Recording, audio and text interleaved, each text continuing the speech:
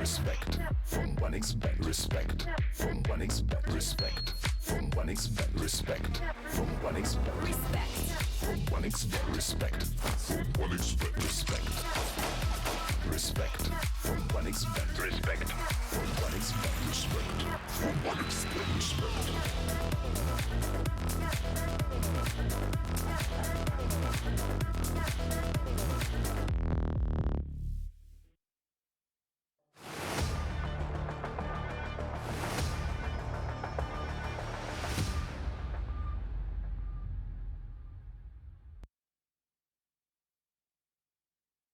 Good morning, ladies and gentlemen, and welcome back to the Oriez Regional Series 2 Europe Edition. My name's Zurfer, and I've got Ted alongside me once again. Day 2, Ted, day 1 was a massive success. We've seen some insane games, and some of them probably should have went on a little bit longer, to be honest, especially game number 2. I think that was probably the surprise of the day for a lot of people. But if that is the level of Counter-Strike, if that is the excitement that we are going to see for this whole entire event, well, I'm ready. Yeah, I mean, game number 2, of course, the one you're talking about is the Zero to Nasty Bait game that pretty much caught us off guard with how one-sided it was. Of course, the third and the fourth matchup of the day, Jack, were also 2-0, so not as interesting in the opening games, I'd say. In the groups, I say not as interesting. It's going to be interesting to see those teams getting to all victories on the board in day 1, face off against each other. We're going to take a quick look at how things have been shaping up in the groups. Group A, Sango and Namiga winning their respective matchups against Nine Pandas and the Alliance, which means that the Nine Pandas will be taken on the Swedish side in the lower bracket, which I believe will be taking place either tomorrow or the day after. So stay tuned about that. And Sanga will be playing Namiga for a spot in the playoffs. Moving over to Group. Well, okay, we're not moving over to Group B. We're moving over to the schedule for today. We have 4 matchups on offer. Bleed taking on alternate attacks for the first one. Permita Esports against the young Zinchenko-owned Passion UA lads that have been playing some really solid CS. Those are the 2 games that me and you will be covering. And then there's going to be another set of casters jumping in for the Mouse NXT Enterprise game. And then Nexus taking on the young Ninjas. Jack, which is the matchup of the day? Oh, don't put me on the spot. I mean, Bleed Alternate Attacks is definitely one. Our first game of the day is the one that I'm really excited for. But that Mouse NXT Enterprise game, man, I think is going to have a nice few surprises. I'm pretty jealous of Exner and Fi, who are going to be covering that one later on today. But we'll have a look at Group C, and this is how, actually, well, both matches that I was saying are going to be absolute bangers. They're all in the same group. So we are going to be seeing who is going to be moving forward, both opening games, of course, and seeing who is going to be staying in that upper bracket and who is going to be dropping down. But we've got 2 teams that were in the first edition of the Oriez Regionals. Bleed finished in second place, whereas Alternate Attacks, unfortunately, went out of groups 0-2. Didn't pick up a single win, but I will say, Ted, they were a little bit unlucky in terms of maybe the group they got, because they came up against BetBoom and Fnatic. Fnatic went on to win it. BetBoom managed to reach the playoffs, and it doesn't get much easier right now because they're coming up against the team that finished second last time out. No, absolutely it doesn't, right? It feels like alternate attacks are just playing against the best teams that we have in the tournament, which, it is a good thing for a new revamped edition of a lineup with younger players. Obviously, they're getting the experience against some of the best, and we saw that after the really bumpy start that they had initially after signing the trio of Hyped, Arrow, and Sky. Obviously, Hyped and Sky is still on loan from Big, but after signing the 3 of those from Big Academy, they had a bit of a stumbling period. They needed some time to find their form. There was a point where they were on a 5-game losing streak, which caught myself and yourself surprised, because we actually like the look of that lineup. Now it feels like things are starting to click, and they've won 3 out of their last 4 games, 2 of them without dropping a single map. Things are starting to click in, so to speak, for the young Germans. And I mean, if things are starting to click for alternate attacks, what can we say about this Bleed lineup? We're looking at them when they kind of first got together. Everybody been all over Twitter being super critical about this lineup and them not getting results in the early goings. I mean, Then I think the criticism might have had a little bit of Kassad bias to it. To be fair, yeah, people like having a joker to it, Kassad. that is also true, but I will say since the addition of Vladen, or rather even since the actual announcement, I think it was probably one of the worst kept secrets in all of esports that Vladen was going to be, joining as the fifth. But he's officially been announced. Of course, he's been there for quite a while, and they've been getting some solid results. I mean, last Sure. time out, they lost to 3D Max, but before then, they've been picking up. I think they were on a 4-win streak before that. Only losing maybe one game here or there, whether it be a best of one or a best of three. But they have been putting in some solid performances. They've got two players that were in, I believe, the top 6 performers in the first Oriez, Hampus being the MVP of the whole tournament. If you want to go off, the ratings alone, I don't know if he officially got the nod of MVP because they didn't win it, but he finished that on a 1.23 rating, and if your IGL is putting in a performance like that with Cypher coming in close behind performing massively, I mean, Bleed look like they're going to be a tough opposition for anyone that they're going to face here. Yeah, I'm gonna give you the specific numbers straight away. Since starting to play with Vladon, and this is not the official announcement, this is since Vladon made his debut, and let's count that game with Law and X against Mouse NXT, which was his first, right? So it's not even that lineup.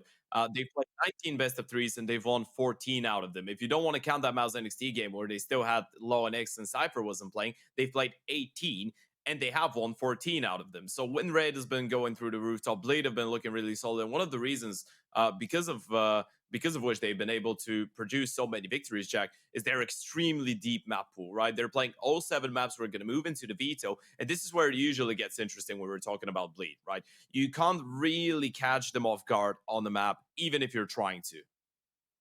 I mean, that 7-map veto, we had a little bit of a chat about it, Ted. It's so difficult to do, but when you can do it well, like Bleed have, you're just such a tough opponent to play against, and that's why a lot of teams do struggle against them. We're going to see a vertical ban from Bleed straight away, which is, a map that they do play a lot, but it's alternate attacks best map as well, so that's why that's being removed. Alternate attacks, they ban Nuke, which is a map that Bleed don't really play all that much, and straight away we're going to see that punishment pick of Mirage. Alternate attacks are 0-6 the last 6 times that they have played it over the last 3 months, where Bleed have pretty much been dominant. Anub is going to be picked for alternate attacks, which is still going to be a very uphill battle, you feel, against this Bleed side. And then should we get there, we are going to see an overpass where, again, it's tricky for both teams.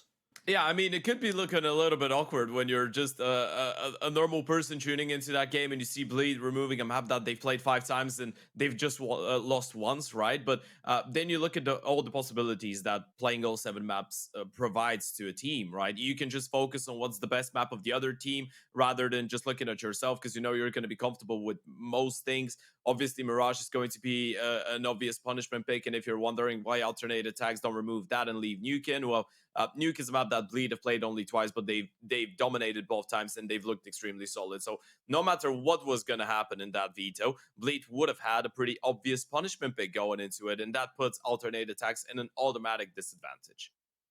Yeah, man, it does, and it's really tough, especially for a young team that are trying to find some form, which they have been able to. It's taken a little bit of a while to click, I would say.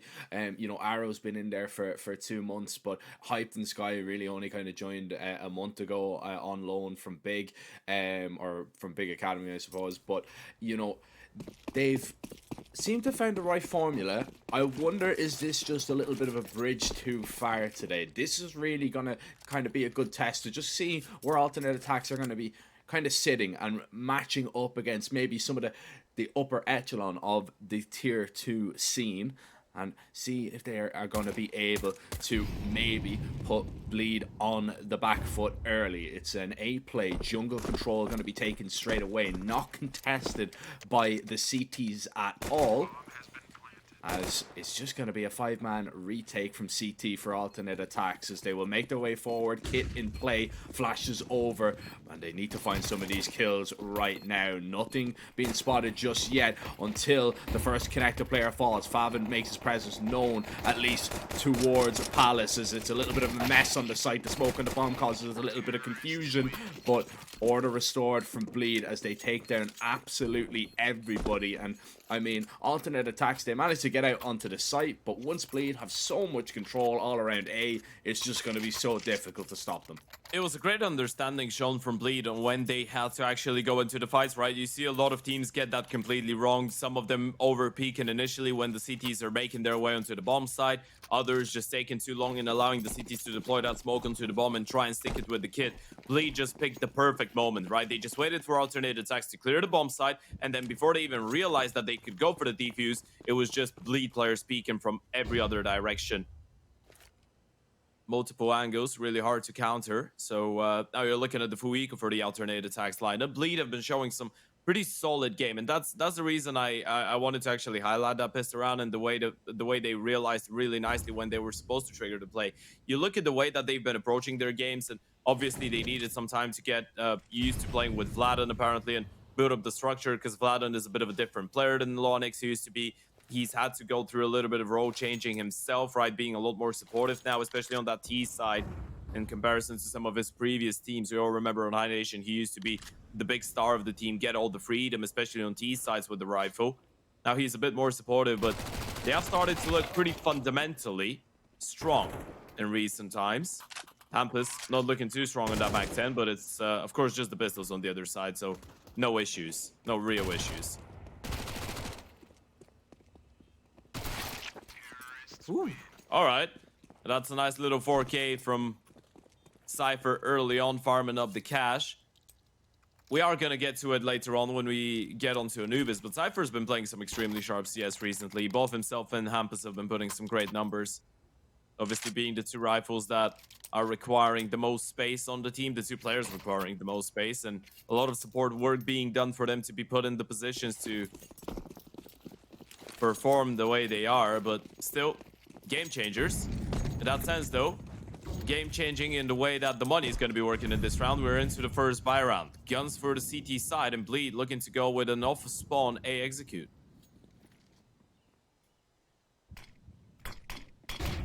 He's in position maybe to deny, but it's actually going to be Cypher to find that entry. Hype tries to get into CT as quickly as possible, but he's going to get a lot of fights on his screen, and well, too many players just overwhelm him there. Lots of damage being done to the T's, which will make this retake interesting should alternate attacks decide to go for it, but in the positions that they are, they're being kind of penned in and penned back. Ozzik, this would be a big kill to find, especially because Favin is low, but Ozzik, he doesn't want to even take the challenge on. This is going to be a save now from the Germans as Bleed will latch on to their third round. Arrow will be a lucky man to get out of this one alive because everybody is exiting towards CT right now. He's tucked away in the corner, and I mean, he might be able to find a few kills. He does get a double. Favin is low. He will take down 3, so he does a massive amount of damage. Cirque should be fine, and is. That's going to hurt the Bleed economy, and actually, that might save alternate attacks just a little bit. It's something maybe to boast about. You keep 2 rifles alive, but it's not an extreme amount of damage where Bleed are forced to purchase Mac 10s or Galils or anything like that. Yeah, absolutely. As you pointed out, that was a bit of a bonus round for Bleed. The fact that they go for an off-of-spawn co in the first buy round, they're trying to counter the fact that alternate attacks in the first purchase won't really have the util to contest against a player like this one. Unless they, of course, sacrifice the weaponry, but as we saw, they didn't, so the call turns out to be extremely solid. You end up losing 3 to Arrow, but I feel like that 1 M4 that Arrow had and was trying to hold on to was actually higher value than all the guns that Bleed dropped as they were taking care of him. A half buy coming up for the Germans, an aggressive setup in towards middle from the 2 M4s, though.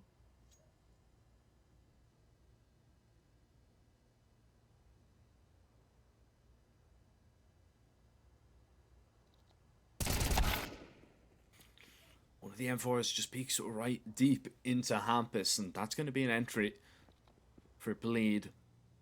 not an entry path into a bomb site, but just a nice opening. And well, if they just stay patient like they are, the peaks will keep on coming and the kills will keep on rolling. Bleed now looking quite solid. That M4 trying to be put to good use from Sky. It was the only rifle left in the round for alternate attacks.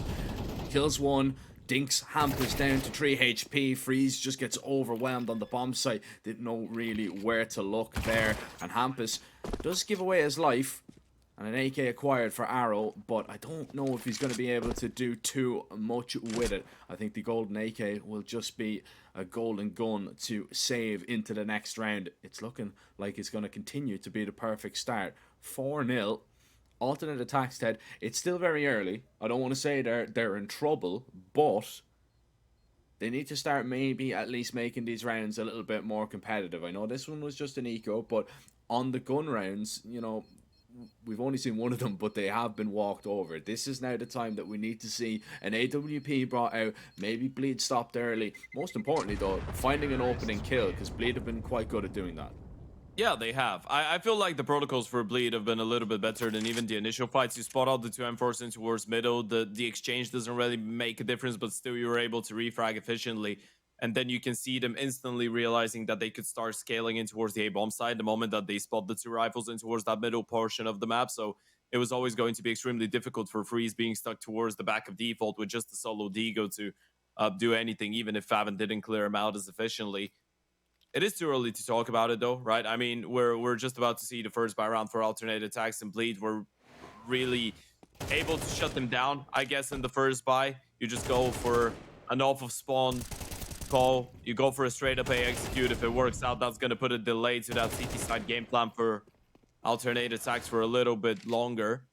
And now that they've had to wait for a while, we're finally going to get to see what they can offer when they have everything on their disposal. They're not going to be sacrificing the util that they did have to pretty much do in the previous one. Full nades on most of them, hyped, of course, on that big green gun. We are into a bit of a technical pause. We hope that it's not going to take too long, but you know what? It gives us enough time to look at the odds and, whoa, all right. 1xBet are heavily favoring Bleed. They are indeed, and of course, if you want to take advantage of those odds, you can click the link somewhere on the stream and you can head on over. You can sign up, and I believe you get a 130% deposit bonus when you use code 1XORIESEU. So if you haven't taken advantage of that and you are of legal gambling age and you gamble responsibly, of course, head on over. As we wait for this technical pause to conclude, I was just looking out my window there, Ted, and there is a massive pheasant in my garden, and I have no idea what it's doing there. A massive pheasant? Yeah, it's... All right. Yeah. Just look, I literally just turned around. Does it look aggressive? No. Oh, well, actually, I don't know. I haven't got close. They don't really let you get close because... I'm pretty sure they're actually meant to be really nice to eat. So I've never had pheasant, but yeah. So they Jesus Christ. Usually when they're nice to eat, they don't let you get breakfast close. When he sees a wild animal right outside of his window. That's what they say. I've heard that your cousin is really tasty. That's what they say though. They say pheasant is very nice. I don't know. I don't know now, but yeah, it's like this. I don't think I've tried it either. It's this huge, colorful bird that's just in my garden. But yeah, anyway. First association, food. To be fair, I could probably blame my dad for that one because every time he sees one, he's like, "Oh yeah, come here, you pheasant! Yeah, we should catch that and have it for dinner." I'm like, what kind of? It's like you're not a hunter gatherer. It's ridiculous. I don't know why when he sees one, he just gets kind of hunter blood runs in the family apparently. Apparently. Yeah, unfortunately, you don't have a hunter's gun, but hyped does. He's got the big green. Looking in towards middle, Bleed looking to exploit that B bomb side, but it's going to be a split. So Hype is going to get his chance of getting an opening kill and getting the hell out of there, but he misses his shot. That's going to cost him his life. Hampus takes him down, Vladen strikes down Alzek, and that middle defense is falling apart. Arrow's all alone towards B. Yeah, and well, that molly's going to force him out of position a little bit. He's going to burn, and that's going to alert the bleed players in the apartments of his whereabouts. So nades are going to land onto default, turns away when he gets mollied, and he was never getting out of that situation alive. One kill was maybe the maximum he was going to get out of that spot, and this is a worrying sign now for alternate attacks. That's 2 buy rounds in a row that it's not really a set call off spawn. That was more of a default from bleed, and they posed absolutely zero threat to them at all. Hampus found another opening kill, and now bleed are going to be looking for the German pheasants in this round. Freeze and Sky are the only 2 remaining players, and well, Sky will be a very, very lucky man to bring this M4 forward. Yeah, I mean, the game plan is working out really nicely, right? In the first buy round, you recognize that alternate attacks were really heavy in towards that middle part of the map. You were able to counter it with the nice little A execution. Now you wait it out. You see if they're going to go pushing it towards middle early on too. And as you pointed out, it looked like a bit more of a default. It's one of those set calls off of spawn in which you know you'd ideally want to finish B, right? Ideally, you want to send those 3 people up short and scale up the B apartments. But then you're leaving yourself some room to work with, right? If something goes wrong in towards middle or in towards the B bomb side, you can play reactive. But the moment that you get that kill onto Hype and the follow-in up onto the connector player, you just go up the B bomb side. Everything works out really nicely. It has felt like a pretty steady, pretty methodical game of CS. That's a nice reaction from Cirque. A 1v1 between Hyped and Cirque, and the first one goes in favor of the Bulgarian. Yeah, Freeze is going to get his hands back on that AWP. Important that he keeps that rifle in play because it's the only one that alternate attacks are going to be able to play around with. But there's no playing or messing with bleed right now. It's strictly business from the runners up last time out. Freeze peeks towards middle. Hampus takes his head clean off his shoulders.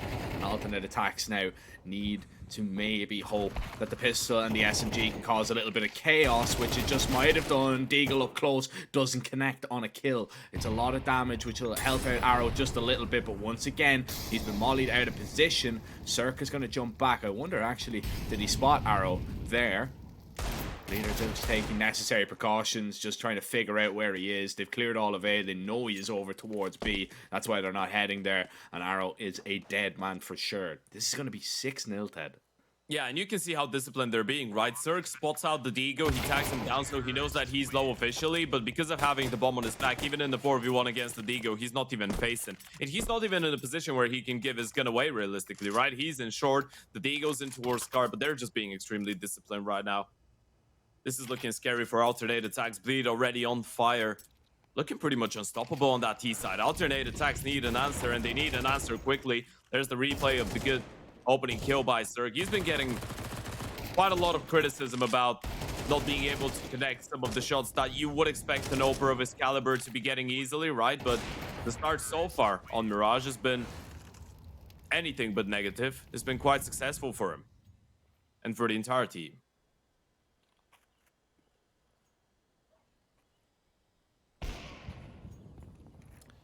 For the first time, we are going to see alternate attacks strike an entry, and it's followed up with a second. But Hampus comes up connector, maybe to wreak a little bit of havoc. That HE should land on top of Freeze and deal with him.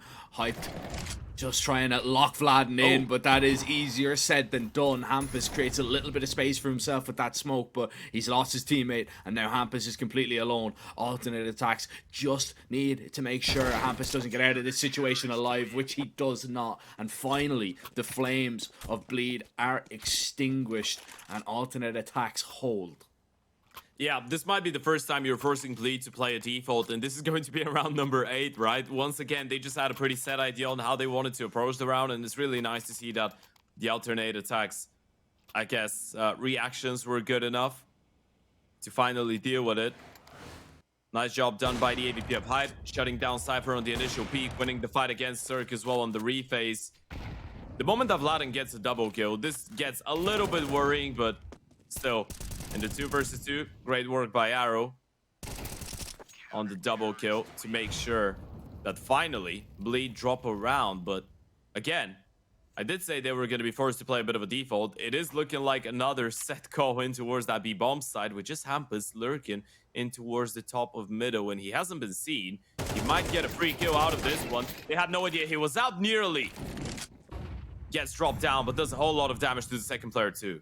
Yeah, it's great awareness from Hampus getting out there towards middle, knowing exactly what setup alternate attacks are running, seeing him looking toward the first player, looking towards the bottom of the tunnel. Flash goes over, Arrow gets close. He's not going to be mollied out of van this time, but the AK of Favin is going to be enough to deal with both players that were close. And It's now safe. both players on A have to get away. One is good, but second eludes them for alternate attacks as Bleed will not let them go back to back in rounds. And yeah, I mean, I can understand why they're not going for any defaults, Ted. You know, all right, maybe if another set call from spawn doesn't work, but they're working out. And man, a lot of it is because Hampus is creating space towards middle and finding these entries. Yeah, absolutely. I mean, on that occasion specifically, it was the thing that triggered the play. Also, I like the fact that they're trying to be extremely quick with those plays, so they're not really given a lot of room to alternate attacks to react. And on top of that, if something doesn't go your way, when you have, what, minute 15, minute 20 on the clock, you can always reroute. You can always reset and leave yourself some more space to work with. Things have just been going perfectly, right? I mean, bar that one round, it doesn't feel like anything's gone wrong for Bleed. It's just following the game plan. You're going round after round. Everyone's firing on high cylinders. You have Ladon on 5 kills and everyone else on 7. It's pretty much the definition of a pretty well-oiled machine working out. Now, alternate attacks, they do go for their first tactical timeout. Of course, you have Zen in the coaching slot. Would you say he's feeling pretty zen right now? 7-1 down on the CT side of Mirage? If we're following the definition of Zen that Device put up on Twitter the other day, absolutely. I swear, no more monitors will be broken, guys. Yeah, I'm going for the keyboard next. Oh, that would be so funny. Did you see there was a lot of those comments? Device is like, okay, I'm just looking for Zen now, and then everyone's putting on HOTV profiles of players called Zen. Oh no, I didn't see that. Actually, We found them. That's good. Oh, Freeze is a dead man here. His toes are going to be spotted straight away. Yeah, just try and hop out of there and hope for the best. Knows that Vladen is going to be at least in an elevated position towards A, but that doesn't really give you a lot of information. You can see alternate attacks are pivoting and rotating off, but you have only seen one player. It's not as if you've seen anything else behind it. It could just be a player defaulting on over. This is just a gamble play from alternate attacks and hoping they're right. Yeah, and they are right, but they need Diop to connect. Up close, setup is going to be extremely powerful. Let's see how Bleed deal with it, though. Hype needs to get that first kill. Well, it depends. If the player drops on the right-hand side, it's going to be so difficult for the Opera, and he's not even going to take the chance. He's going to try and open up the distance here, but a one and done as Bleed bulldozed their way into A once again. Ozzy can do nothing behind the smokes. Arrow is coming on a flank, but it's too little too late. The round has been and gone, and Arrow now making his presence heard. Hampus is going to give himself away, but it's not going to matter because the Deagle does not connect, and Ozic makes sure that he at least brings something forward. This SMG, he might be hoping to maybe find somebody that is going to hunt them down, but you can see how passive he's being here, right? He's absolutely terrified that the AKs are going to be running and gunning for him, and I would be too, because Bleed have rarely missed this game. Yeah, absolutely. And this round was all about the util, right? If you're alternate attacks, you had the right call, you had an M4, an AVP, and 2 more players in towards the correct bomb site, and you just get completely destroyed on it. Initial take comes in. We're gonna see it on the replay here. You see the flashes coming in from Zerg. Sky was flashed into oblivion. There was the chain flashes too. One thing that I wanted to talk about, by the way, I feel like Bleed support Yuto has been great. A lot of people have been emphasizing on Cypher and Hampus just having stellar performances time and time again. But then you look at the supportive work from people like Vladan and Zerg, it has been impeccable. I mean, you look at past 3 months, on average, a player on the enemy team has been flashed by Zerg for 2 seconds per round. That's a lot. And yeah, that is a lot. That's a lot of successful flashes. That's a lot of successful flashes. Yeah, I mean, your aggressive riflers and, you know, people that are finding these entries, they're absolutely nothing without support players. So Yeah. make sure I mean, we're not talking about the moments when Cypher just white peaks an angle that he shouldn't be and gets 4 kills. We're not talking about those moments. We're talking about the normal CS moments. Yeah. But when Cypher will do Cypher things every now and then. every now and then, of course. But when you're set up for success with, you know, good util, that makes all the difference a lot of the time. This is a little bit more passive here from Bleed. They haven't really gone that aggressive. They're waiting for alternate attacks to kind of make an adjustment. And I like this call from Bleed. But eventually they're going to have to move. And actually Freeze is going to step in towards the Palace and kind of give himself away. Faven doesn't want to give up a fight. Vladen is so patient right now. Yeah, it's a good moment for the patience call too, right? You've been so successful in the side takes, you know they will get nervous. They don't feel comfortable just holding on to this for such a long time. 35 seconds, nothing's going on, and Freeze just walks into Vladen. Yeah, you know there might be another player close here as well, but do you realize it's going to be the AWP of Hype? Ozzik sat on the stairs here. Hampus is going to surely spot him out in just a moment, but they cannot take him down. Ozzik and Hype, they both find a double, and alternate attacks will double up on rounds. That is 2. They keep 4 men alive as well, which is going to be good for their economy should they need it. And the way that Bleed are playing, they're definitely going to need it for sure. But nice idea from Bleed there. When it just kind of came down to the hit, alternate attacks, it just seemed that they had so many bodies there to overcome. Yeah, it's a really good call from Bleed, but it's a good moment for Freeze to go for that push without getting over punished for it, right? Because you go for it 35 seconds, you spotted the Palace player, then you see Vladen in towards the ramp. You see the reaction from Bleed with only 25 seconds on the clock. It had to be a little bit rushed, and that allowed alternate attacks to just full on rotate and stop them in their tracks, so to speak. So a well-timed push by the IGL of the alternate attacks team. 1x bet odds still drastically in favor of Bleed. Of course, that one round is a good silver lining for the Germans, but they will need a little bit more of that. Oh, gets spotted out. Shot baited too. Vladen now has the advantage into that fight. He's got one more flash to play with, and Hype's actually walking forward, which is a little bit risky for Vladen. He was waiting for Faven to join in too, and Hype doesn't get away with a single kill.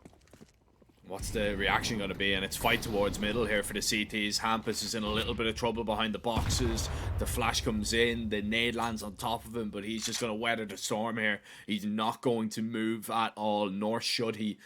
And I wonder, is the reaction going to be to walk out B right now? Cypher yet to make his move. Sky was there for just a moment, but it's still Arrow trying to lock this bomb site down completely alone, and that's a perfect shot to get really the ball rolling. 40 seconds, the bomb has to either go in or go back. Bleed are creeping their way up short. They can get up here safely unless Freeze wants to take a risk and push past that smoking connector, which he does for just a moment, but he might have missed the timing. He's going to spot out Cirque. Is this going to be a free kill? No, only seen the side of him. Cirque is in a whole lot of trouble, but he is staying alive as Sky and Arrow try and hold on. Arrow falls, it's just Sky left, and Vladen is going to drop him. 12 seconds left on the clock, and this bomb is going to go down. Yeah, post-plant position is really important. Player walks out of short already. Freezes ahead of the Molotov. Do they realize they should be aware? And Vladen pushes in towards Kitchen. Great realization. Gives Freeze the fight, though. And it's a 1v1. Freeze versus Faven. IGL. 40 HP to work with. He needs this one. He's got a kit. Doesn't have any util, and he knows that Faven was the planter, but where has he gotten off to? Does he clear him out? He was intending to, but Faven doesn't give him a chance. It's 9 for Bleed. That shot over the top of the box there is excellent. I thought alternate attacks were going to hold there. A little bit unfortunate from alternate attacks there for sure. I like the way that Hyped is going aggressive. Hyped is trying to make something happen for his side. He's trying to find the entry. Yeah. That time, it just doesn't go his way. Just expert jiggles towards underpass from Vladen, and then you see him really just putting the finishing touches on that round, getting it into a winnable position where Faven clutches up in the 1 versus 1. Cirque over towards middle. The pressure relentless from the CTs this time around as they want to take the fight to them. Alzik wants to get aggressive with that SMG, and Hampus now realizing that the CTs might back off. Shirley has warned his teammates who are already out A, and Hampus now is trying to be the thorn in the side that alternate attacks are not ready for. But a one and done, I don't think is going to cut it for the Bleed IGL. It's all down to his teammates right now, who are not in a favorable position, especially because Hype hits a collateral. Vlad in a 1 versus 4 on low HP. This should be undoable for most. And for Vlad, it certainly is. 9-3, the half concludes. Okay, and once again, Hyped is the one to look for something to happen, and he is the one to make it happen, right? We were talking about him trying to be extremely proactive, and even though the rivals, and I feel like the team just on the reactional level has been struggling for alternate attacks, is once again Hyped. Remember that second round that they were able to pick up, it was Hype actually getting, or it was actually the first, and Hype picking up 2 kills in towards that A bomb site. Is the same situation now. A great play by Hampus to catch them off guard. Reaction from alternate attacks. They just leave the bomb site to the AVP of Hyped, and look at that collateral. They just line up perfectly to him. Alternate attacks at least get a third, but without that pistol round, it feels like it's going to be out of reach to even make this one competitive. Lead in a great position to just run away with their map pick early on.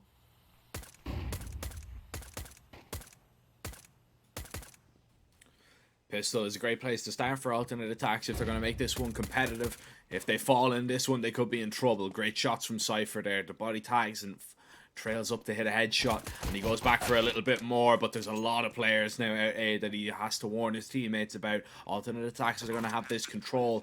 They're going to take jungle as well, and it's a pretty similar scenario to what we've seen on the first pistol, but this one is less favorable for alternate attacks due to just the sheer amount of numbers they have. It's still a fair fight. It's still a 4 versus 4.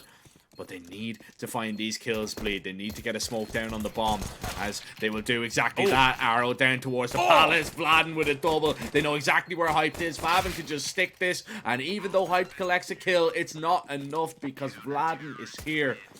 A spectacular performance from him in the last few rounds. 13 and 6, 3 in that pistol.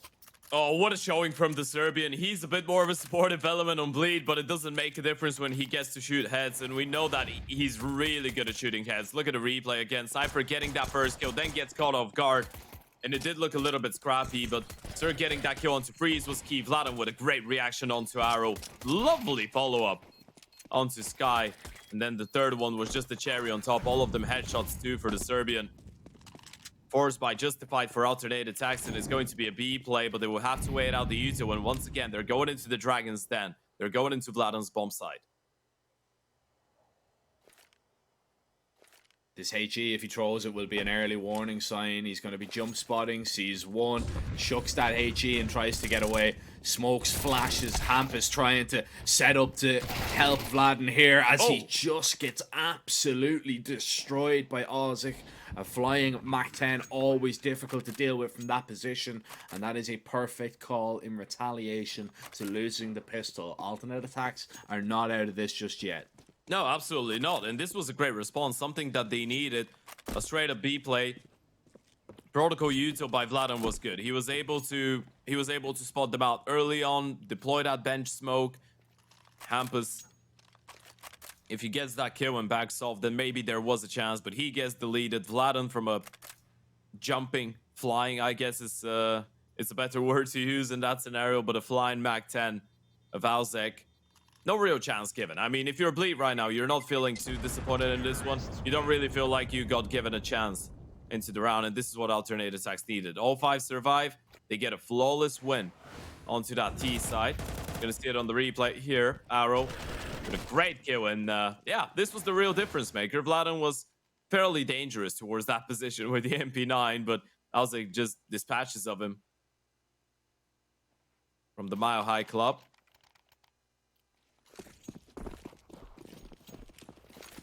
(10-4).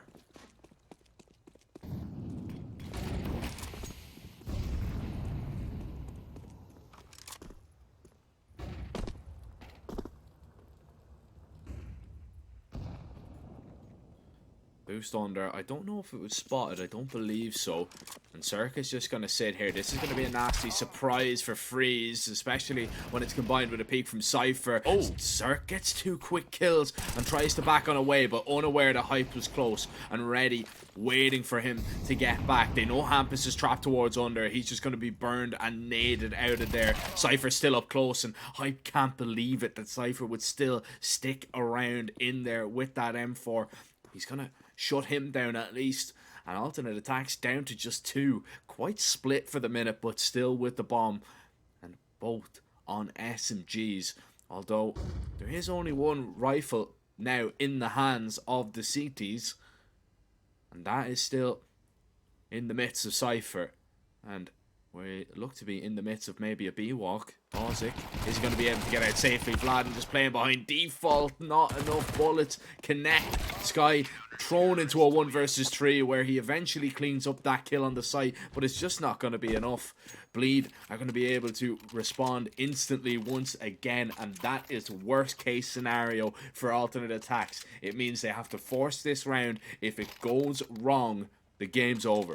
Yeah, at least Bleed lost some of those rifles, so they need to reinvest, and there won't be an AVP available, right? But that was a great play by Cirque on the aggression. Cypher baits out the first one. Cirque with the quick turnaround for the follow-up was unaware of Hype, and they're able to deal with Hampus, which means that in that scenario, even though it's a 3v3, Cypher kind of has to stick around, right? His teammates have a pistol and an MP9, so he feels like he needs to take the initiative and does really, really nicely.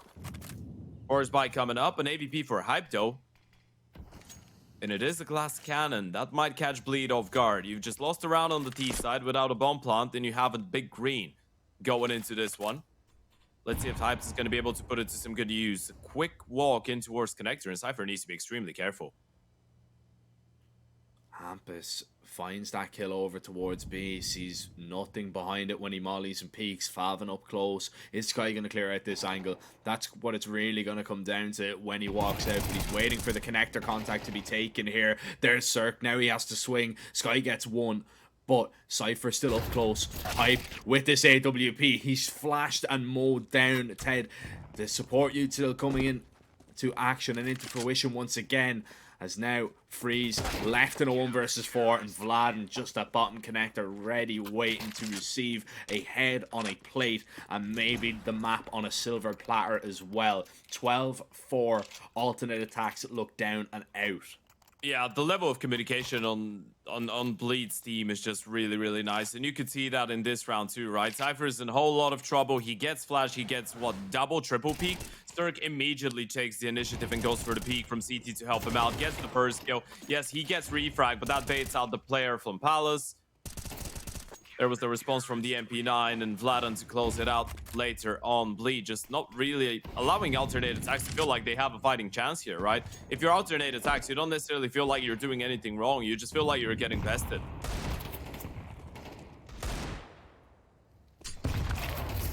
Simple as that. I think Bleed have just been the better team so far, and they are letting alternate attacks know about it, just cleaning up these pistol kills. Sky tagged down, has to fall away from Palace. That's a good shot from Hype, maybe to keep alternate attacks alive, but he leads a little bit more, and unfortunately he will not be able to get it.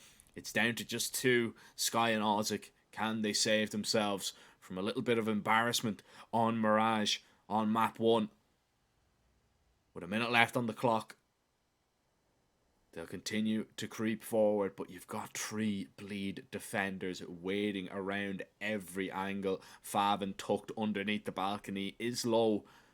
Deagle shot to the body might be enough, but looks away at a pivotal moment. Favin is just going to continue to peek. Ozic takes his head off, but Cirque swings wide and seals it. A 13-4 scoreline means that alternate attacks are 0-7 on Mirage.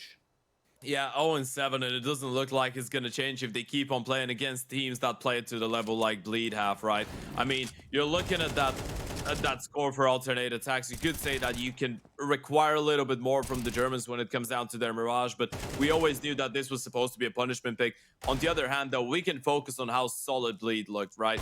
Individually, team-wise, reaction-wise, communication-wise, Bleed is just looking like a really, really solid side to face off against right now. They are looking like the silver medalists of the previous res, and they are looking like a team that's potentially looking forward to righting their wrongs, right? I mean, if you can say that righting your wrongs when you were second is really the sentence to use, but I just feel like Bleed, if they keep on producing that level of CS, they could be making a serious statement about another deep run, and why not even picking up the entire tournament?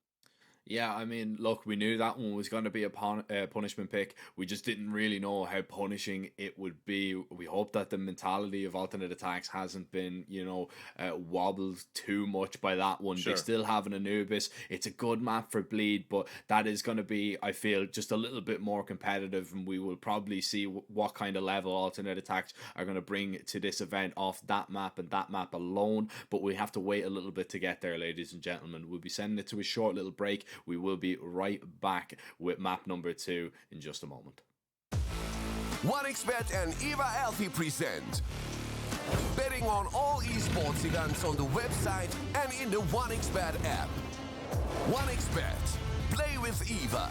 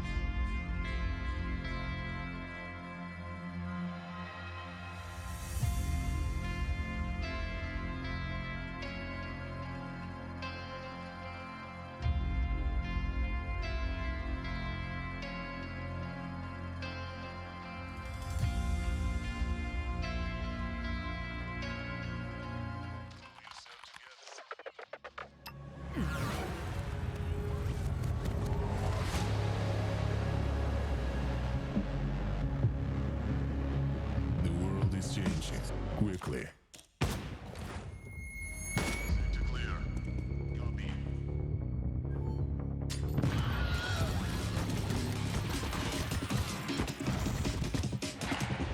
Sector clear. Copy. Shoot it.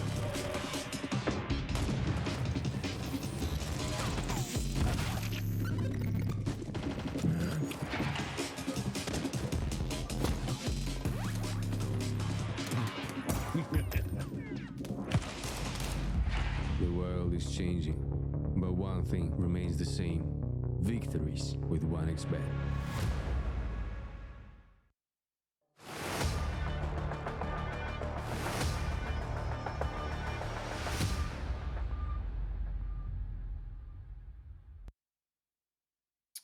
Bleed's good recent form keeps getting better and better, ladies and gentlemen. Welcome back to the RES Regional Series to Europe. Bleed, just on the back of taking a 13-4 victory on map number 1 against the German side of Alternate Attacks, now one map closer to make it into that winners matchup in Group C. On the other side, we have an Alternate Attacks team which didn't really showcase its potential on map number 1, but with the Germans map pick coming up on Anubis, we are hopefully looking forward to a bit of a closer matchup into this one.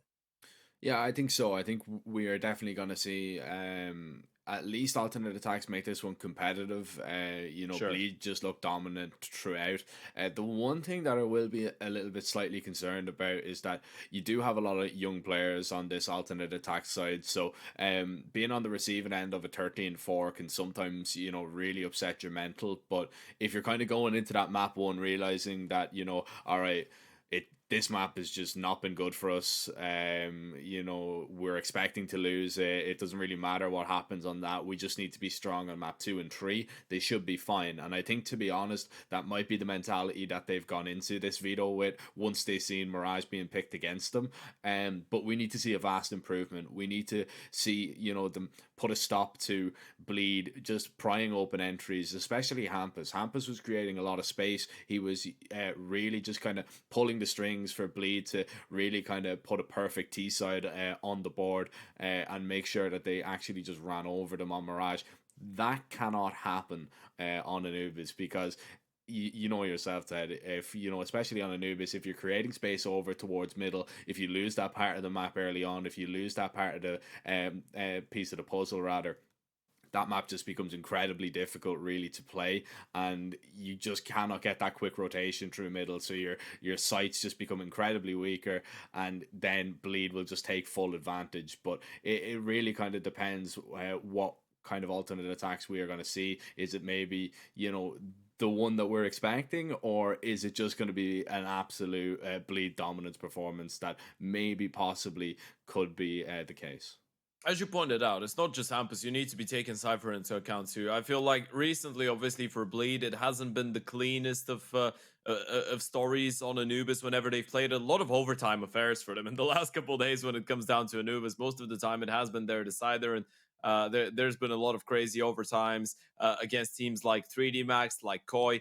With that being said, though, I believe as much experience as Alternate Attacks has on that map, I don't really see them as a team that could be arguably up to the standard and level of 3D Max and Koi, simply because of the virtue of experience and being together for long enough. Now, with that being said, though, we need to have one thing into mind, and this is the fact that all those players are really used to playing Anubis, even back from the big academy days, right? We remember that even if you want to go as far as to go maybe towards the latter stage of the We Play Academy League, you remember how good big academy were when it comes down to that map. Even after We Play, Hyped has always been a really comfortable opener when it comes down to it. Arrow has always been an extremely sharp player when it comes down to it. And I feel like Sky in general has been fairly comfortable with the map. So if we're talking about the individuals on one side, and we're mentioning people like Hampus, like Cypher, Vladan, by the way, who recently towards that A-bomb side has been doing an extremely good job for me. I feel like we need to mention the guys on the other side too. We have that trio of Big Academy that had a really solid win rate, a pretty solid base to build upon, or build on top of rather, from their Big Academy days. And I'm really looking forward to seeing those guys play some better CS. As you pointed out, there's a lot of similarities between the two teams, something that we didn't quite mentioned is the fact that Freeze himself is an IGL such as Hampus that requires a lot of space. Now, he's allowed that space to his players, especially on T sides, but on CT sides, he still gets involved a lot more, right? He's still playing rotation roles. He's still playing roles that get you involved with a lot more action on maps like Mirage, for example. So I really want to see the pure firepower that alternated attacks can bring up. And one more thing, Jack, and I really want to hear your opinion on this one. We saw some great fundamentals, some excellent utility usage, as you put it, and some really good teamwork from Bleed on map number 1. But this is what German teams are usually famous about, right? With their great cohesion, communication, all of that. I just want to see a good game plan from alternate attacks on that second map. Even if they still end up getting shut down, I want to see that there was some thought behind that. But with that being said, you had your monologue. I had my monologue. One expect are going to get their monologue in a little bit because we're going to tell you all about their great odds and fantastic promo code that you can use. But this round is starting off. Yeah, pistol round coming in here. And look, I think we're going to see a different alternate attacks here. I think we're going to see them come in with, you know, a little bit better of a game plan, a little bit more confidence, you know, when they're peeking the angles and taking the fights. And that's exactly what we're seeing from the pistols straight away. Just aggression. Forcing Bleed off middle and forcing the rotations away. But Bleed are reading into this early on. If the defense can hold, this could be absolutely massive. They've already found 2 kills. They're getting the smokes up. Favin tapping the heads away as Freeze and Ozzik now are going to try and maybe clean up this mess that has been made. But it is a very difficult job, especially with Vlad and Cypher both staring in pretty much a high-low in towards CT. This is going to be tough to get past. Ozzik is waiting for Bleed to make the first mistake and the first step, but this is yet to happen as of right now. Ozzik, as soon as he jiggles or swings across, Cypher is going to see him, but Ozzik actually has a free path all the way over towards the 8 bomb site, and Cypher now is just going to take a little bit of initiative, begin to push. Once they don't see anything though, Ted, they're sprinting. Yeah, fairly quick pistol rounds from alternate attacks, and that gives them the time to have, what, 55, 60 seconds to work with. But as you pointed out, Vladen gets the information. He's going to stick around, but Cypher's now hearing the steps. He knows exactly what's going on. He needs to call Vladen for support, and Cypher is actually taking a bit of a chance now, giving him the 1 versus 1, and Ozzik realizes it, but he's going to focus on getting that bomb down, realizing that the money in the second round should be a priority, but now it's down to the 1 versus 2. He's heard the steps of the second, dancing around, trying to isolate the fights, but it's just too many angles, and Vladen takes him down with a double in the pistol round. Bleed confirmed their first on Anubis. Yeah, it was kind of one of those situations where Bleed, you know, you can see Cypher, he didn't want to give up the bomb plant, but he realizes that, oh, if I die here, I just give away a 1 versus 1. It's better to give away the bomb plant than the round, right? Yeah, especially Vladen with no armor as well. I know he has a kit, but it's just so difficult, right, to put. That's one of those moments when you just imagine Kassad behind Cypher with a newspaper, and he's like, no, you don't go for that fight. You just play your life. He wanted to, but played it correctly. And Bleed are going to take that first. Alternate attacks have got a force fight straight away. They've got Ozzik on an AK. That could be put to good use here, as we see a little bit of an exploration for alternate attacks. Something that we didn't really touch upon was over towards that CT side of middle. Cypher is usually an absolute nuisance to deal with. We've seen games where he can just really get going and really dominate that part of the map, and it makes it incredibly difficult for the T's to even get a grip on their attack in half. This is a good approach though. They will smoke him off for now, but they're walking into 2 CTs. Hampus and Cirque up close. Cirque is going to try and walk his way in. Oh, but they both go down for free. Cypher tries to get a little bit closer. He's going to be punished. Vladen at least finds a kill and finds a little bit of blue in the kill feed, but they need some more. And now Favin is going to try and do exactly that. He splays down 3. Favin holds on to the bomb site, dropping the bomb in the meantime, and Arrow now catches him at least with his back turned, but Vladen is hearing every single step. He's going to drop them behind, and Arrow never seen it coming. Bleed. They've been bailed out by Favin big time there. Yeah, Vladen. Whoa, I even got confused there. Vladen and Favin, it even rhymes. This is how good the duo is. A 2 versus 4 that they get away with. Even a 2v5, actually. That was a 2 versus 5 from them. Vladen gets the first kill in towards middle. Look at that. That spray transfer was filthy. And then Vladen in the 1 versus 1. No way he misses out on those shots. That was a legal steal here for Bleed. If you're alternate attacks, you're justifying a force buy, even though you didn't get to a bomb plant. You just need to respond back.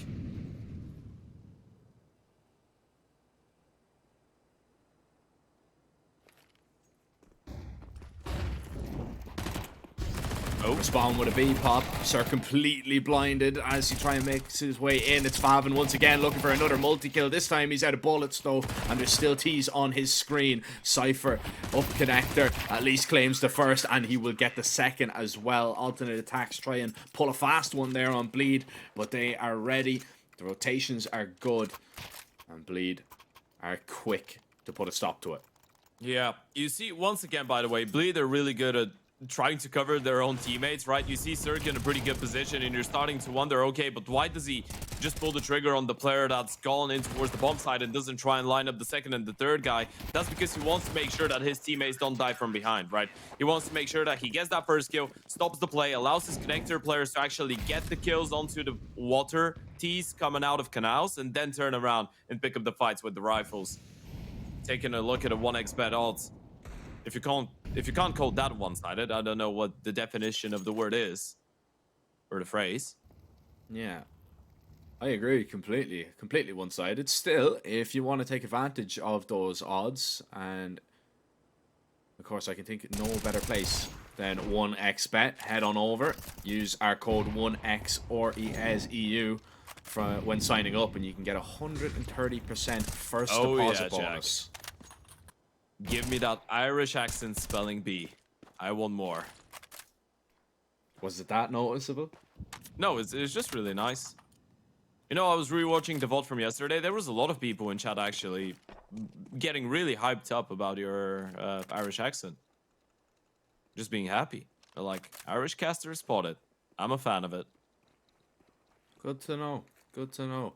Yeah, a lot of it's Tree really that a lot of people seem to like. Yeah, yeah. Because I like numbers too.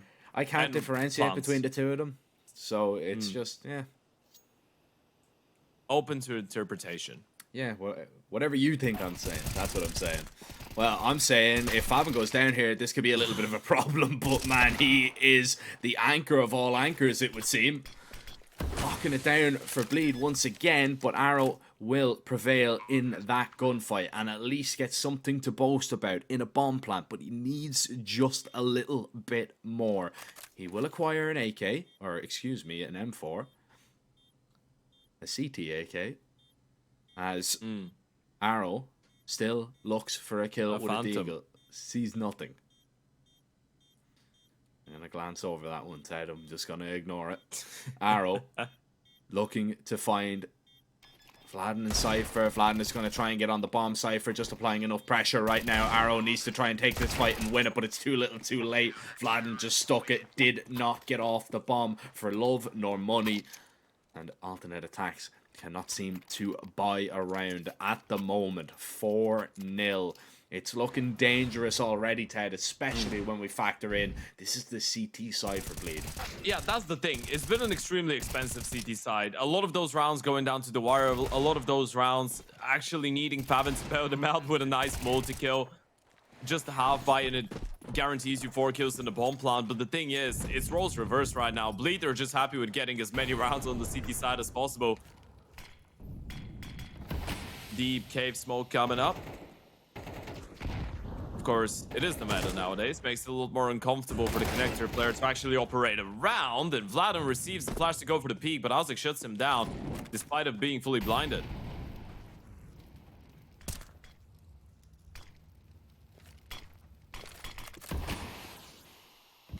It's a good opener to find for alternate attacks in a round like this, but they need a little bit more. They're right now stuck outside A as the lead get ready to go for a mid walk here.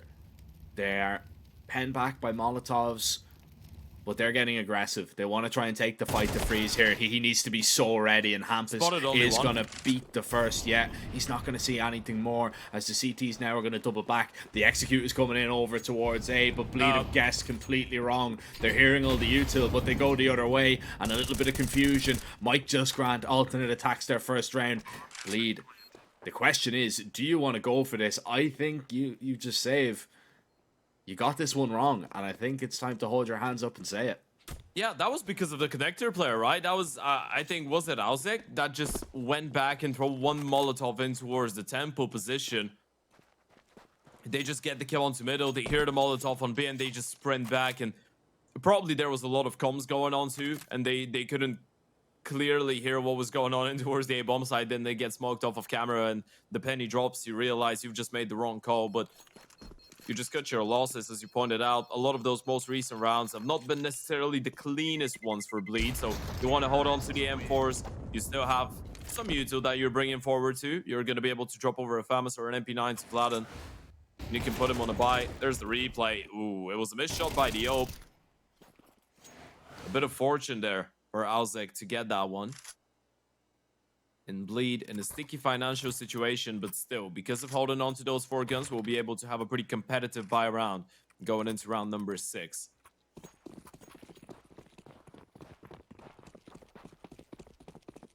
I wanted to highlight it. Alzek's combo, 10 out of 10. I'm a fan.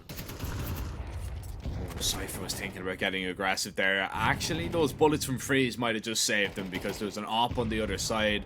Oh, but Cypher's going to go back for a little bit more. Hyped, not holding for him. Cypher sees nothing. Favin forced away. Ozik will take him down. It's not the combo, but it is a molly and a few bullets. Still a nice combination to find an entry. A little bit more. Need to continue to force back Cypher. He's looking for that info over towards middle, and he will be forced off by that Molotov. An AWOC happening in the meantime, and Vladen's been pulled away. Yeah, Cypher needs to win that fight. If he goes down, that's going to be a lot of pressure on Vladen. Flash is absolutely perfect, though, and that's why they've left the A-bomb side. Vladen only with an MP9, didn't feel comfortable holding on. Now they're going to try and retake it. This is extremely aggressive. They don't realize they've left him so much space, but Vladen still gets the kill onto the Ope. I don't think he knows Arrow's here, though. This is a big problem. He knows maybe there's a chance somebody's out on the site, but no idea that Arrow is up Spotted close. the shadow. Yeah, Sky has been seen. The smoke's going to be put down here. Arrow needs to make something happen, but he's waiting for an opportunity to present itself right now, and it has, but it's been and gone. Vladen falling, drops him. Sky never going to hit that transfer, and Cirque will shut him down. Upgrade onto an AWP, and just like Mirage, when alternate attacks get their first head, they cannot get a second.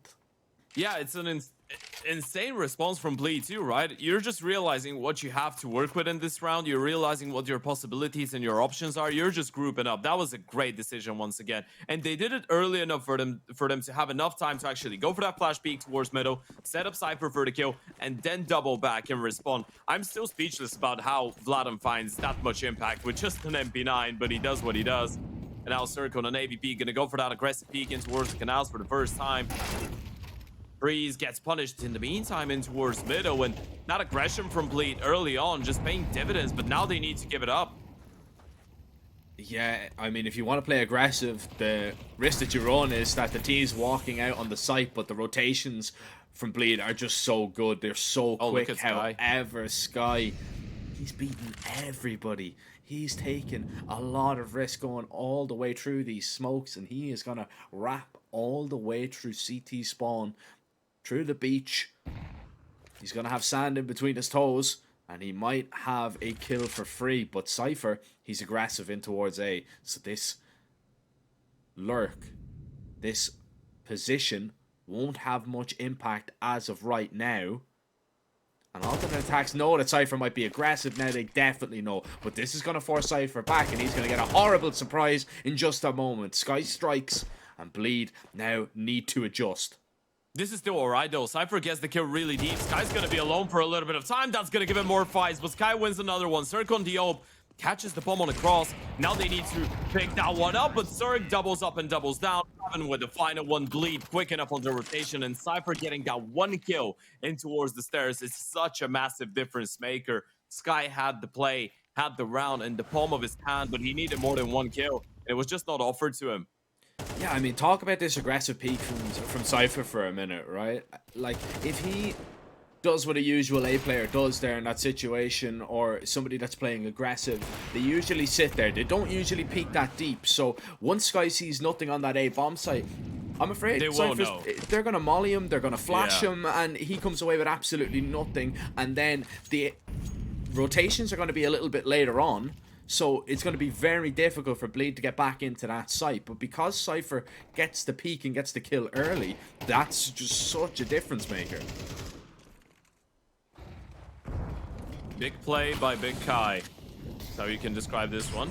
At least alternative attacks have something left in the bank account, so it's not going to be a full-on eco as the half buy because of the loss bonus, but you'd be really happy for this one to work out. Unfortunately, the Cirque and Cypher, the CNC duo went towards middle, is as deadly as it sounds. They cut you, and they kill you. And pretend that kill is spelled with a C instead of a K. Yeah, that works.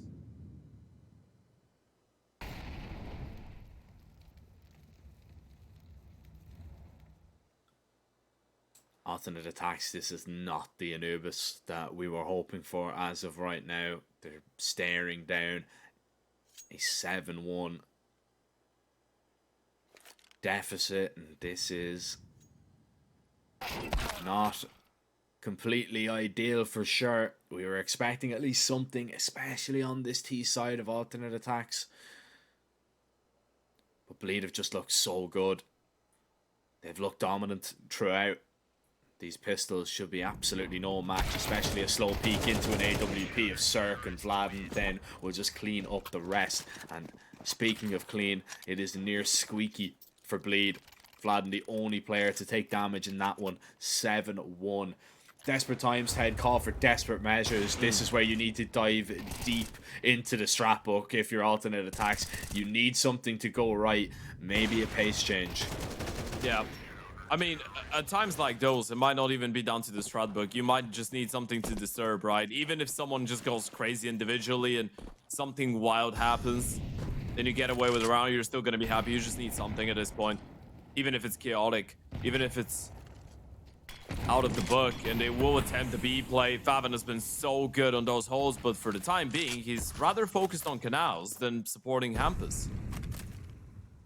You just need something to go right, and Chaos might actually be your friend in this scenario, but Bleed, they seem to relish in the chaos. Campus needs to get that smoke down and does, but the T's are already in. Sky with the aggression play. Faven falls, and there it is. A double entry into the site. Alternate attacks will not be stopped in this round, and Bleed, they have no other option but to be forced to save in this one.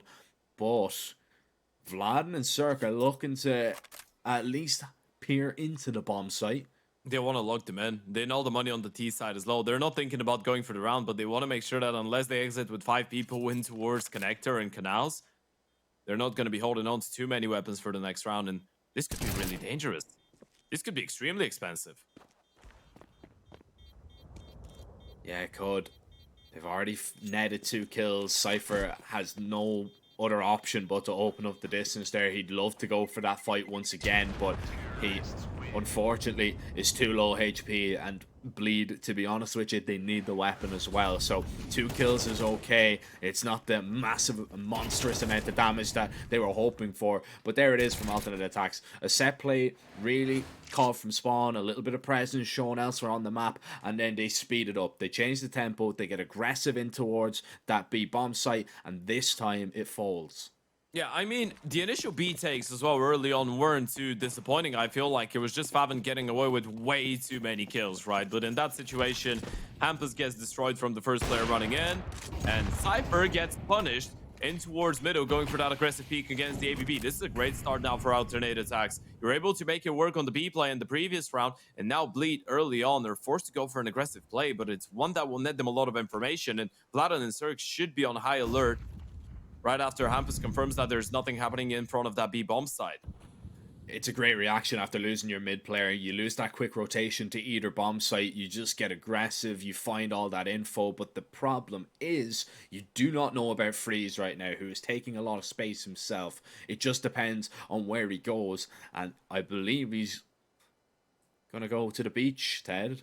He's going to be right behind Bleed if they're not careful. Vladen tried to get aggressive and push in. This play might come a little bit too early. Freeze is screaming at his team right now not to make a move. But they're getting antsy. But Freeze, look at this position right now. Not even going to play for the double. Play for just the one. Favin is still here. Kills the first and the second. Favin might find it all, but two and done. Cut short. As Hampus on the flank is not even going to contest this site. Oh, took his time with this one, didn't he, Freeze? Going around the world through CT. He wanted to make sure that he's caught a timing, right? He wanted to make sure he doesn't just walk in from camera and get shut down by a Nope or an M4 just staring at him before the play comes in. And that would have led to the take just being a lot more one-dimensional. He goes around the world, and that was the risk, as you pointed out, right? Cypher going aggressive. If Cypher finds one kill and then they need to swing for the refrag, that's going to set up Cirque for another. You could have actually seen this one fall apart here for alternate attacks, but they win enough time. Freeze gets into position, and even though Favin once again feels and looks scary when it comes down to multi-kills and trying to solo defend the bomb site, it was not enough for the round. Alternate attacks getting a third on the D side. At this point, they need the full package of 5 if they want to stay competitive in their map pick. This is a good start to it. Potential being shown. You're able to put yourselves in comfortable positions. One of the few rounds in which you were able to get away with an early opening as well, 1 minute 40, I believe, or even minute 45. 1xBet odds though still heavily in favor of Bleed, and even if alternate attacks end up winning every single round until the end of this, Bleed already have 7 on the CT side. But still, momentum could be a big thing. You get a 7-5, you win the pistol and the conversions, you could be back, but you still have a lot more work to do. You definitely do.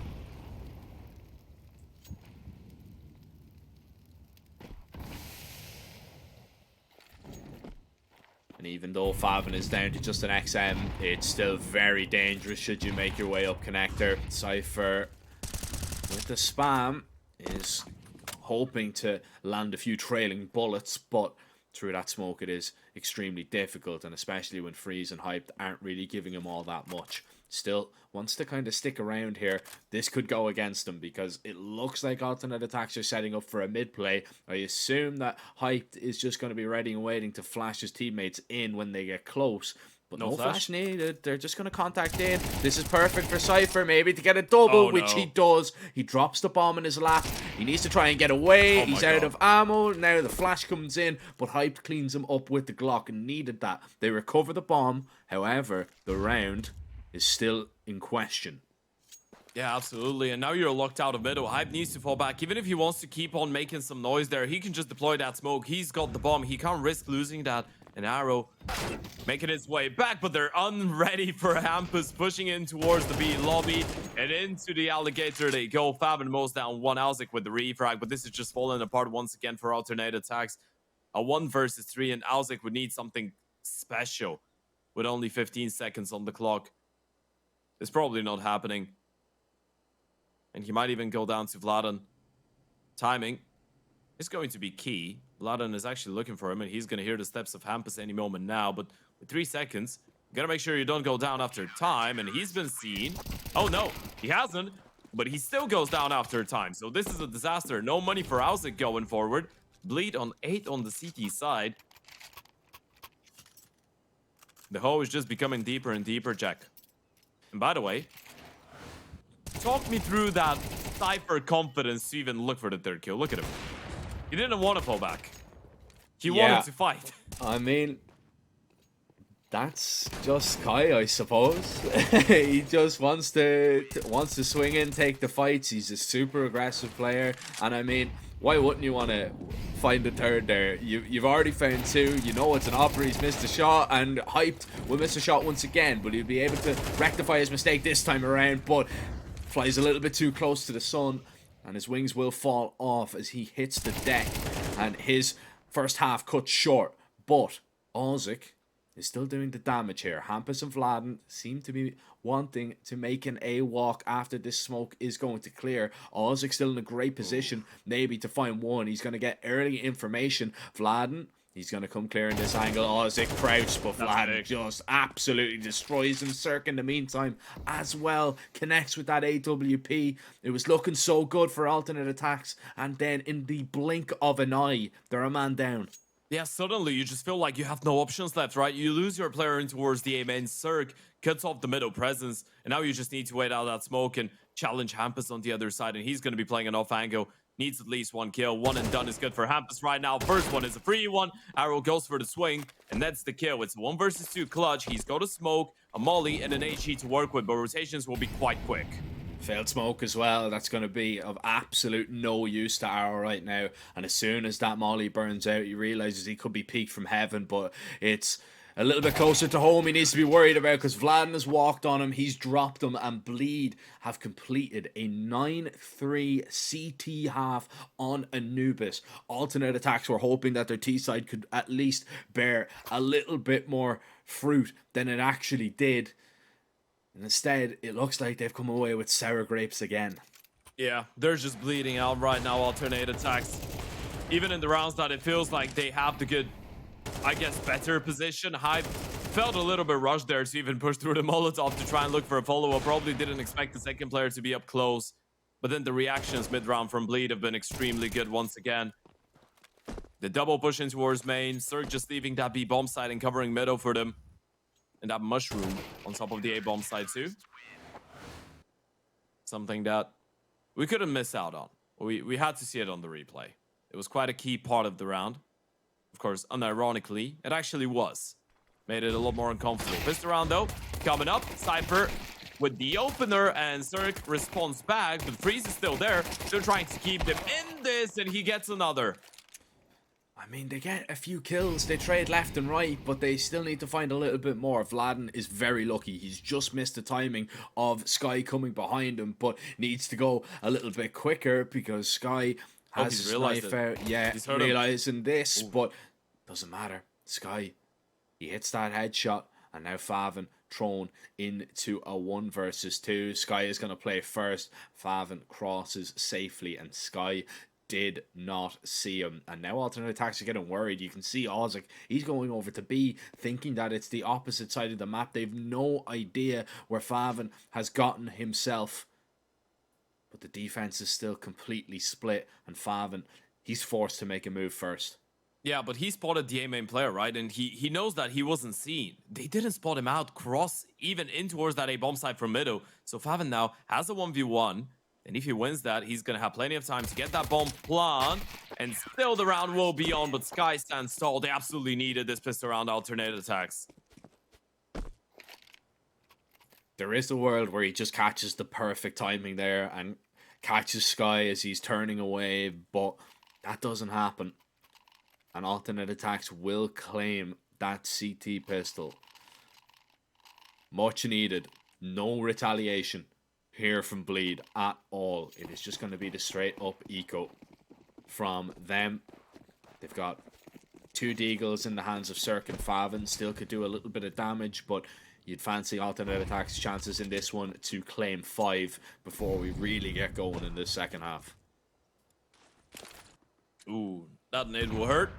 Yep, lands flush. Cirque minus 73. Thank you very much. Nice utility damage being done there. You love to see a clean connection. The moment when you realize it, the moment when you're really happy with yourself is when at the start of the next round, you just press tab and you check your utility damage and you see it's up with 100. That's when it feels real good. Freeze. Gonna try and feel real good with some eco kills too here, but Alzik might be the one to mow down the first 2. It's clean and easy onto Cypher and Faven. And it should be the same on the remaining. Bomb dropped. And any moment now, Arrow should be solidifying this 5th round for alternate attacks. So at least showing some life signs here. First by round for Bleed coming up, but alternate attacks at least have that comfort of even having the bonus round after not losing anything.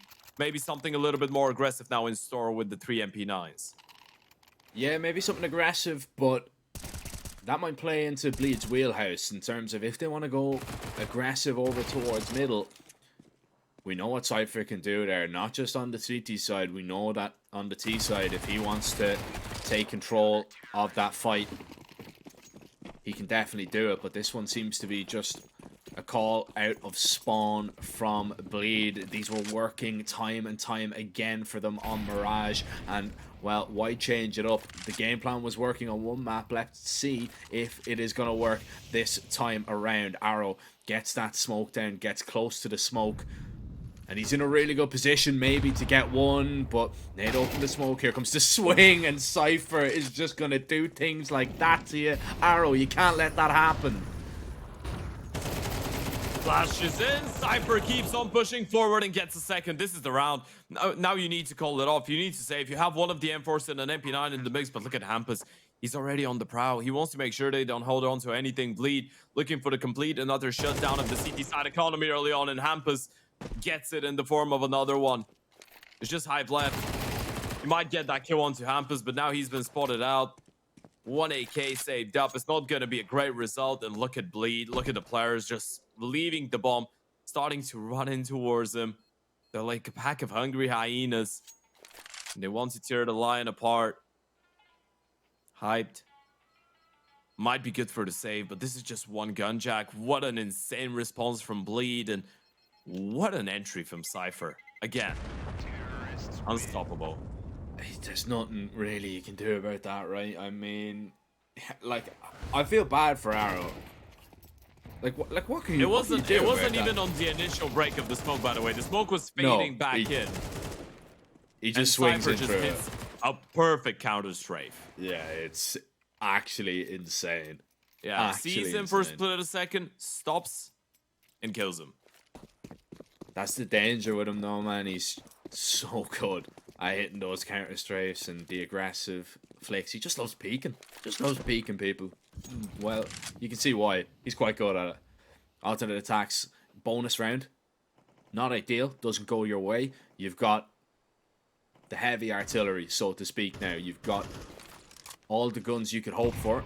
And you've got a little bit of aggression going on over towards B. Hype needs to be careful. That's a good adjustment from the upper. Favin was getting a little bit too close to comfort. Now, Cypher instantly drops Sky as he peers in to the dark depths of Connector.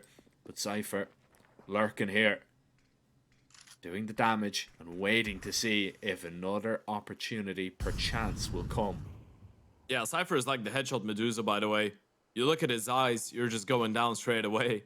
Getting a free haircut, bonus fade too. It was a lovely readjustment from Hype on the initial shot though, but he's left Alzik now. He's all alone, and Vladen shuts down one. That's the bomb being spotted, and they saw it on the way back, so the Oper might want to start thinking about the idea of doubling back in towards the B bomb side, where Alzik, out of, well, as of right now, still all alone, and he's starting to open up the distance. On the way back, but Bleed do have the nades. They can isolate them, they can smoke them off, they can molly them, they can flash them.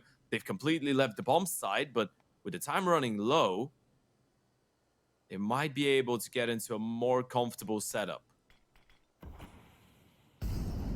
Yeah, the rotations are in. They have players here, but they need to stop them on the entry. Cirque goes down for free, but Ozik's position now given away, and he will not get out of this spot lightly. Cypher is forced to plan. Ozik will drop him. No time for Hampus to get onto the site. Alternate attacks, they're given a lifeline late on in the game, and it might just keep them alive in the series.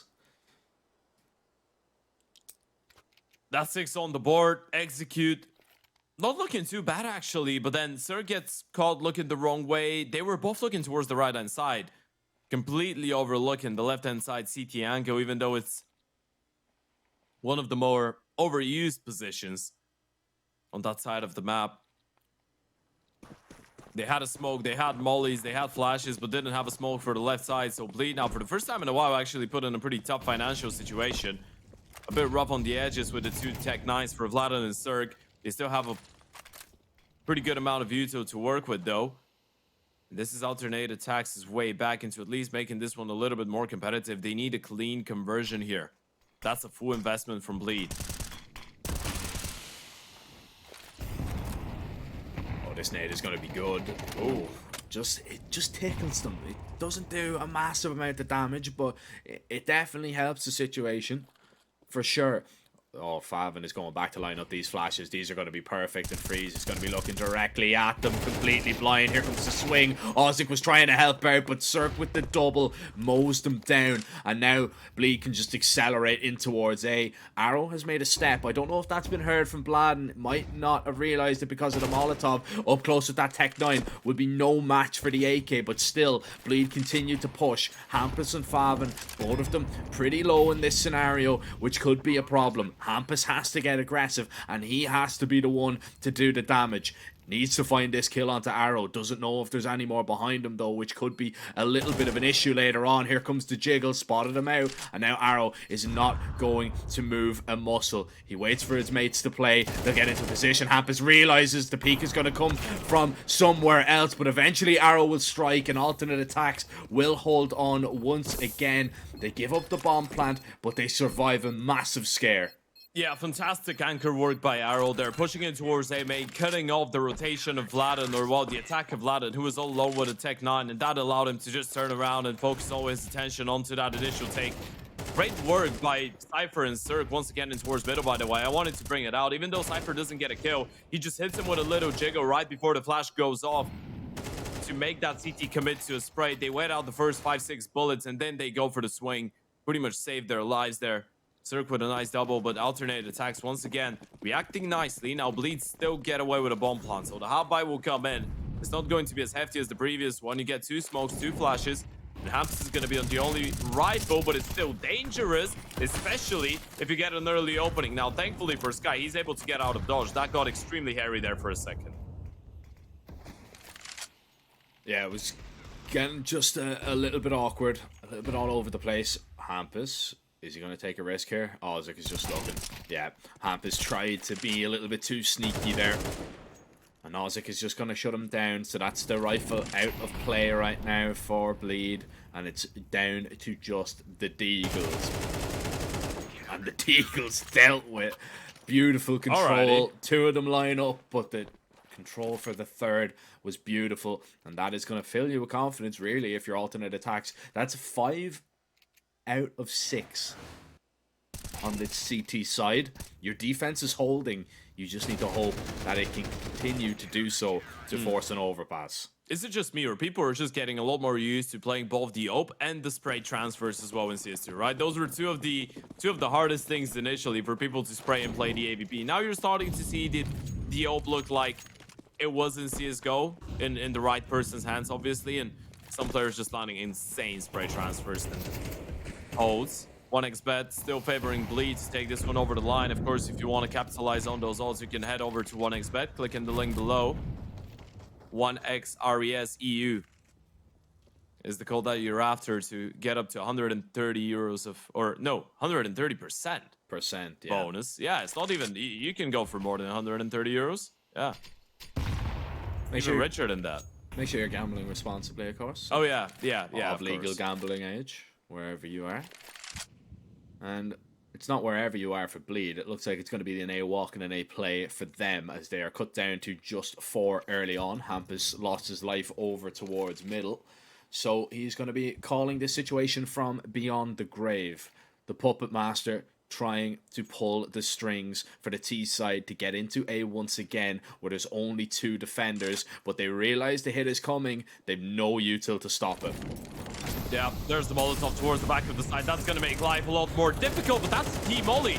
They Molly themselves off. That's going to make it so much more complicated. Favin gets the refrag, but they need a little bit more. Jiggo is good. Favin with another, but the refrag from the AWP comes in, and Circa 1 versus 3. The stage is set.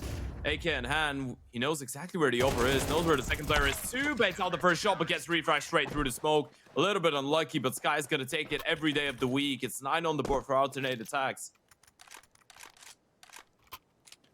And probably we will see attack called from Bleed. Not this round.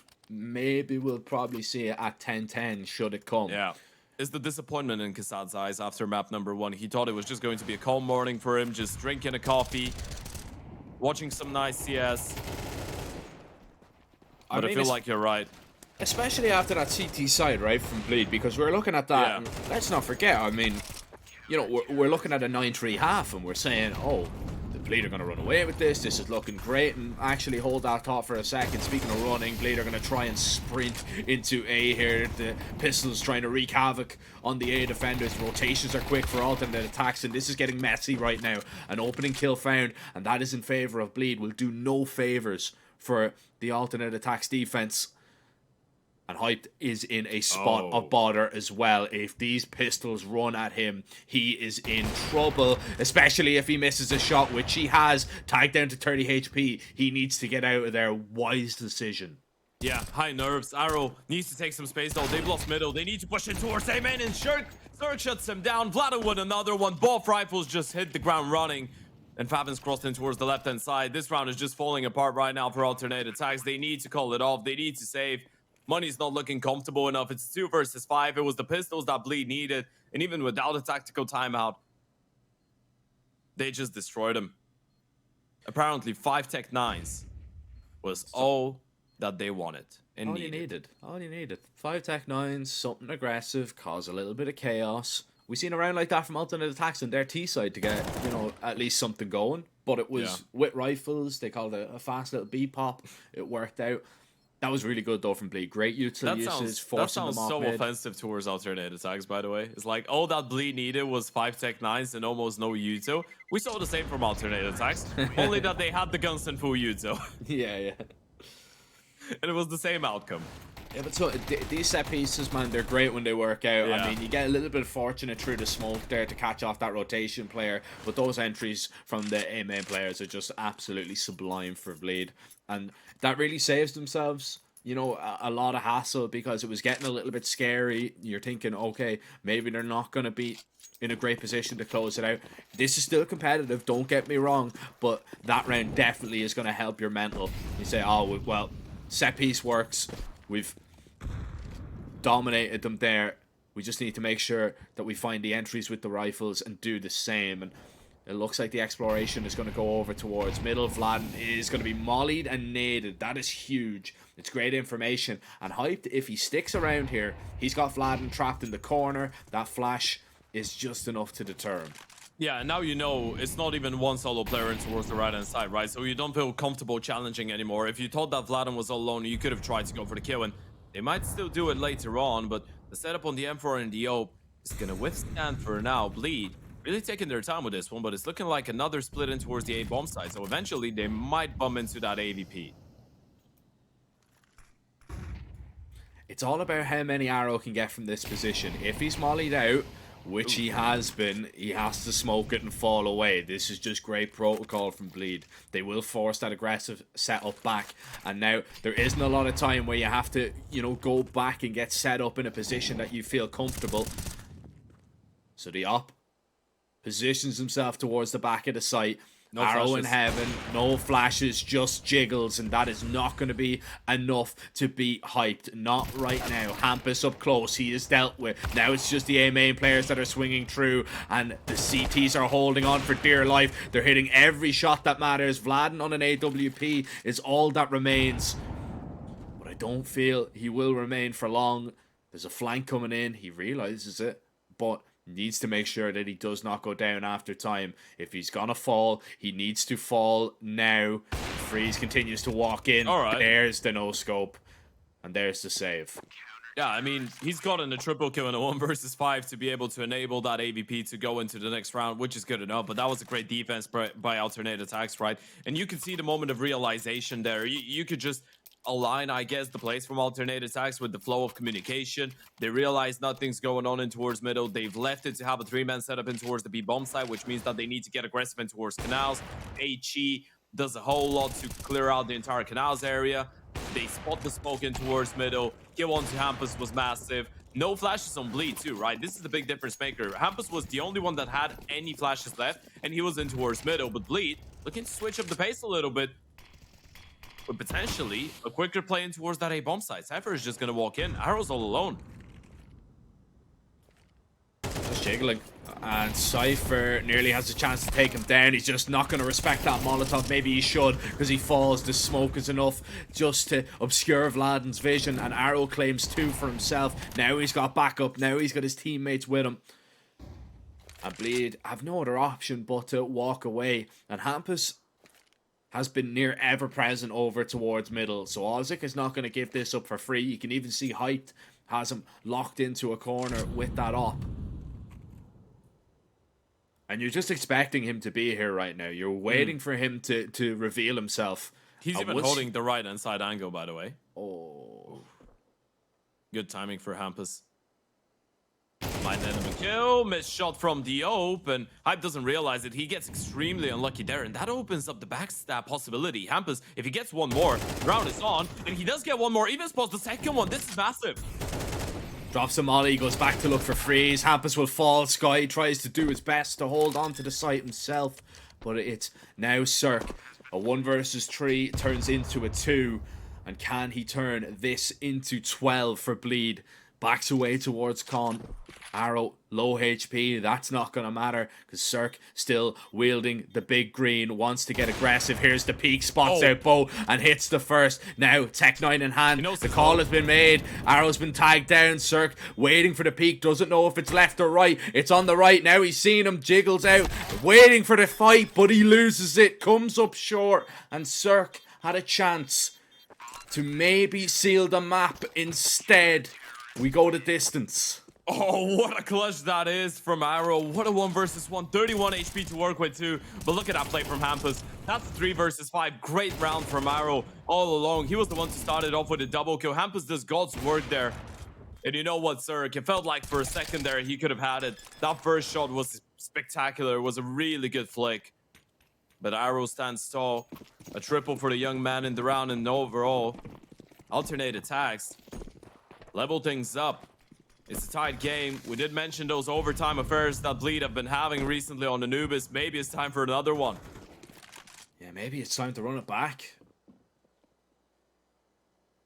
And for those of you that need some more context on that, 17-19 was the score that Bleed lost to 3D Anubis just the other day. 20 victory over Toys. What of those teams? Good free kill here. Yeah, Sky didn't realize it. He crossed in the smoke and he had absolutely no idea. Ozzik gets just the one. Freeze has been spotted out as the hit comes in through main. He sprays down the first. It's Cirque with a double. Hype now with that AWP. Just needs to connect a few more bullets, but it's his opposing number. This time with an AK to rip his head off. An Arrow now thrown into the clutch. Cirque back turned. It turns into a 1 versus 1. And it's Hampus. The IGL. Where is he? Where did he go? Where did he get off to? He could be absolutely anywhere. Arrow has a full util belt though. He can smoke the bomb, he can molly main, he can even flash as many times as he wants.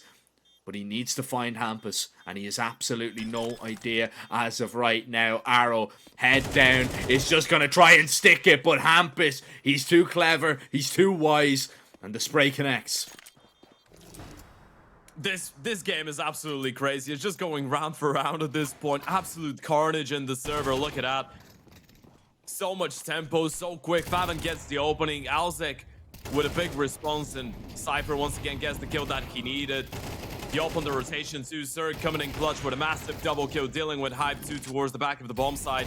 This is the big difference maker. And another great attempt from Arrow in the 1 versus 2, but this one falls a little bit shorter than the previous. 12-11, and there's the tactical timeout for Bleed. The most important round of the game so far, and look at the economy of alternate attacks. It's absolutely shattered.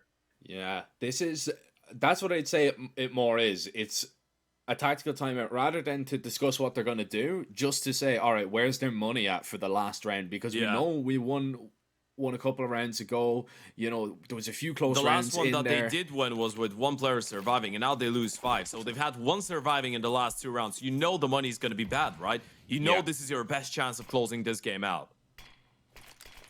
This is where you call something, maybe if you want to throw in a few fakes somewhere, maybe wait for the aggression. That looks like it's going to be the option here. They're waiting for the peaks to come in. Those nades going deep on over, and Vladen hasn't been tagged by them, but Arrow has crept underneath him, and this is a little bit of a problem. Alternate attacks have a lot of deep control, and Vladen has missed this timing. Yeah, he's got no idea. This could be really dangerous later on. It depends on how patient Arrow is going to want to be, right, though?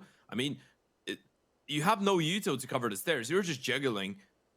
But MP9 and the FAMAS, and especially after you hear the Yuto win towards middle, you might feel like you need to make a move. For how long are they going to stay like this? For how long are you going to keep that setup going? You've just left middle completely. Yeah, but if Hype wants to make noise and go back, oh, well, Vladen has given himself away anyway. This is a big problem. But he knows that he is in danger. So he is going to walk his way back. If Hype makes steps running away here, this could be huge, but instead he wants to take this fight head on, and why not? Because Vladen is in a little bit of trouble here. Tries to pull a molly out, but he's not going to spot out Arrow close range. They know Hype is there. Freeze gets a little bit closer. 25 seconds. They have the sight. They have 2 kills. Arrow might be the saving grace, but he needs to be. He needs his rotations to come on in, but they're just being cut down and cut apart, and eventually Arrow's just going to be spotted, left alone and dropped. Bleed, they stumble over the finish line on map 2 and seal it. What a showing that is from Bleed. Gets too close for comfort on map number 2, right? And this is what we probably expected. We wanted to see a closer endeavor compared to that Mirage, but still, they end up closing it out. And again, I wanted to highlight something. You see the intelligence and how disciplined Vladan was in that situation in the final round. This is just a great explanation of how Bleed have been playing, right? One of the main criticisms, I guess, that we had initially towards that Bleed lineup was that at times it felt like they couldn't control their aggressive riflers. At times it felt like the comps were off. But I guess this is a normal thing for a new team, right? And with the time passing by, Bleed are starting to look like a pretty legitimate team. Even when alternate attacks are playing well, even when a couple things are not working out for Bleed, a couple clutches not going their way, it still feels like they're playing the right type of CS, and it ends up netting them a 2-0 victory, and they're into that winners matchup. Yeah, look, we got what we wanted to see out of alternate attacks there. We got to see at least a competitive Anubis. Sure. We knew that this was going to be a tough game for them. We knew that Bleed were probably going to win it going into this, and you can see there, of course, they are going to be staying in that upper bracket while alternate attacks drop down into the lower. We'll have to wait and see, I believe, till the 3rd game of the day for Mez, NXT, and Enterprise. But, you know, this alternate attacks team, for me, Ted, anyway, it seems like they're on the right track. It's still extremely early, especially with the loanees coming in from big. You know, they're massive signings, and they're already number 2 in Germany. But I think that this is, you know, the first time in a very long time that we're going to see alternate attacks actually be, you know, the second best team in Germany, you know, where they're feared by a lot of people, where, you know, maybe they're pushing to, you know, reach new heights, maybe even challenging big, you know, later on down the line, who knows. But for now, it seems like it's just a little bit of a bridge too far. They have been getting good results, but Bleed, they really just showed their class there today.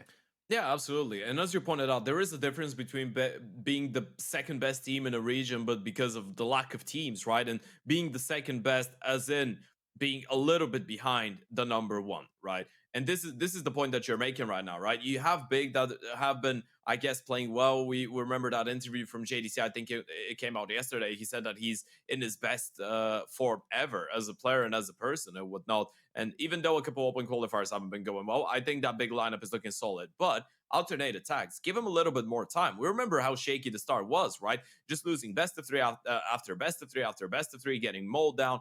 And now what you see in that series is not only the 0-2 at the end, you see the way that the first map went around that wasn't Big Academy, wasn't the level that that they would want to show, our alternate attacks, of course, sorry, but it wasn't the level that we expected from a Big Academy trio, from the team in general. But they bounced back really nicely on that second map, and especially after getting only 3 rounds on the T side of Anubis, they were still able to show some character, which I guess deserves some respect. They will be playing in that losers matchup, of course, in the group, and it's kind of unjust for them because they've been getting really tough matchups, and it feels like no matter who you're facing off against, whether it's going to be Mouse, NXT, or Enterprise, it's still not going to be an easy task. But again, they've been showing some promising signs. On the other hand, though, we have a Bleed team that's just made a pretty decent statement. And again, it's not going to be an easy matchup no matter who you face off in that winners matchup. But I feel like we can put Bleed in the position of a favorite to go out first place out of their group, which is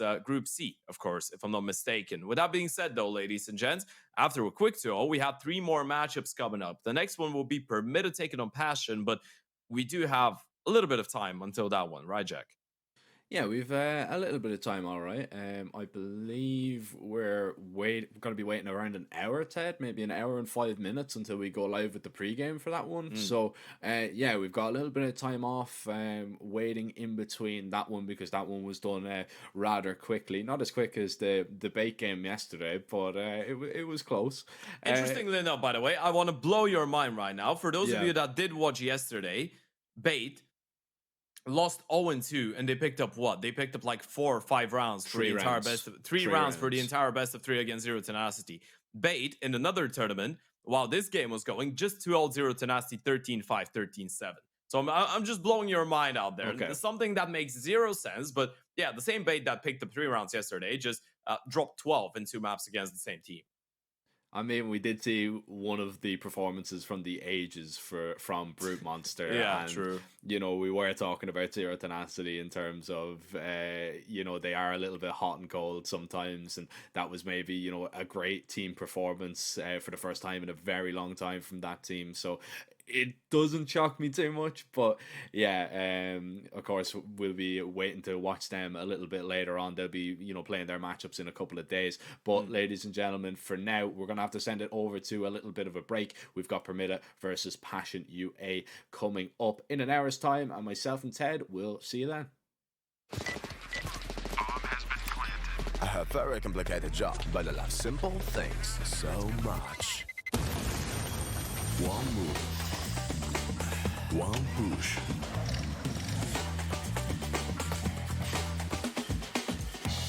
One touch.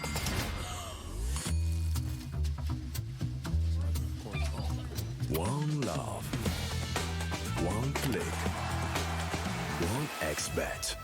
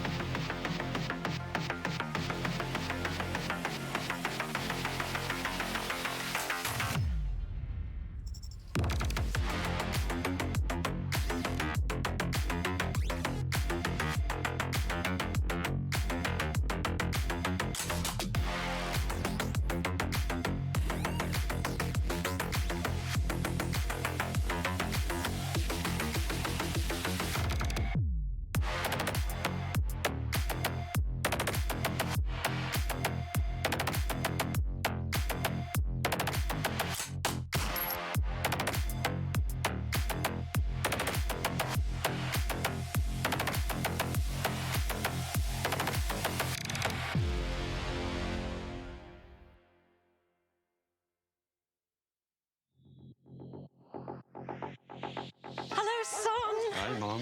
Pretty girl. This is Eva. Nice to meet you. Thank you very much. Your dad's just making his favourite dinner. It's duck. Come on inside. They're all probably too gruesome to tell you while you're eating at the table. How's your food? Is everything okay? Good, good.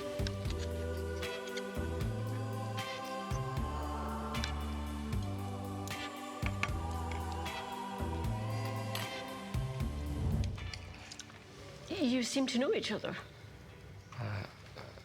Yeah.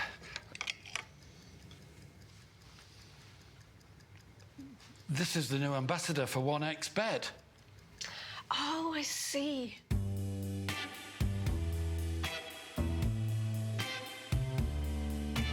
Everyone felt good when Eva Elfie became the new ambassador of 1xBet.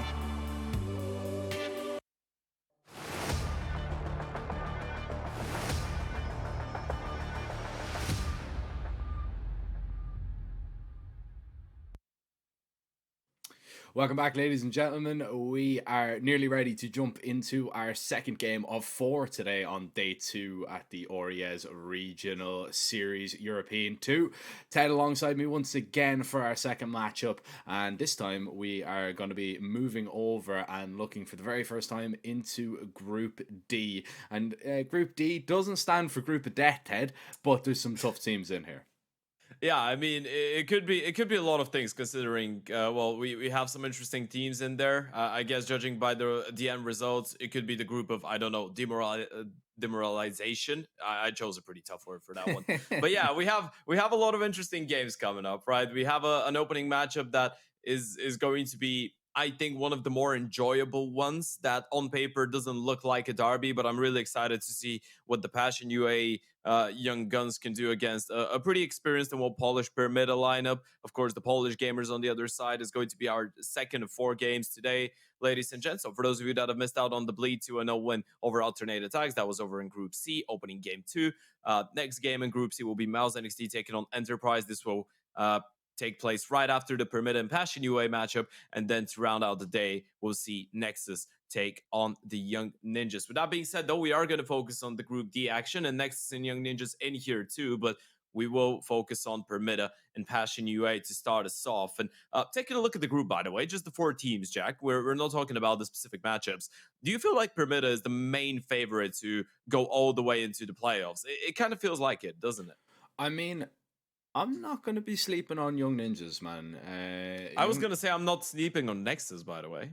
Oh, okay. Yeah, look, this one, if you asked me maybe a couple of months ago, I would have been like, yeah, probably, this should be maybe like a pretty cut and dry one. But Sure. yeah, this is definitely a tough group, on paper. I don't know though. I think Pyramida and Young Ninjas for me. I think you have to put some respect on Young Ninjas' name, especially finishing third in the last event.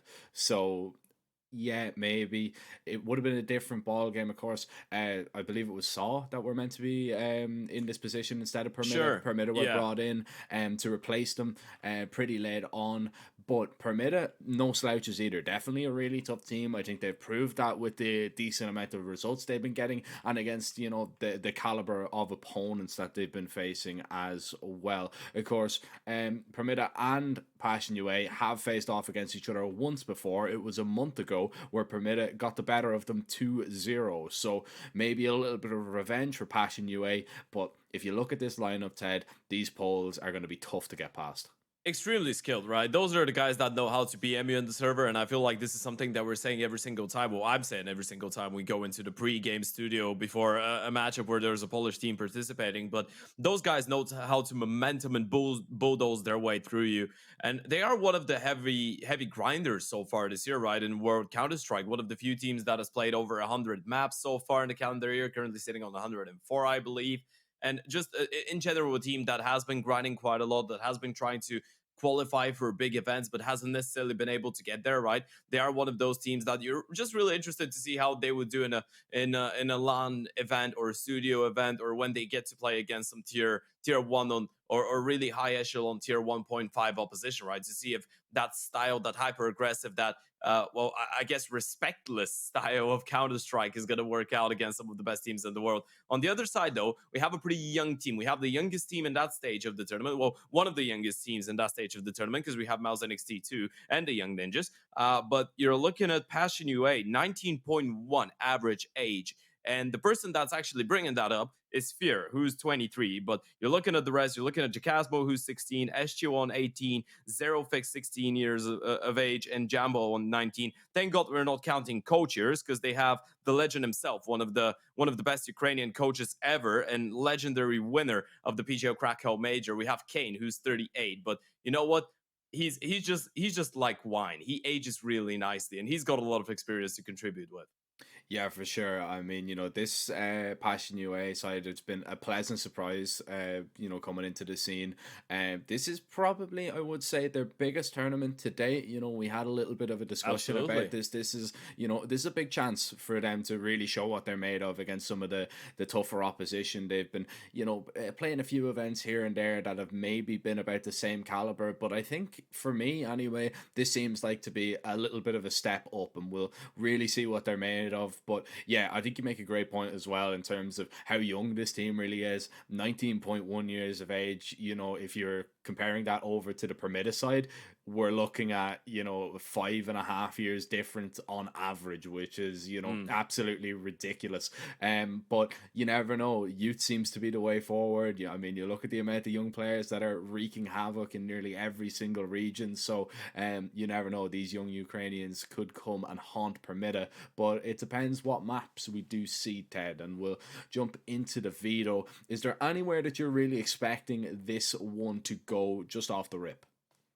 Yes, I feel like there's a couple obvious options. I think an Ancient for Permitted should be in there straight away. The Anubis counter for Passion UA, obviously Inferno, we're not going to get to see a nuke. We're not going to get to see. So Ancient being one of the best maps for Polish teams in general. Permitted just not being kind of not being different than than the rest of them. Over 90% win rate. It's a map that they've played a bunch of times too. I mean, a bunch. They've played it an enormous amount of times. Then you see the Anubis for Passion UA, which I feel like was a normal response, considering the fact that for Permita, again, it's a map that they've played over 10 times. They've played 11 times, but the win rate is not great. And for Passion, is their second most played map after that Ancient, which is first, actually, even though the Ancient win percentage isn't as high. But in general, I think Passion could be fairly happy with how the veto has gone. You look at an Ancient, look at an Anubis, you look at an Overpass. Those are three of the best maps of the young Ukrainians. And then on the other side, obviously, Permita being the favorites in terms of the experience, in terms of the individual level, probably the team level too, should be feeling comfortable going into a game like that. But I don't really think that this one is going to be as clean of a cut. Or, well, it could be a clean cut for Permita, but I'm open towards the idea of a Passion UA upset, whether it's them picking up the game or just picking up a map and just being extremely comfortable and competitive on some of those maps.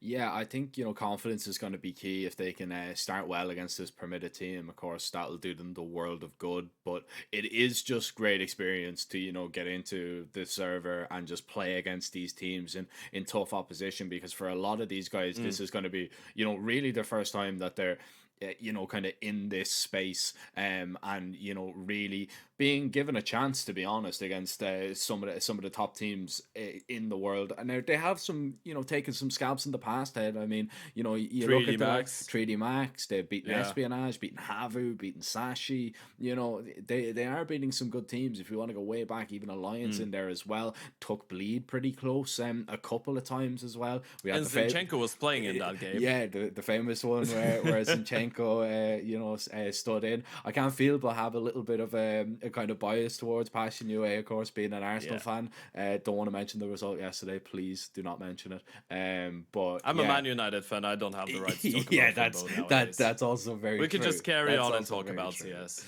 Yeah, well, we will talk about CS, and how important do you think that Anubis map is actually going to be for Passion UA? Are you giving them a chance on Ancient? Because I mean, we've watched Permita on Ancient, and we would describe them as a tier 1 Ancient team from the way that they play, the way that they prep, Yeah, sure. and the way that they have just such a great insight for that map. See, I feel like I guess in comparison to other situations where you see a younger team on map 1 get completely blown out and then you go into their map pick and you're expecting them to do a little bit better, I'm going to give that alternate attacks game as an example, the one that we just watched against Bleed. I feel like with Passion UA, I'm not expecting the same thing because of the fact that Ancient is one of their best maps too, right? So if we see a blowout, a 13-1 on Ancient, I'm not expecting them to just reverse sweep, mirror force Yu-Gi-Oh! Right into the faces of Permita and win map 2 in a 13-2 fashion, right? Map 2 could be a little bit closer, but I feel like the overall level is not going to be too different when you compare the first and the second map for Passion UA. With that being said, though, the overall level for Permita is going to be different. And this could be the difference maker. Another really important factor, too, is the fact that I feel like Polish teams have shown a tendency of underestimating certain situations, especially when they're heavily in the lead, and we're seeing those moments of overpeaking, overextending, believing that the game is over before it's even up to double digits or whatever. I feel like if they underestimate Passion UA, they could be in a whole lot of trouble. But in the same time, as you pointed out, teams like 3D Max, teams like Havu, teams like Sashi Espionage losing to those young Ukrainians, I feel like that's going to ring a bell here for Permita. The alarm is going to be on, and they will know that even if things are going well, they shouldn't be relaxing too much inside of the server between or before rather they reached that number 12 or 13, right? So I think going into that tournament, if you're Permita, you realize you're in a group with 2 academy teams, because Passion UA is, in the end of the day, looks like an academy team, right? So you're in a group with Young Ninjas and Passion UA. You should be on paper going out of this group if you want to compare yourself with some of the top teams in the tier 2 space. So I really want to see them take this one as seriously as possible. And then on the other side, I just want to see some solid CS from the Passion UI boys. I don't think they're going to be disappointed if they lose this one, but I'm not expecting them to get completely blown out. I think, especially on this first map, I think it'll be a great benchmark for them, just to see really where their ancient is. Because, man, I mean, we got the chance to look at Permita. I believe it was in the Elisa event a couple of weeks ago, and they were playing against eyeballers, and man, we were blown away by what we actually seen. Like, you can go onto HLTV and you can read the statistics and see, okay, well, what, they've lost 1 in maybe like 16 or something like that, and you can say, all right, you're spot on. They must be a good team. It's like, yeah, but no, they're a great team. These guys are so dominant, just the way that they approach things. They're doing, they've a real unique kind of style on the game as well. They just seem to have just a great understanding of where everybody is going to be at any given moment. They know what trouble they're in, what threats there are that they need to maybe just be accounted for. And we were actually just so impressed, and that's why I even said that Permita, I would class them certainly as definitely not a tier 2 ancient team. I think if they played any tier 1 team, they'd give them a run for their money. Yeah, I mean, I'd be really interested to see that, by the way, because it's always different, right? And sometimes you get a reality check when you're up against the tier 1 team. But as you pointed out, it kind of feels like we spotted that, and I'm going to use tier 2 terms to explain that one. It kind of feels like we spotted that bird from sky types of creativity on especially on the T side for Permita, right? It's always nice when you put on a tier 2 team and you see some things that you're not necessarily going to be able to see on a tier 1 level, but not because they wouldn't work out, but because people have just not tried them too many times, right? It's something new, something that you came up with, and it's really nice to see a team that is trying to build up their own game plan and style of play onto a certain map, so to speak. With that being said, though, we are ready to jump into the swing of things. Permita starting us off on that T side, and Passion UA on the defense. Of course, the new addition of Fear as well, someone that statistically did struggle a little bit in the last matchup against the same opponent for Passion 1 month ago, but ever since has been showing some great form. And we know the potential this guy has got, a product of Navi's Academy, of course. So maybe a little bit of a connection there with Kane, knowing Fear because of that Navi Youth and Navi Junior tenure that he had. But this round starting us off, and Jambo is going to be the first one to make contact and the first one to lose contact. Yeah, lose contact with the rest of his teammates. He'll still be able to communicate to them, but he will not get a chance to play out the rest of this round as Jacksamo gets in position to line up a smoke. They do have a heavy amount of utility here if they want to retake this, but they need to find the kills. No good getting the smokes up and flashing in if you don't find any of these frags. And in retaliation, the T's are going to flash into CT here in the meantime as well. They're going to take the fight to them. This is excellent from Permita right now, as they already cut apart 2, make that 3, and the 4th will fall as well on that retake. Only 1 casualty taken in that round from Permita, and that was B-Nox, but he even still got a kill before he fell. Yeah, you were spot on. I mean, that was a casual round for Permita, right? You get a team ace playing towards the A-bomb side, straight as that. You just won pretty much every single fight that mattered into the round. Passion UA didn't have a bad idea on how they wanted to approach it.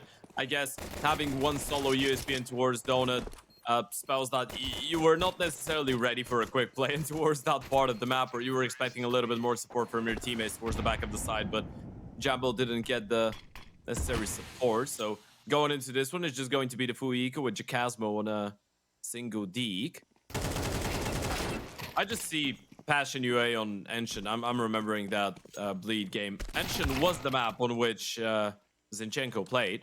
Of course, for those of you that are unfamiliar for whatever reason on who Zinchenko is, he is a professional football player for Arsenal, an ex-Man City player too. Two teams that will be playing in the semi-finals of the Champions League. Psych.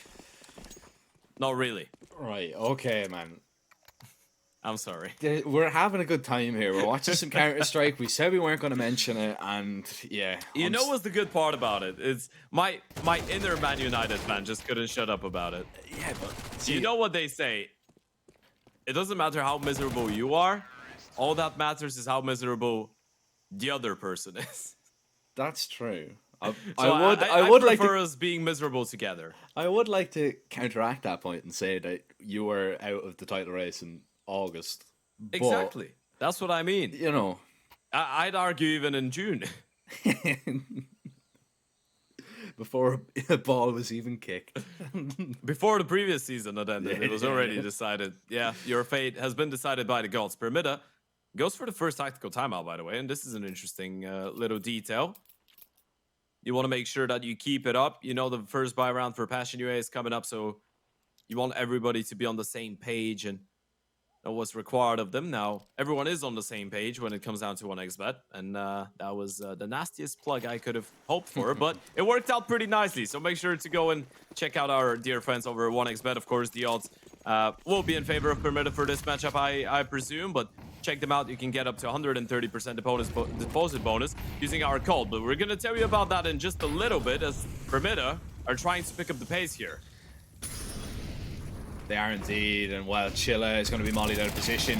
This off angle is nice, and it nets him one kill and a dink as well. It's actually Zerafix to claim the double, but Chilla did do some work. Oh. Jacksonville going to run right through this smoke, and Morales will actually get the bomb down, but it's not a comfortable post plant whatsoever. Permita are waiting for a flank. I say Permita, it's just Beanox completely alone. He's been instantly dropped, and now Veggie has been given away. Bomb is only tapped, not going to be stuck. It's going to be Jacksonville with the kit, but it's no panic whatsoever as Passion UA come out the better in that first gun round, and they will strike back early on, not allowing Permita to really open up the distance, which is really good. They're able to hold on, and it's all really thanks to an early double from Zerafix. Yeah, it was a good defense. I mean, it looked a little bit disjointed there for a second as the two players trying to push through the donut smoke and help out their opponent towards the back of the side were just punching each other, bumping into each other, but it works out really nicely in the end. The tactical timeout for Permita doesn't net them around. And they will be forced to try and do something different. Jambo just shut down two people in towards middle though, and Jacasmo with another. Suddenly, Passion UA starting to look like a solid team on that defensive side of things. This is a great start for the young Ukrainians. Jacasmo could be caught out here, but Morels just gets absolutely destroyed. Mask is going to be spotted trying to creep through that smoke. Zerafix will make sure that Passion UA fix themselves right alongside Permita Esports. 2-2 early on. Probably a third too. Yeah, probably a third, considering the polls are going to be on an eco. This is All right, sure. a little bit ridiculous there from Jambo. Okay? I can't lie. A little bit ridiculous. Yeah, And we didn't get to see that real time, but I mean, you're going to be feeling good after that. You were completely alone towards middle. You get flashed into oblivion. You just hold mouse 1 and you get 2 headshots on rivals trying to run through the smoke with the flashes. Probably not something that you can rely on to net you double kill every single time, but you know, when it works out in such an important moment, you reset the east-side economy, you're going to take it.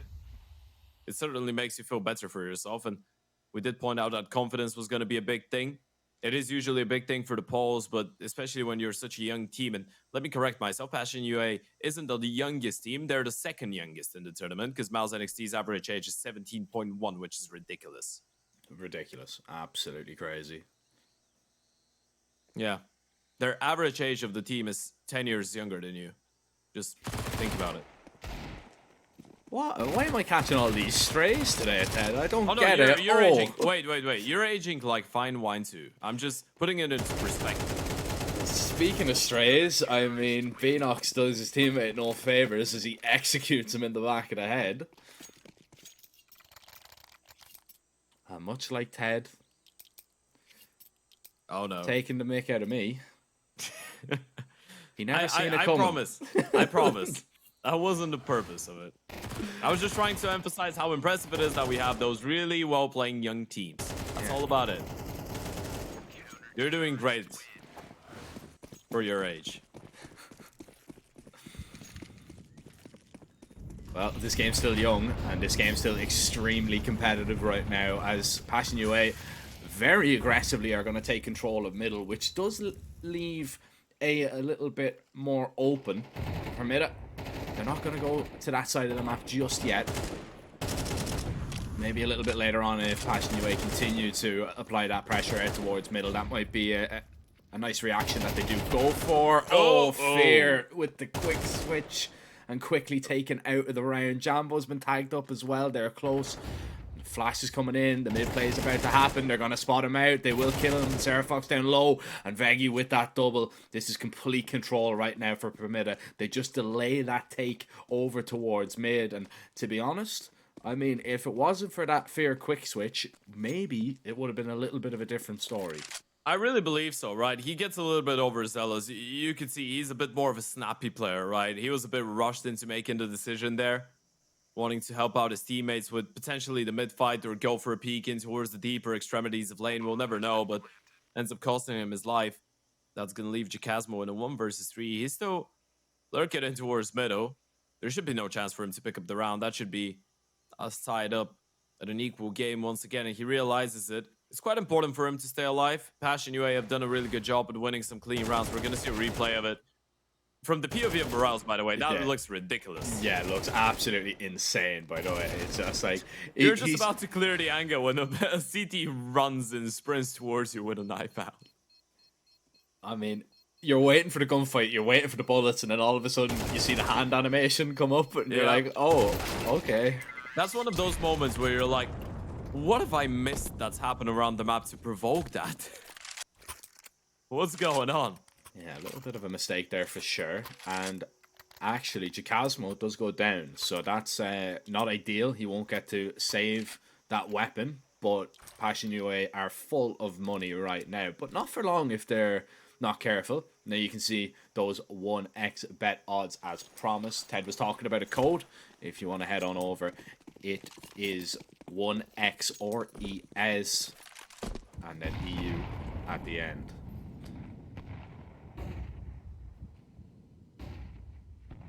Yep, make sure to do it. Back to the buy rounds we go though. Jambo posted with the AVP in towards Donut, and you can see how centric they are in towards that cave. A nice little readjustment. They want to make sure they counter that lane and cave control for Permita, and it has looked like a pretty vital part of their defaults on that T side. So they are on the right path to success. Bomb dropped in front of that B bomb side too means that the high-low soon enough might get tested. Yeah, Master's going to get a nasty surprise here in just a moment, but Morales and himself might just want to peek this together. Actually, Morales walks in alone, and, well, Mast goes for the re-peek, and actually the high-low was dismantled there. Jacasmo walked away from Cave, and Fear goes down for free, so that early entry now snatched away, and that stretches the defense quite thin for Passion UA.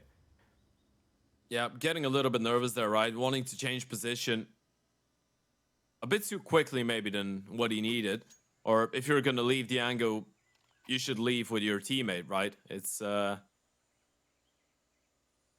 guess, a pretty scrappy moment there for Passion UA. And that's Permita an equalizing kill. Now they slow things down. Passion don't seem to have a proper idea on what's going on. That flash might actually push the Oper back and out of the angle, and Jambo even deploys the smoke, which means that now they need more players to be engaged in towards middle, and that's going to open up the space for Permita to play in towards B. Yeah, 13 seconds. You're gonna get onto a bomb site here. There is a molly down for now, but there's no molly to stop this plant for Veggie. But Passion UA get extremely aggressive. They manage to stop the plant. They deny it. They find every single kill. And even though they rotated pretty much everybody away from that B bomb site, they are so fast to get back on it to deny. Yeah, and that Molotov towards default was key, right? I mean, you get the early opening, refrac is it, bait for Permita, absolutely fantastic with the flash, but look at the peak. MP9 leading the charge, the Casmos M4 just collecting the kills, and I believe Veggie actually thought he had the bomb plan. I think that was one of those moments where you just think you have it, and that's why you go for the fight, because he's in a 1 versus 4. Surely he doesn't think that he's just gonna get off the plant with 8 seconds and win the round. He was trying to stick it, but didn't realize he couldn't get the plant, so now it's back to pistols for Permita, and Passion UA are not looking bad on that CT side, I'm not gonna lie. The young Ukrainians surely showing some potential. Let's see if that's going to be enough to make them competitive in the long run. But if they keep it going like that, we could be in for a pretty solid CT side showing. Yeah, and what I like about their defense is that they are throwing a lot of pressure and getting that control over towards middle early on, because that's such a key part of Permita's game plan on the T side, right? I mean, they love to just get out early and sometimes even, you know, peek up towards shelf, swing over towards heaven to find those early kills. And there might be some kills here for Fear to be had. Okay. Oof. Mary rips his head off his shoulders. It might feel like Christmas if the T's can come away with a round like this, but Jacasmo with a triple spray down restores a little bit of order. Mask getting into the face of Chilla. Jacasmo, though, seems to be the final boss on this B bomb site that is not to be trifled with until Mask gets in on the action. No armor, aim punch is going to be a factor, and now he's taking a little bit of damage. Has to try and tuck himself away, which he does.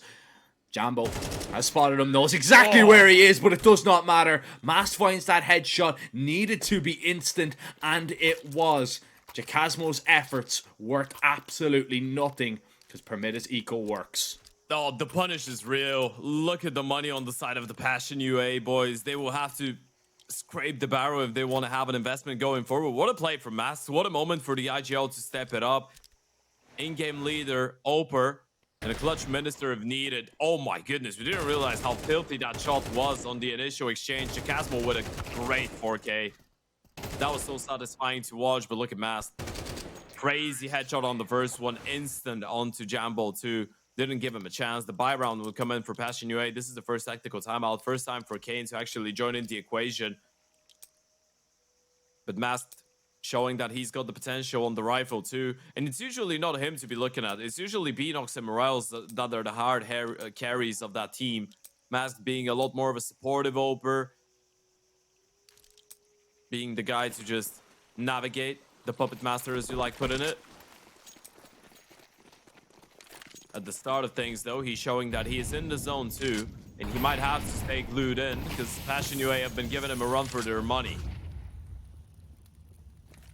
Yeah, this time there isn't really enough util to contest out towards mid here, so Permita are going to take this pretty much for free, and Jacasmo already tagged down quite low in towards Red Room, which is not an ideal scenario, especially with Veggie sniffing about on the other side of this smoke, and he might just has a nade.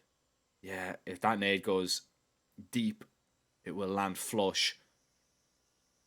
Passion UA are going for a little bit of a walk here. They're going for an adjustment for some information they needed to, and they come away with the kill as well. That's huge for the defense.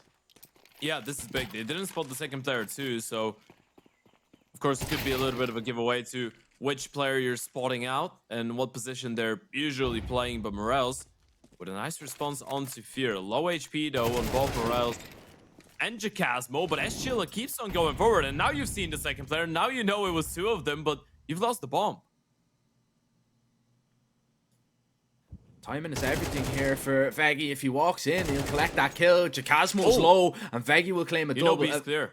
Yeah, you know that, exactly. You've heard Zerofix rotate away. So Veggie now, he's just going to try and take this fight and wins it. That is absolute lunacy going for a challenge like that. You've got 20 seconds to get the bomb on the site, but there's plenty of time to go there. You know Schilla was pushed super deep.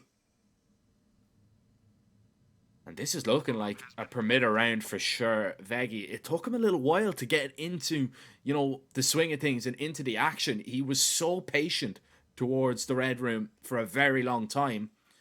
I mean, the last kill was anything but patient, right? Early on, he Oh, had yeah. to wait it out, but the final kill was absolutely crazy. It's a 3 versus 2. You're looking at Morels, who's on low HP. Veggie going for that swing is just the ticket back for Passion UA, right? But because of how wild it is, I guess it works out. I have no idea. Those are the moments that you just remember you're looking at Permita. They're going to be doing things like that every now and then. And those are the things that actually can help them get under your skin too. Because from the perspective of the CT side player, you know he shouldn't be going for that fight. You know that he is aware of your position because you were one of the 2 players that initially got a kill in towards A main. There's the replay. Here it goes. Zerofix giving away his position with that kill. And that's the reason that they knew B was clear later on in the round. But Veggie, massive impact. That second kill was absolutely crazy. And there goes the wild swing. Just shutting down Zerofix later on. That's 5-4. Permita still in the lead. Now winning 3 out of the last 4 rounds, starting to finally establish some level of comfort and dominance on their own map pick.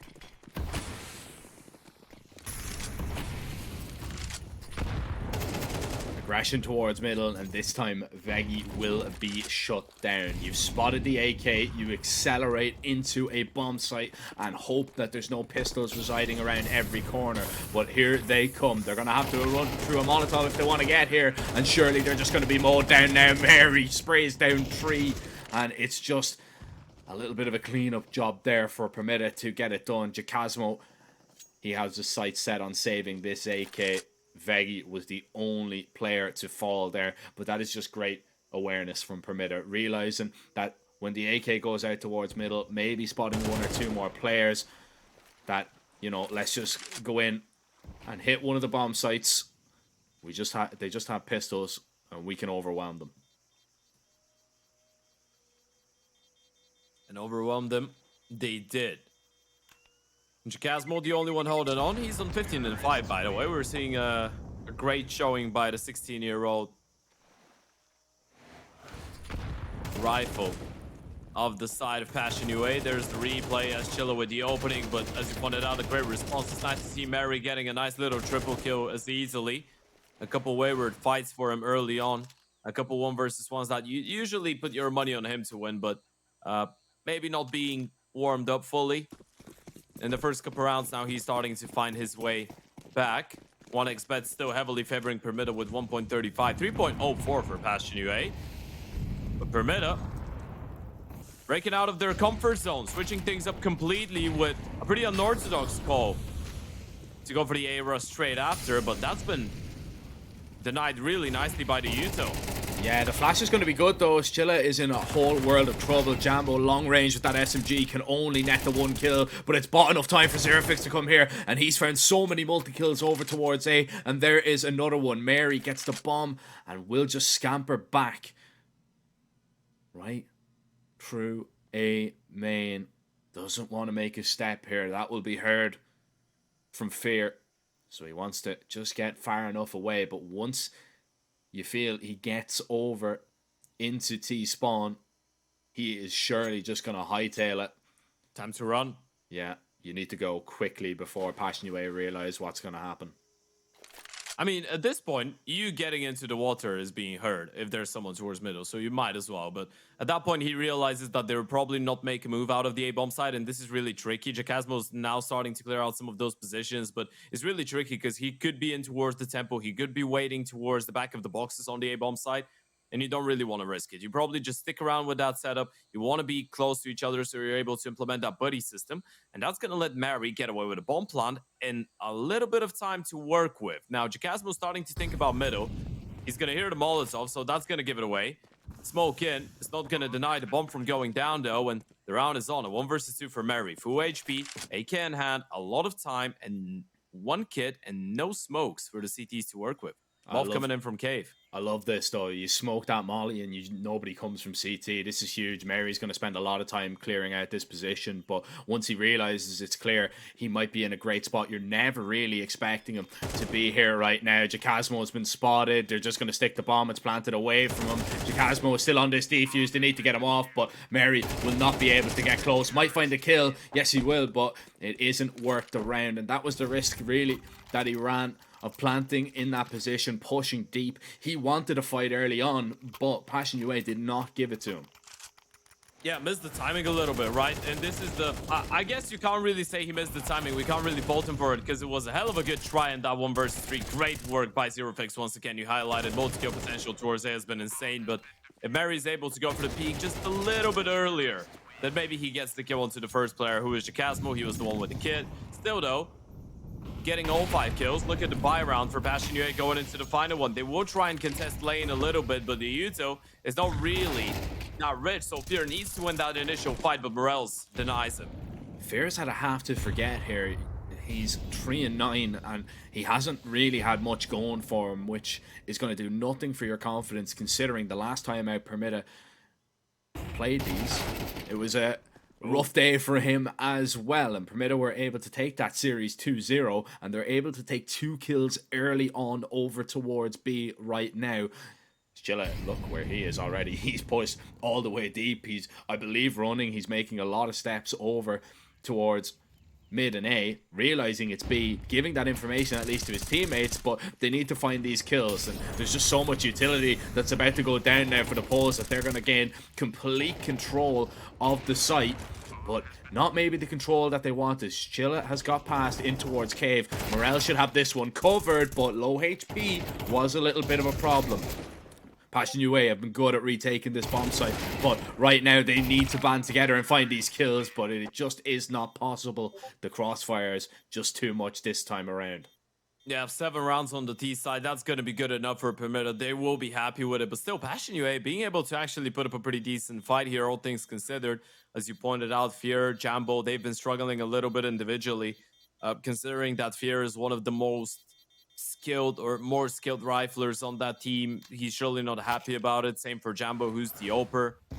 Hasn't really had the chance to actually bring that big green too many times because of the money situation. And in the few times that he's had it, I mean, you just saw what's been happening to him. Flashed into oblivion, absolutely deleted. B-Nox with a lovely sequence to put an end to it. And by the way, something that you probably didn't think about, but I'm gonna bring to your attention. You notice how S-Chilla's nickname says S-Chilla, right? That stands for Serial Chiller. You can't unsee it now, can you? Not at all.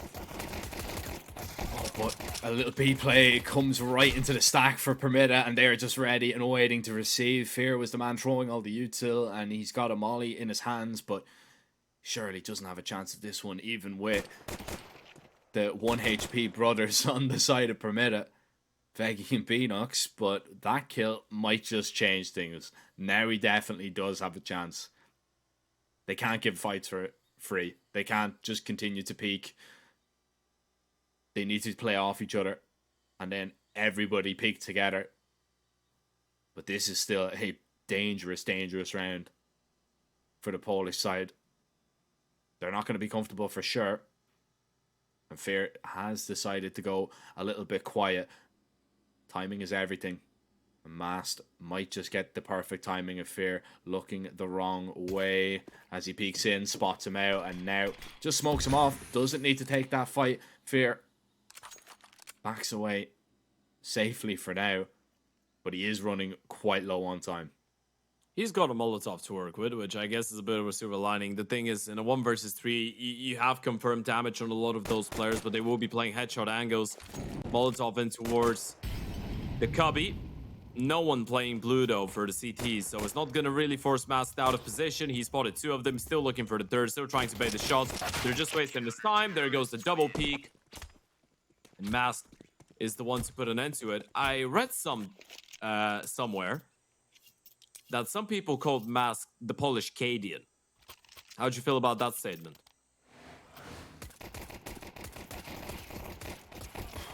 I mean, that's big praise, I suppose. They're both opening IGLs. They both Yeah. have a capital D in the end of their nickname. Yeah. Never mind. No. No. Cadian doesn't end with a D. No, sorry. No. It just has a yeah. There just is a D in the nickname. Cadian. That's Cadian. Cadian. Yeah, yeah. Okay. I was gonna make a bad joke about the second D appearing after he joined Liquid, but you know what? They've been playing well. They played well at the most recent event that they participated in. So I'm gonna keep it for myself. I like Cadian. Cadian. I'm not going to be able to stop calling And him Cadian now. It actually doesn't sound too bad when you think about it. It sounds like you're saying cadet. It's got the same amount of energy. Oh, cadets. I don't know if you had them. They used to be like the small, like fizzy drinks. It's like when you used to get when you were a no. kid. Oh, No, I say cadet as in a person in training for a military or naval commission. That's yeah. either that or a space cadet. Yeah. What? Yeah.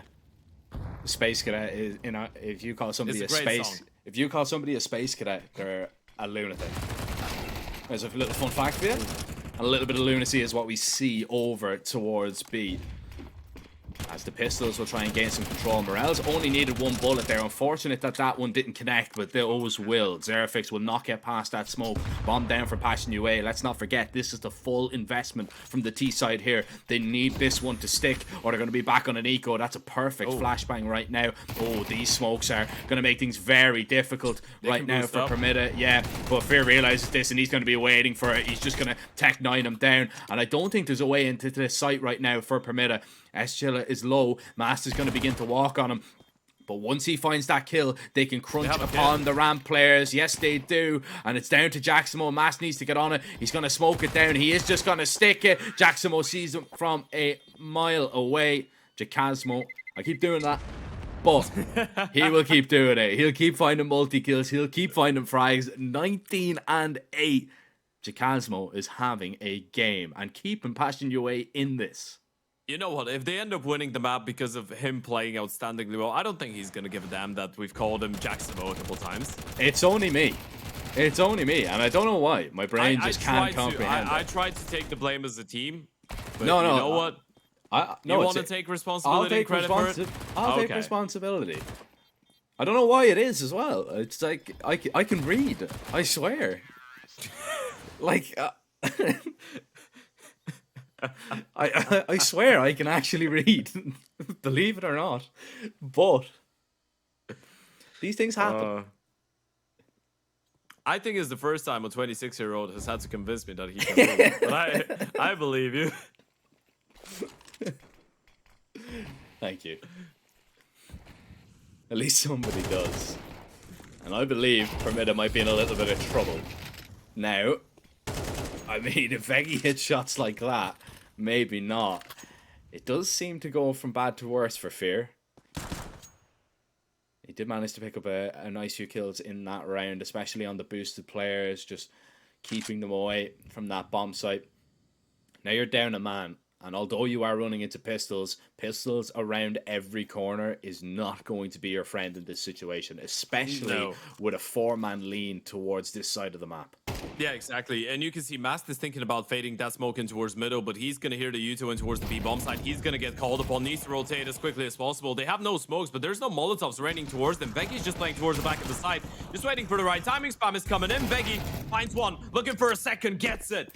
Nails the headshot onto Chilla. Bomb won't get planted, but Jambo and Xerafix need to save the day in the 2 versus 4. Oh, the shots are masking the steps, and Beanox is out. Xerafix doesn't know which way to look, and instead he hits the ground. Permitta, they're able to win that with 4 alive, and it's all thanks to Veggie. Man, he played that to perfection on the site there. Finding the entry onto Fear early on, and then Permitta just staying, just holding over towards B. Look at this. Great shots there. Just playing around here. That's insane. Sees the shadow, knows there's a player close, and finds the headshot before he falls. absolutely massive, and once again showing why the 5.7 is one of the best guns in the game. I don't want to Yeah, hear it was a any great of your bait too. I don't want to hear any of your CZ propaganda. The 5.7 reigns supreme.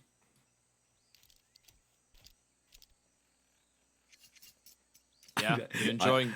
I You can enjoying tell the that silence? one. This Yeah, is my opinion on your I can statement. tell that one hurt you. By Yep. the way, You know what's the thing? The 5.7 is really OP, and wanted to highlight too. The bait was really nice. They were just spamming through the wall the entire time. Yeah. They made it look like they were just getting locked out of the bomb site and had nothing to do rather than just or different than just spamming through the wall and hoping that a shot connects, and that opens up the space for him to try and go for a play like that. I mean, he was ferocious on both kills. Don't misunderstand me. He was really crisp. Didn't give them a chance for reaction. It is now just the eco coming in for the T, so it should be a pretty clean one. 5 rifles too for the CT, so you want to make sure you don't lose a single one of those. You can strengthen up the economy early on, or else with a quick 1-2 punch onto Jambo and Jacasmo.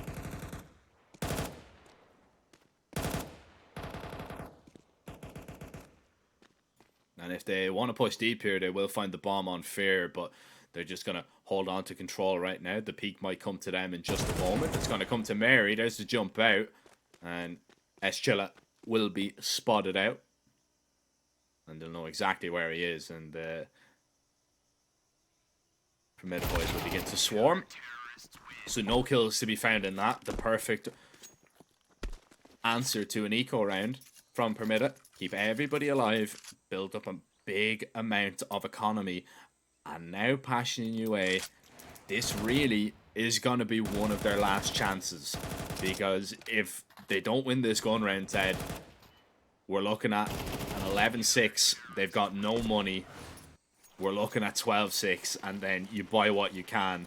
And it looks like they're just going to send it towards B here. I don't hate this call, but I've seen it go horribly wrong at times. Oh, it's a straight up B-rush. Yeah. Flash is going over. Big nade, though. It's going to do so much damage to stop them in their tracks. Veggie just down the first one. Defense needs to stand tall, but the refracts are being great right now. Bomb should get planted. Molotov, a zero fix, actually goes one step further than that. Pushes after the Molotov, gets one, and that's going to set up the stage for Jambo. A 1 versus 2 clutch. Hasn't been the best day for the Oprah, and now he's on the AK, needs a massive play, but gets denied by Mary. It's great defense by Permit, and they get up to 11. Passion UA at least get that bomb plant. Yeah, the bomb plant helps things for sure, but I think this is only a half buy from them. I think they have to go, you know, for just a half buy. I'd give credit where credit is due. I wasn't the biggest fan of the call, but I can see why they wanted to go for it. They wanted to at least secure the bomb plant. Oh, they're going to buy this. Yeah. Also, it's not too bad of a call considering Permit have been really heavy towards taking lane from cave side, Yeah. so you can Very try true. and trap them in there. So it is a good counter call, I think, from Passion UA. Yeah. Refrags were not bad. Spacing was nice. It just didn't work out. That's the only But they thing go for another investment. That's the only thing that really didn't work out for them, was the fact Yeah. that Permitta were finding the trades Yeah. was the real difference maker. Oh, Fear's gone down through the wall. Veggie with his spam. Oh, he's going to look for a little bit more. He's claimed 2. Jacasmo's going to fall as well. Veggie is absolute nightmarish stuff over towards B. You do not want to run into him. And Permitta, I mean, they're in complete control. They're in the driver's seat. And it doesn't even look like you're going to get a bomb plant out of this situation if you're Passion UA, which is a big problem. 2,900 going into the bank accounts of every single member. And that's why I was worried about the force buy. Yeah, if it works out really nicely for you. If it doesn't, well, it's pretty much the same. They're going to try and find a response, but Veggie is just being an absolute monster in towards that B-bomb side. Rounds up the ace, 21 and 12. Veggie is a shark in the water. And unfortunately for Passion UA, they have been unable to swim away and escape that shark. Look at that. Veggie just picking up fight after fight. So much confidence as well. The smoke base is so awkward for Jacasmo to go for that refrag, but I guess you were just expecting Veggie to try and fall back after getting the second kill. Well, not Veggie. Not my Veggie. No, he does He not wants want more. to fall back. He wants to fight till the death. His death or your death. And more often than he not, either falls or wins. it's going to be yours, and this could be the death of Passion UA on Ancient right now. 3 men cut to pieces towards middle, and Jambo and Jacasmo, need to band together to get something done here. But the CTs have won every single fight until now. But Vegi's still alive, still getting aggressive, and he's going to continue to push, continue to peek. Chasmo turns away, and Vegi goes back for more. Permita finish on flames and close out their map pick. And that is a 13-6 scoreline. It's just continued domination on this map, Ted. Yeah, absolutely. That was what we expected pretty much, right? Passion UA were able to actually put up a pretty alright fight, I guess, in some of those rounds. Jacasmo had his moments, right? He had a couple of them, finishing on over 20 kills considering your team only gets 6 rounds. I guess it's impressive from an individual standpoint, but then you look at the team performance in general, they were not able to come up with solutions for a lot of the things. What I liked for Passion UA is that on a lot of occasions, even on rounds that they couldn't win, you could see what the idea was, right? You could see that the thought process was there. It wasn't just like they're just calling random things out of the bat, right? And just hoping that something works out. There was the thought process behind it all. They were trying to come up with solutions, but when you're playing up against a team that's, well, incredibly diligent when it comes down to their engine, you're never going to be in for an easy time. I feel like we got what we expected from Permita, and now it's all down to Passion UA to show us if they can keep up the individual performance. Maybe some of the other players turn up as well on Anubis. I feel like they're going to need that. A Jambo, who was pretty much missing on that first map, might have to tune in with the AVP, but I really am excited for that second map. I really hope that Passion UA will be able to put up a more decent fight. I think they will. I think, Permita just on that map are a different beast, and a lot of teams are experiencing that right now. A lot of teams haven't been able to stop them, and Passion UA are one of them. Will they be able to stop them on Anubis and force a decider? We've got a little bit of a break, ladies and gentlemen, but we will be right back with map number 2. Respect from 1xBet. Respect from 1xBet. Respect from 1xBet. Respect from 1xBet. Respect from 1xBet. Respect from 1xBet. Respect. Respect from 1xBet. Respect from 1xBet. Respect from 1xBet. Respect.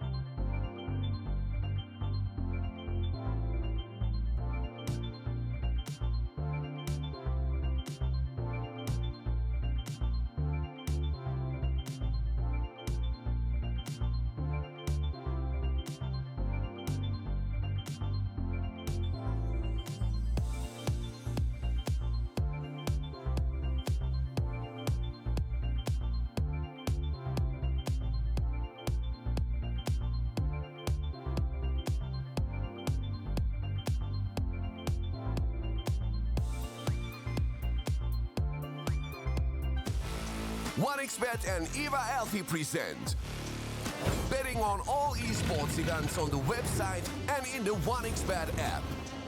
1xBet. Play with Eva.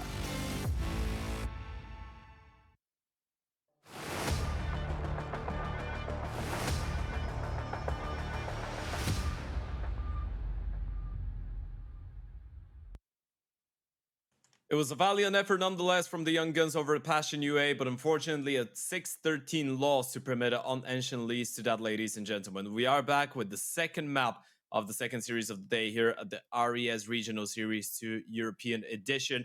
And Passion UA did have a couple good times, did have a couple good moments on that first map. Jacasmo had a couple nice highlights, but all in all, they weren't able to match up the team level of Permita. Going into Anubis though, Jack, we are expecting something different, aren't we? Yeah, Or at least hoping for something different. Yeah, I mean, on paper, if we're to look at the statistics, you know, it's not a great map for Permita. And this is, you know, a map that Passion UA are also comfortable on. We were speaking about the levels of map one. You know, we were just expecting Permita to dominate it because they've been, you know, just so prolific on that map. I don't think anybody would want to play Permita on that ancient map. Anubis is a little bit of a different story. I just hope that, you know, the Passion UA boys aren't too disheartened by the way that first map went, because we have seen teams, you know, after they've been run over on the first map, then on the second map not being able to respond. But if their mentality is in the right place 100%, I really think that they can put it up to Permita here, and quite possibly even take the map off them, to be honest, because as we said, I mean, if you're looking at that win percentage of Anubis from Permita, granted they've been playing against some good teams, it's not ideal. Not ideal whatsoever. Form has been quite poor. Passion UA, they just need to capitalize. Yeah. Lovely camera angle, by the way, to kick things off. Shout out to our team of observers for today. Lansemi and Miggsy. Big boys. Legends. Well, pissed around, starting us off. And as you pointed out, it hasn't been great for Permita when it comes down to this map, so we are hoping for a successful pistol round, but look at the setup from Passion. It looks perfect. It does, but the flashes are going to be quite good, and they find the entry. The molly's going to force Jacasmo out, and this is... Alright. I mean, it looked perfect. The setup looked great. And Zerofix says, hey, yeah, I'm not going over there. Look what happened to you guys. Absolutely not. He's going to save his armor and just hope for better in the next round. I mean, I don't think I've seen a pistol go that perfect ever. No, well, it's not perfect anymore. Zero Fix gets one, but yeah, on the initial take, you go into a 3-man stack onto the A bomb side, a good setup too, a fourth person in towards middle, and all of them just fall down instantly. It felt like flashes, as you pointed out, chain flashes in towards A were absolutely perfect. And Zero Fix, timing is not gonna be your best friend, rather your enemy. Morales with a second, Veggie with a double two. Veggie had a phenomenal showing on map number 1. We did point out Jacasmo was playing outstandingly on Ancient and had a couple good highlights. Veggie had one of his best performances in recent history on that Ancient.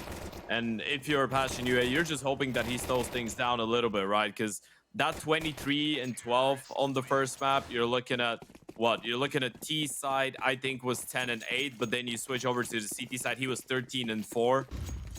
Nearly 200 ADR for him on the defensive side of things on Ancient.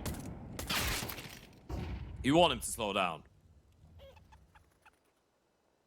Yeah, you definitely do not want him to speed up. I don't even know if that's possible. It is tough to go over 200 ADR.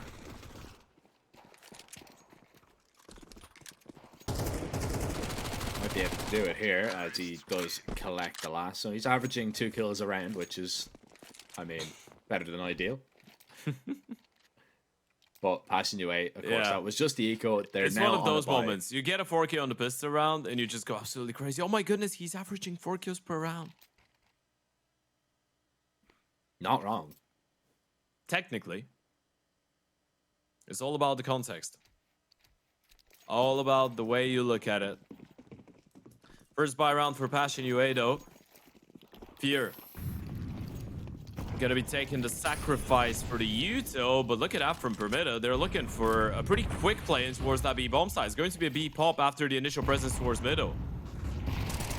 Yeah, straight away they're just going to try and get on past this defense, but the first gun round looking great for Passion UA as they will lock in 4 kills and only lose 1 man for now. Beanox tries to get something for Permitted to boast about, but in the end comes away with nothing. A few upgrades to be had for Passion UA as they will upgrade onto their very first round, and Permitted forced to buy on the back foot really. Mac 10 and Tech 9 on Beanox and Veggie. The rest have AKs to play around with. But this is Passion UA's path, maybe, to just stick alongside. I won't say back into this game, because they're not out of this game. Yeah, I mean, they aren't. They won their first buy round. They did the same on Ancient, to be fair. They were quite good at reacting to Permitted winning the pistol round in the second, not letting them pull off ahead early on with a big lead.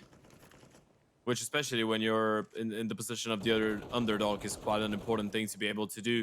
Pretty bomb site focused from Passion UA at the start. 3 in towards the B bomb site. It was the same in the previous round, and 2 in towards A. Not really that heavy in towards mid. They need to be careful. Veggie not gonna get flashed, and actually gets 1 out of this. This is big, but in the meantime, the A bomb site has fallen down. Yeah, they just send 2 AKs out, take control, win both fights. Nothing Passion UA can do about this one. That's just unfortunate. It comes down to the gunfights, and they end up losing them. That's a little bit of a danger, I suppose. We didn't really see it come into fruition, but if they continue to play quite bomb site heavy, Permitted will be able to exploit middle and just cut off a large piece of the puzzle, and also cut off any real fast rotation to a bomb site. So if they continue to stay really bomb site focused, Ed, it really just means that it's going to be quite save heavy should they lose the sites. Yeah, I feel like you're just relying on the fact that Permitted C side, because of, you know, the fact that their Anubis isn't as polished, you're probably thinking that they will try and focus a bit more on just dedicated bomb site executions, right?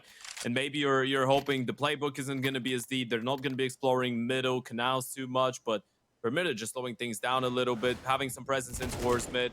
Feggy, of course, in towards that B bomb site too, but as you pointed out, even if you don't have the middle and B presence, eventually when 2 AKs just walk in from A main and they headshot 2 people without any real utility being used up even, it's not going to be easy for you to counter. So early on, Permitted, they lose the first buy round, but they recover in the second. Now, Jacasmo's Nova in towards mid is something I'm excited about. Long range, first one is this. The rest, I would have hoped for 2. I mean, the first one was sick. It wasn't the closest of ranges you could have hoped for, so it was still a nice shot. Candy Apple 2, culture points. I was about to say, beautiful Classic. color. Oh, we got to see it again. Ah. Oh yeah. That's the real CS experience right there. That's the one. It's like you're playing one of those. You know those I forgot the name, those hunters simulator games where you're hunting deers and stuff. Yeah, I forgot the name. It's like you're playing that. I actually think it's called The Hunter, or well, one of them is called The Hunter. Well, that would be convenient, wouldn't it? Yeah. Wonder why. Yeah. It's like trying to think of the name of Euro Truck Simulator. Literally. Pretty self-explanatory on what you're doing. Oh. Usually simulators, they do simulate. Yeah, and it some kind of activity. It usually is exactly what it says on the tin, and exactly what it says on the tin of this round. It means it is going to be Permitted for sure. I mean, Fear is surrounded and will not get out of this one alive. No chance of saving that Nova. So unfortunately, we will have to say goodbye to the Candy Apple. And so far, despite that first gun round being lost, this T-half has been as sweet as a Candy Apple, I would say, for Permitted. Yeah, I feel like you couldn't really expect anything from this round. It's still nice for Permitted that they're able to get a 4-1 start. Of course, Passion UA are on the city side, so we can't really be too critical of it. 1xBet still heavily favoring Permitted for that end win. I mean, you can't really fault them. A pretty convincing 13-6 on map number 1. A 4-1 lead here on the T side of Anubis with potential momentum starting to snowball their way through that first half. Of course, want to go and check out 1xBet in the link below in the description of the stream. In the about section, if we have to be specific, you can get 130% deposit bonus on your first deposit. And the code is, Jack? 1X or ESEU. Thank you. Yes. Teamwork makes the dream work. That's what Yes. Perimeter are thinking right now. Grouping up in towards that B bomb side slowly but surely. It will be a split. Veggie needs to make sure he doesn't get spotted with the bomb, but he's just going to be playing as passive as possible. And this time, we see the readjustment from Passion. They have 2 people in towards middle, but that's not the right time for that readjustment. Means that Fear and Zero Fix will be all alone the moment that hit comes in, and Chikazmo starting to rotate back. Yeah, so you're going to have a few players here at least. You're going to have 3, but the smokes should be enough to just kind of block them off. That molly means that the site only gets smaller. The flashes completely blind Zerafix right now. Mass is already up close. Zerafix now has been spotted out. Comes away with 1 kill. Maybe could have got a whole lot more. Mary going to be mollied off the bomb for now, which is going to delay that plant and allow Jambo maybe to creep into position.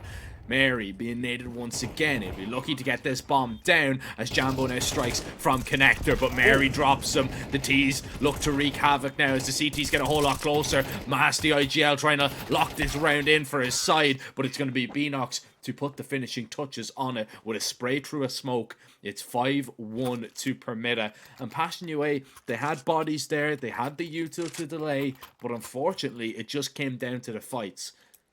Yeah, it just came down to a fight through a smoke too, right? That worked out really nicely. Zero Fix, he was flashed into oblivion and still able to wait it out. Jampo getting the kill onto Veggie, being a nuisance. Unfortunately for him, he had the AVP, not a rifle, and Mary's low HP didn't make a difference. And look at that from Beanox. He didn't even wait for Eschiller to tap the bomb there. He just wanted to go for the straight up refrag through the smoke, had the information because of his teammates' death onto where that final CT was. Shoots him straight through the smoke, and now this is starting to be a little bit problematic for Passion UA. You are on the CT side, but eventually you got to start picking up rounds. And 1 with a pistol would be a good start to it. But Veggie still manages to recover for the first, and his teammate should be able to find the refrags, but Fear doing a whole lot of damage on the 5-7. 5-7 once again, wreaking havoc in this game. This time, it is Permita's enemy. It was their friend on Ancient. On Anubis, that's all they're up against right now in this round. And Mary over the top of the smoke just gives Eschilla a free haircut. A short back and stomping as Permita right now are stomping all over Passion UA. And we are going to see a little bit of a tactical pause brought in. So, Passion UA, something does need to change. What do you feel it needs to be, Ted? This is a really difficult question. I feel like some of those rounds have not looked too bad on a fundamental level in terms of the idea that they had. That B take is a really good example. There's been a couple occasions on which you could make the point that Passion UA had the right idea. And sometimes, especially when it's CT side Anubis, one of those closer rounds going in your favor is the thing that you need. You just get one every now and then, even if you're not going to be able to dominate that first half entirely. You just get 4 or 5 rounds. It's kind of like watching old school Nuke, right? And you're on the T side, you're just trying to scrape the barrel for a couple rounds. I feel like you can try and probably switch things up a little bit if you're Passion, get a bit more proactive, look for some information, look for opening duos, maybe aggress in towards B main, try and fight for canals, have a double setup in towards A. Now, they don't have an AVP, which would be a bit problematic in that sense, especially in towards the A-bomb side, but you still have a couple possibilities to try and find an early opening and then work your way when you already have that man advantage. I feel like this is something that they haven't really been able to achieve that much, trying to play from the back of the side, and it hasn't been necessarily efficient. Oh, this is a good switch up. A 3-man setup in towards middle when it looks like Permita might walk straight into it.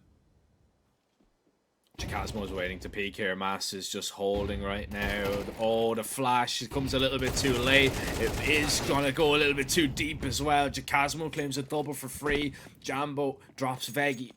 And you net 1 kill, but you lose the bomb. And that is not ideal for Permita, as the CTs have complete control. And this was a great call for the setup. You were spot on. It's worked wonders. And Mary, although he is in quite an advanced position, you would say, it means literally nothing, because Passion UA are going to be looking every which way to see where he's coming from. It's all about the damage now for Mary. You get 1, that's all right. You get 2, that's really good. You get 3, that's absolutely fantastic. You're not winning the round probably. You can do some money damage. The thing is, Vegi's out of money. So if you're Mary right now, you have the money to drop over, even if you go down. You got to make a decision whether you want to lose that AK or risk losing that AK or just hold on. I feel like he's just trying to go around the world, maybe catch 1 kill. If he gets that 1-on-0 fix, that should be him just giving up on the round after getting 2 kills. And that will be one that is free. And yeah, the save is going to come in play. They hold on to the AVP, they hold on to an AK and an M4. And as we pointed out, that was a lovely readjustment. That's exactly what you needed. Something out of the box. And I like the fact that they initially, when nothing came through, they didn't wait for Permitted to walk into them, right? They got a little bit more proactive, gave the setup, what, like 10, 15 seconds to net them something. And in the moment that it didn't happen, they started moving forward and they were already close enough to be ready to react to Permitted. Yeah, the only thing I'm going to play devil's advocate here. I'm just going to be a Debbie Downer. You can't put 3 mid every round.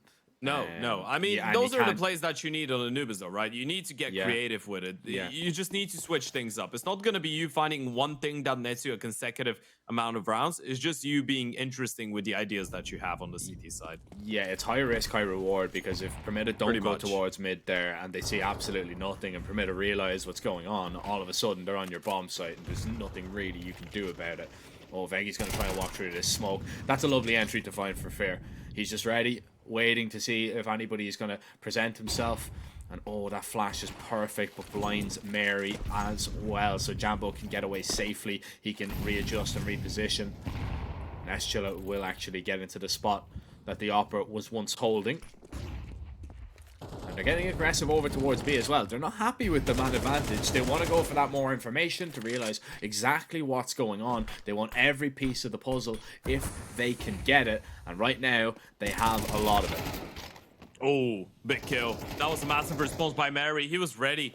Spots the smoke, waits for the flash, waits for the boom of it, even gives it 1 more second to make sure that he's going to catch that CT in transition.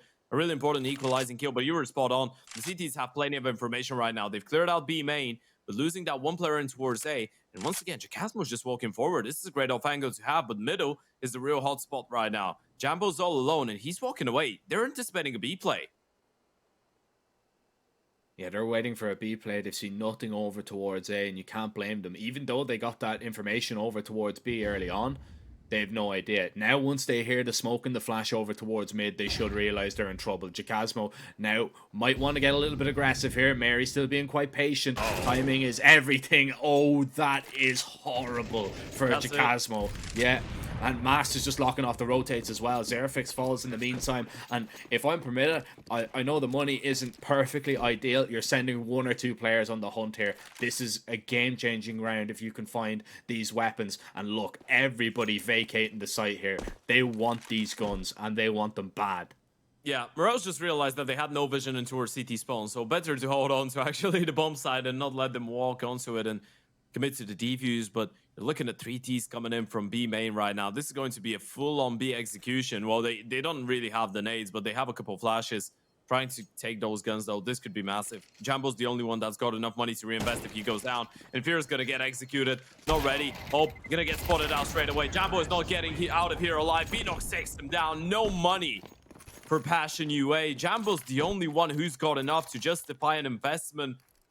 And he can drop over an M4. Jacasmo can buy 1 for himself, but there's going to be no util left. This should just be a hero hope half buy around it. Oh, Jacasmo was after investing as well, so 2 hero rifles maybe. You're getting max loss bonus anyway if you're Passion UA, but this is just great. I mean, Jacasmo, I feel sorry for him. He's played it really well. He realized, all right, I'm in trouble from mid. Passion UA have made the gamble play over towards B. And they've got it wrong. Unfortunately, that's what happens sometimes when you run the risk of those plays. When you try and make the percentage, when you see nothing over towards A, you maybe give up a part of the map late in the round, and Permitted were just able to take advantage. Now, this is a really intriguing buy. Jacasmo is saying, all right, I don't mind playing a lesser weapon maybe should we lose this, but I think an M4 can make a difference here on top of that 8WP, and it's all about where they position these players. The M4 is towards mid, and Jambo is, well, wherever he was, he's 6 feet under.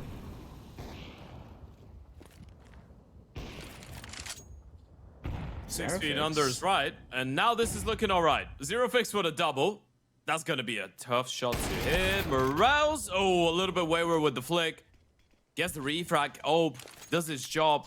Hero Gun finds a double, but now he needs the missiles to go huge again. And Fear, oh my goodness.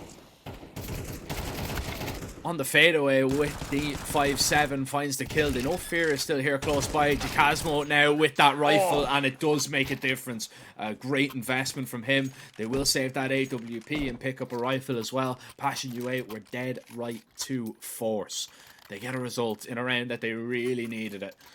And, well, now their economy has been boosted a little bit by it. Let's have a look at this. We didn't actually get to see this here. Zerofix, I mean, he's been given 2 kills on a play. It's a nice peek there to actually make him miss the shot. Yeah, that fadeaway 5-7 shot was nasty. Yep. That ends up being a big difference maker too, right? If Fear falls down straight away to the rifle running out, that was going to be a 1 versus 3 for the rifle. For Passion UA to pick up their 3rd round. You are able to put up a pretty decent fight. And, you know, those are the rounds that you need to pick up every now and then, right?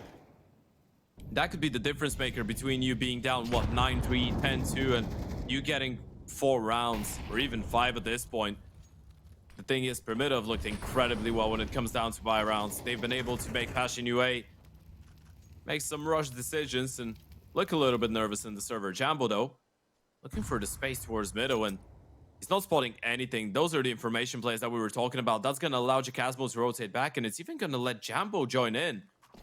Passion UA, they have the perfect read for the occasion. Yeah, I don't think the op is going to make too much of a difference, though. He's going to be smoked off, and he has to take a risk and push past the smoke as the flashes are coming in. It's down to the site defenders here now, who are still being blinded and bombarded by flashbangs. The T's will enter in. Jambo hits a shot and tries to scamper away through the smoke, which he will be able to do, but he'll take a little bit of damage now on the exit. Look at this position from Veggie here. This is huge. If Fear doesn't read into this, this is a big problem. And I don't know if he will. I don't know if he'll be able to spot him. And Veggie still wins the fight anyway. Zerofix at least creates a little bit of distance now that Passion UA can walk into. Jambo's going to be holding. Beanox looks away. It's down to Mast on the site. He does some damage, but not enough. Passion UA are able to retake that. And they saved themselves, Ted, because that one was slipping through their fingers at a rapid rate. Yeah, Beanox probably feels like he shouldn't have peeked there, right? He tried to catch them on the timing. He thought they were going to get a little bit too enticed, I guess, to clear out the player from the back of the side, but he just walks into the line of sight of the Oper. Low HP on the rifle for Passion UA. Doesn't stop him from getting the final kill too. Great refrags into the A-bomb side. Veggie doing a whole lot of work there, getting the kill onto Fear. And this is the fight that they probably didn't want to give away. Jambo getting that kill. Zerofix putting an end to it.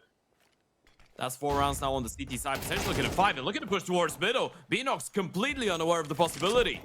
Love that. Love that from Zerofix. Gets super aggressive. Great flashbang as well. And what a way to find an opening kill.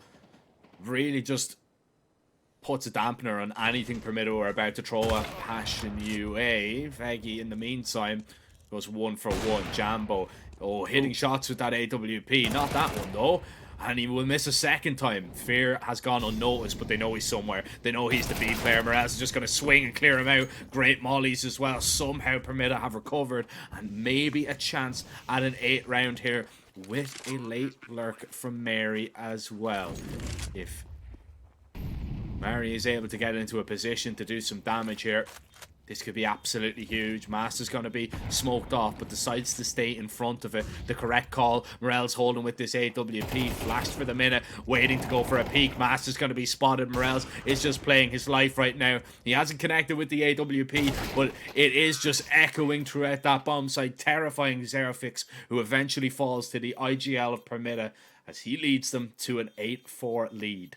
It feels like it was round for round there towards the end, right? The previous one should have been Permittas, and this one, it felt like it should have been Passion UA's. They had a 5 versus 4, then a 4 versus 3 after Veggie gets that 1-for-1 in towards the B main. But a great recovery. A couple wayward shots by the Ob, though.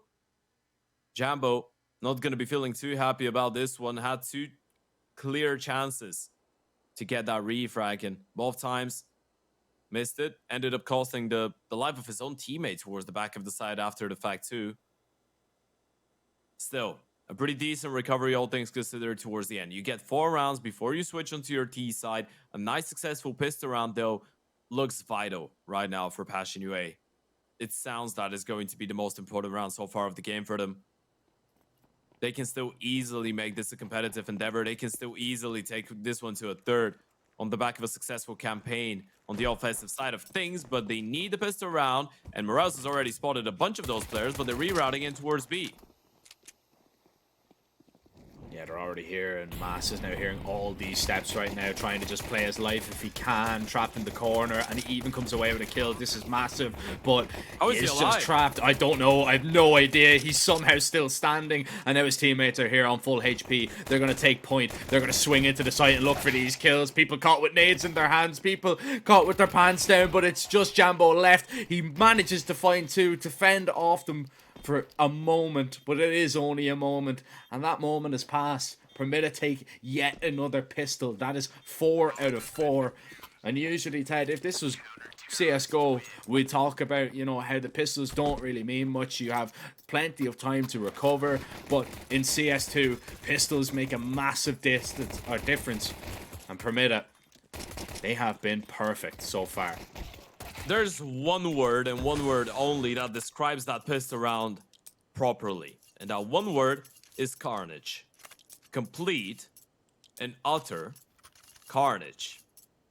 And still, Permita able to get away with it. Tactical timeout right out of the bat. And you know the force buy is coming in for Passion, right? They planted the bomb. You know the rifles are going to be in play. Mac 10, Tech 9 for Fear, Util 2. If you're Permita, you want to make sure you convert. This conversion here, this has the game on its back. You win it here, you're going to be up 10-4 against an eco, potentially 11-4. And you should be able to close it out from that point on. You realize how important this round is. And look at the investment. They know the force is coming. 3 M4s, 1 FAMAS. Putting your money on the rifles. You're just relying on the individuals to deliver. And Passion UA with a B play in the works. 3 players, including the bomb, straight in towards canals and in towards connector.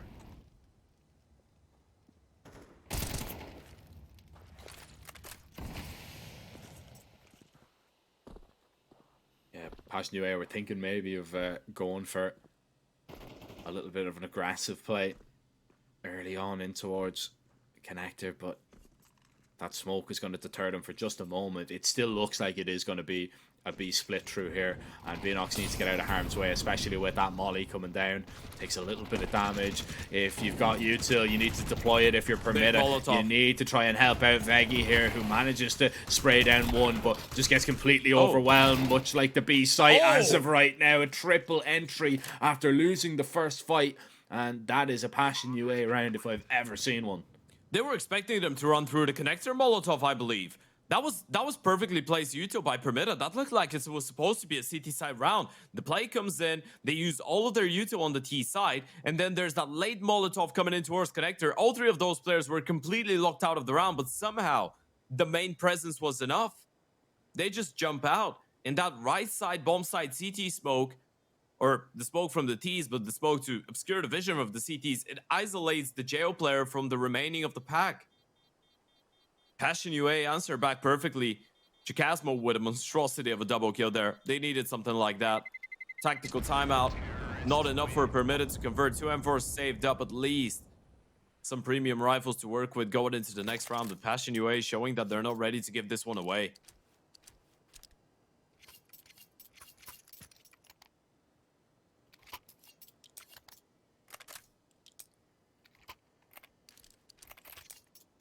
That response needed and welcomed for sure, but there's a buyback coming for Permita, and Passion UA better be ready. Still heavy underdogs according to 1xBet.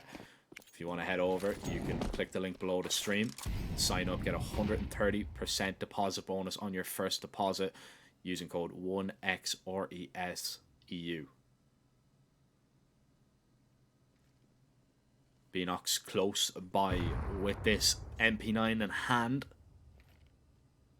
And it's a pretty similar round, it would seem.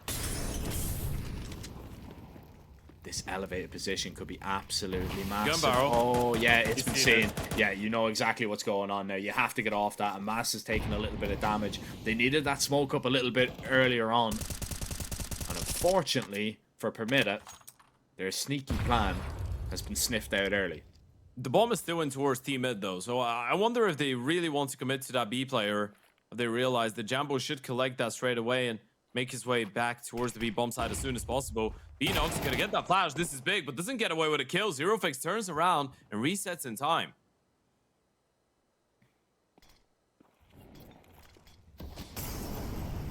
Passion UA should have the advantage, but I do worry for them, especially with Feggy close by with his trusty 5-7, waiting for people to peek. But Eschilla will calm the nerves a little bit with that double, dropping the rifle as well just before. Permita will have to try and hold on to what they have. This is going to be an eco for the Polish side, and Passion UA can get a whole lot closer before Permita can field rifles once again. So that is at least something to look forward to if you're a Passion UA fan. I can tell you for sure that they felt the rifles in this round, just not in the most pleasant way necessarily.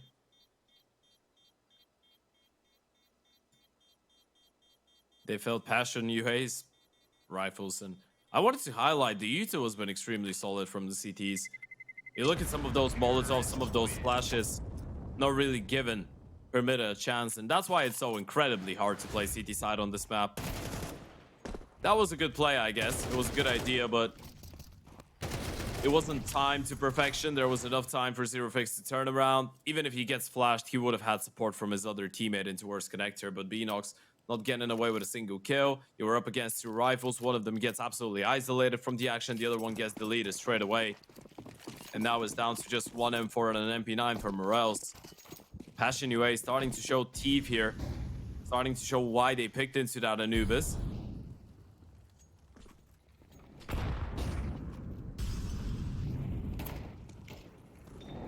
Some might say they've started showing their passion for the game.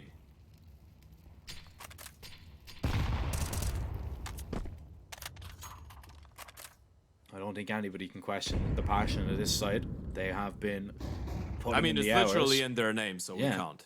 We True. couldn't, even if we wanted to. But they have been putting in the hours. They have been putting in the work, and right now they are putting it up to Permita. Just 3 rounds behind, and 2 if they're able to just get past really the rifle and SMG that are ready and waiting in the hands. Oh, timing could be everything here. This could be a big problem. Luckily, the kills go the way of Passion UA, and they continue to go in the way of Passion UA. That's the round. But now the buyback is here. No AWP, which is going to be a little bit of a problem for Permita. No ult right now, which means that you need to start taking aggressive space, right? You need to do pretty much what Passion UA did the last time. You either go for gamble stacks, or you push early on in desperate need of an opening kill, end of look of information towards the middle portions of the round. Passion UA have a really good foundation right now on the T side, and they can keep on building on top of that. A pretty standard start to the round here for the CTs. A 3-man setup in towards the B bomb side, probably anticipating a B play, but Passion UA just playing the default, taking their time, and doing a little bit of exploration work around the map.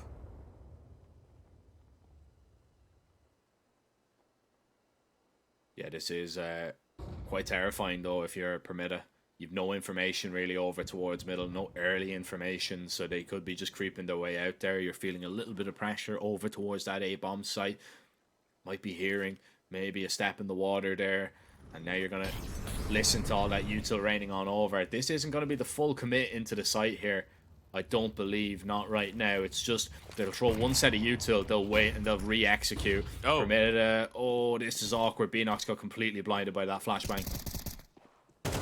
Mass drops the bomb, and that's the information. Mass doubles up and doubles down. This is big from the IGL. You might need a little bit more though. Here with a refrag on to make it, but look at Beanox. Yet to be spotted, yet to be found out, but still good only for one. Mass is still alive towards the back of the side, and he needs to give it away. He can just focus on staying alive. First tap of the bomb, spam comes in, a lot of damage, and He realizes that was just the tap. He can just give it away and wait for Morels. He's in a really good position. They're going to try and bait him out. Chilla wins the fight, but Mary, here he comes. He can deny the bomb. Yes, he can, and he has. It's down to fear. Mass is repositioned. Mary up close, and Mass not needed. Mary with the double. Nice idea there from Permita to walk in and just have Mary fully bait the first player. Let that first player walk early, go for the information, don't swing, and Eschel had no idea there was going to be a second player behind it, and why would you? Perfect call from Permita on that retake, but Mass just staying alive and even doing a tickle amount of damage to the player that was trying to plant the bomb. Excellent. Yeah, great work by the captain. Usually not called upon to do the impact with the rifle, usually just the puppet master of the team sacrificing himself. But multi-kills so far in that series have been great for Mask, especially when they've needed them. High impact kills, and oh, yeah, that HE's gonna hurt. Never mind, it actually goes up into towards carpets. Both of them missed. This is a big problem. Mary's completely alone. This is a fast play out towards this A-bomb site. Shadow's going to be spotted. Mary's going to realize what kind of trouble he's in right now, and he can't cross away safely. The smoke is going to go up. He might try and get away now, and he will, but the site has been completely lost. They haven't done any damage. They haven't found any kills. And look how trapped they are. They're mollied around every single corner. And Zerafix is going to try and get in the faces of the CTs here. Flash is good. Beanox not blinded. And Zerafix unfortunately has to give up that space as the CTs try and walk in. But they need to play together. The crossfires should be excellent from the T's here. And they are. They are picking up the majority of the kills. The majority of the frags. It's down to just 2 CTs. Wait, what? But Beanox is battling back. They've mollied off the T's for now. They need to get on this bomb though, and Morales is the only man with a kit. He has to go and find this bomb and stick this defuse, but he's getting out of there, and they've done it. Passion UA are going to be able to hold on. A great call. Defense was just way too weak there from Permita, and there was nothing Mary could really do about that situation. Yeah, they were able to hold on to the bomb site for such a long time too, right? I mean, Permita, they were rotated. They were standing there for a good amount of time, around 10 seconds. They couldn't just start the retake. Zerofix getting the first kill. Eschil on another headshot angle. Bomb plant too was absolutely key, right? Planting the bomb in towards mages, making it an open plant towards main. And you can understand why Morales didn't even try to help Beanox there. He knows it's pretty much impossible to get away with this round. Another reset on the money. Morel's the only one with a rifle, the only one with anything to show. And he's gone aggressive in towards middle, but during the steps, he can catch the bomb. This is a big issue. Oh no, he misses out on the kill. Oh, lunacy, and he still manages to come away with one. The pistols are going to try and walk behind it. Mass has picked up that AK. It's changed a lot of hands. Everybody's picking it up, but nobody's finding the kills. But Chilla, as he locks in 4. Yeah. Locks in 4, locks in 9 for Passion UA, but that was just the saved rifle and the full eco. Permita are back on a buy. And we were expecting Passion UA to be a little bit more competitive in this game. Now they're getting really competitive. Now they're in a position that they could possibly take this map, force an overpass, and really put the Polish side under pressure. But it's all worth absolutely nothing if you stop winning rounds right now. You need to get it over the finishing line. It's been a good CT side. Well, a good T side, actually. Sorry, so far for Passion UA. Permita just picking up 2 on their defense, and Chikasmo opens things up. This is big. Morales is out of the equation, and that puts a whole lot of pressure onto the shoulders of the solo A anchor. Mary needs to give that bomb side away. He's got no quick rotations either, but the bomb still dropped in towards team mid, so the T's not looking to actually commit on the back of that opening.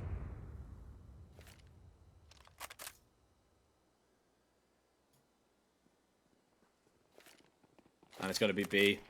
Beanox is going to try and get this smoke down. They're not going to respect this, and why would they? It's Chilla in, but the CTs are still here. Mass, he needs to hit one of these shots, but he just cannot do it. So many bodies sprinting at him, bearing down, locking eyes with him. And Passion UA will claim yet another round. 3 in a row, 6 out of 8 on this T side, and it has been a great T side for them, Ted. They're now back in this game. They put Permita on to an eco, and this will be surely an 11th unless a massive slip up occurs. Yeah, you're looking at some solid CS being played out by a pretty young team that not a lot of people a couple months ago even knew existed, right? And now those guys are showing some pretty fundamentally, pretty well put together Counter-Strike. They're just one step away. A couple rounds. Just up against the pistols this time around. Eschilla wants to make sure he doesn't give away his life silly to the 5-7s pushing. Playing the default. Good awareness as well. Molotov gonna force Mary into a fight, but it traps his teammate behind, so no refrag potential there. Couldn't even go for the double swing if they wanted to. Again, the opening kill going in the way of the T's, and look at how diligent they're being with it, not giving anything away. Being ever so careful, making Pyramida wonder on what's going on, and that's just so uncomfortable for the CTs. They need to keep moving forward once again.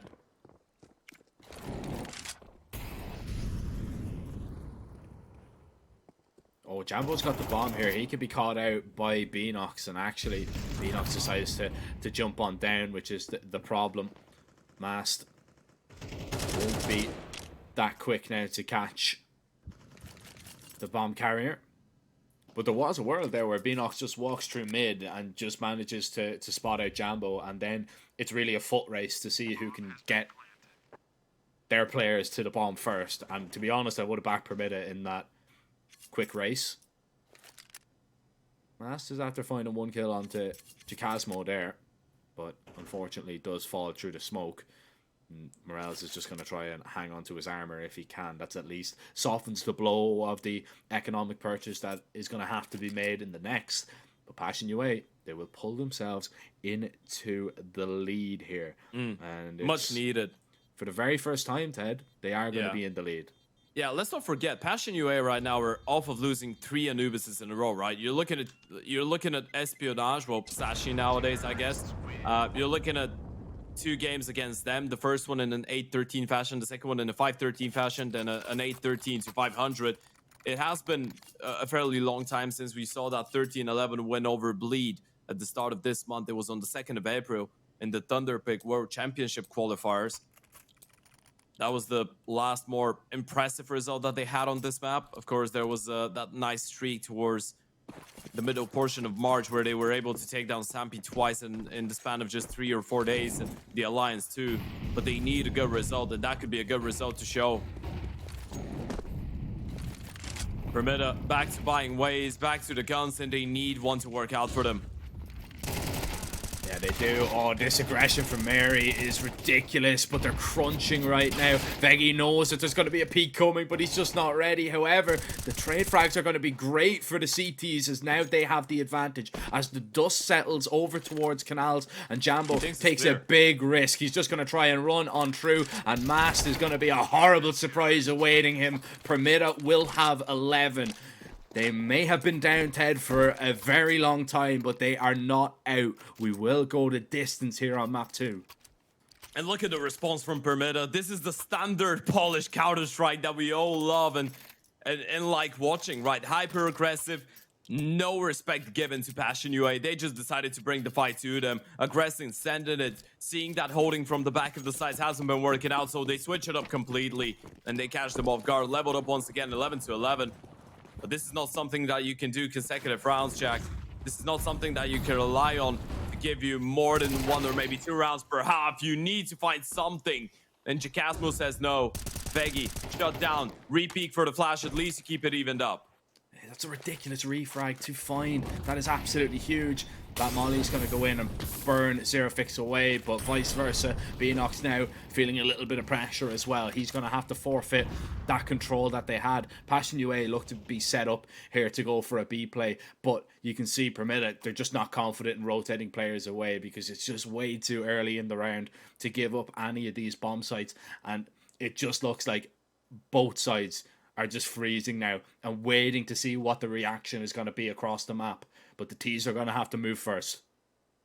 Yeah, you're just risking it, right? You're running a 2-2 setup, and this is not ideal, especially with the util. They just have 2 HEs in towards that B-bomb side.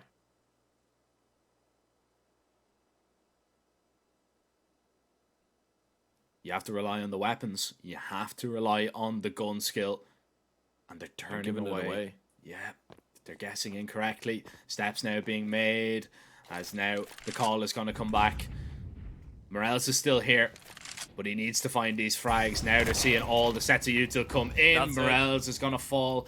You need have to to save. save. You cannot go for this round if you're Permitta.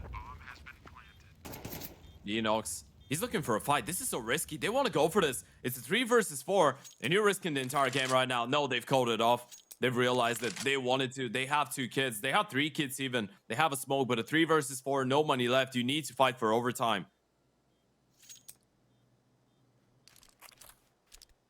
A horrible situation, really, to find yourself in if you're Permitta.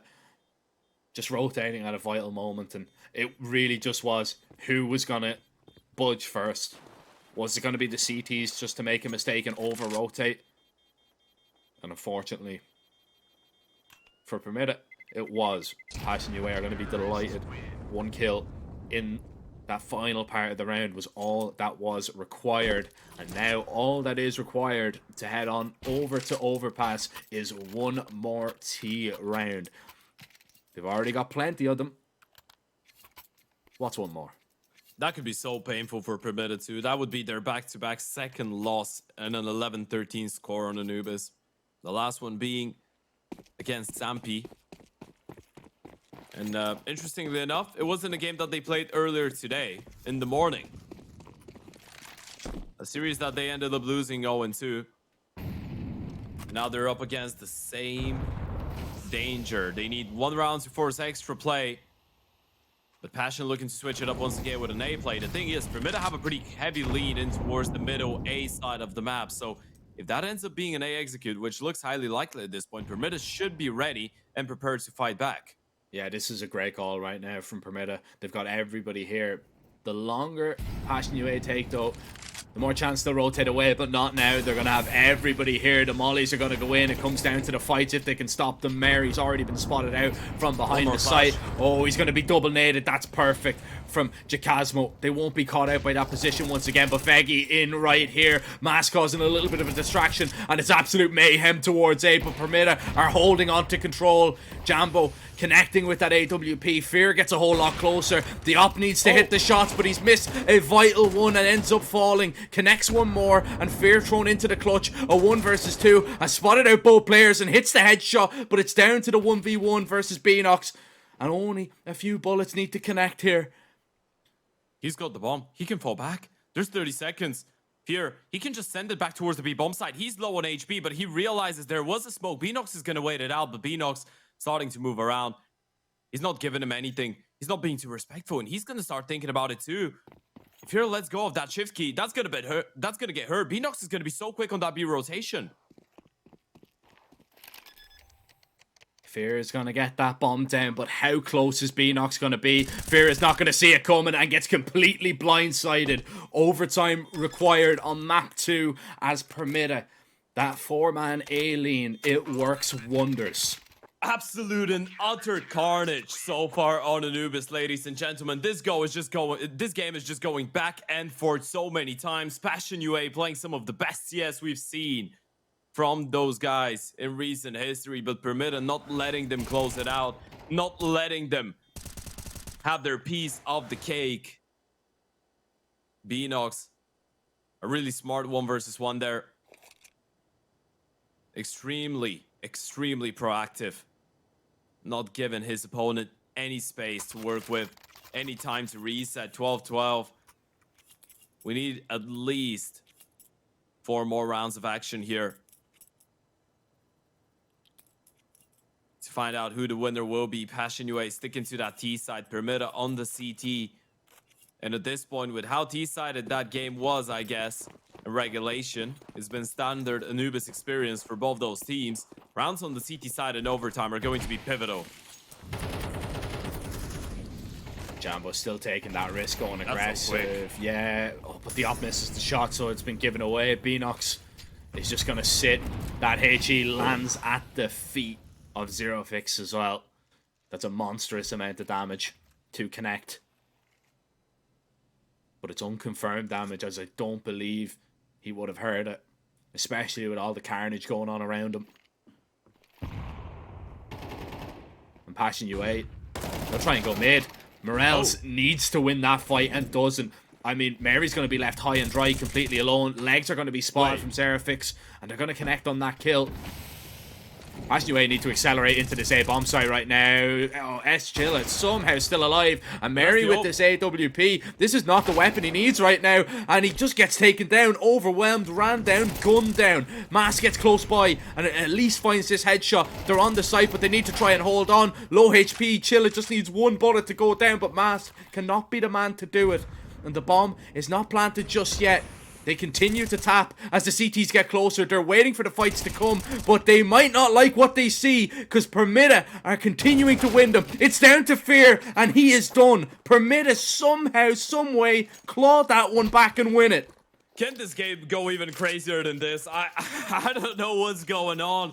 S-Chilla getting a double kill on 1 HP, first onto the Oper, then on the headshot angle on another player. They get a 3 versus 2 on the bomb side. They have an ope towards main, and they still end up losing the round. That was a great response to catching the player in towards Canals. Beanox with a big multi-kill, and then they realized they could have just double peeked it.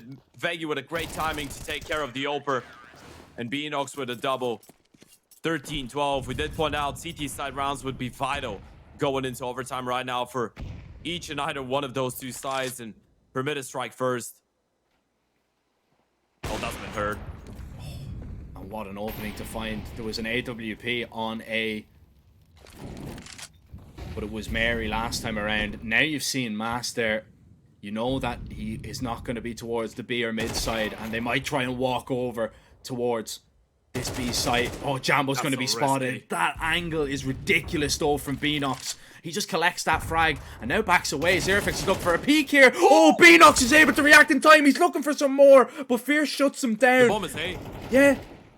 Chikazmo's been spotted. They know the bomb is here. Mary's close by. They know Mass is there. Oh, as he steps back, he falls. It's absolute mentalness going on wait. in this game. Oh, he's faked the steps. He's going back. He realizes that they spotted each other, and now he hears him. He's got this under a lock and key. Morales going in towards B main. This is the last position you're going to be anticipating, Jacasmo. You just heard the steps in towards A. You think you faked them, but Morales is one step ahead. And where do you expect him to come from? Jacasmo's going to stick towards the back of the bomb side. He's so sure that Morales is coming in from CT or Temple. Morales might have the advantage, but this is such a difficult off angle to clear out. Are you ready for it? Are you going to be considering it? Do you spot him out? Yes, they've seen each other. Jacasmo goes for the peek and somehow still ends up winning it. 12 HP to spare. Jacasmo goes huge. I'm nearly losing my voice and my mind simultaneously. What are we looking at? What are we witnessing? This is absolute insanity. It's not the cleanest game of CS you're going to see in that tournament. It's probably the dirtiest, but we're here for it. It's a dirty ride, but it's entertaining. It's all over the place, but it's sick. I mean, look at this. You can see it here. He steps back and he falls. Makes him inaccurate. And, like, you can't write that. You couldn't, even if you tried to.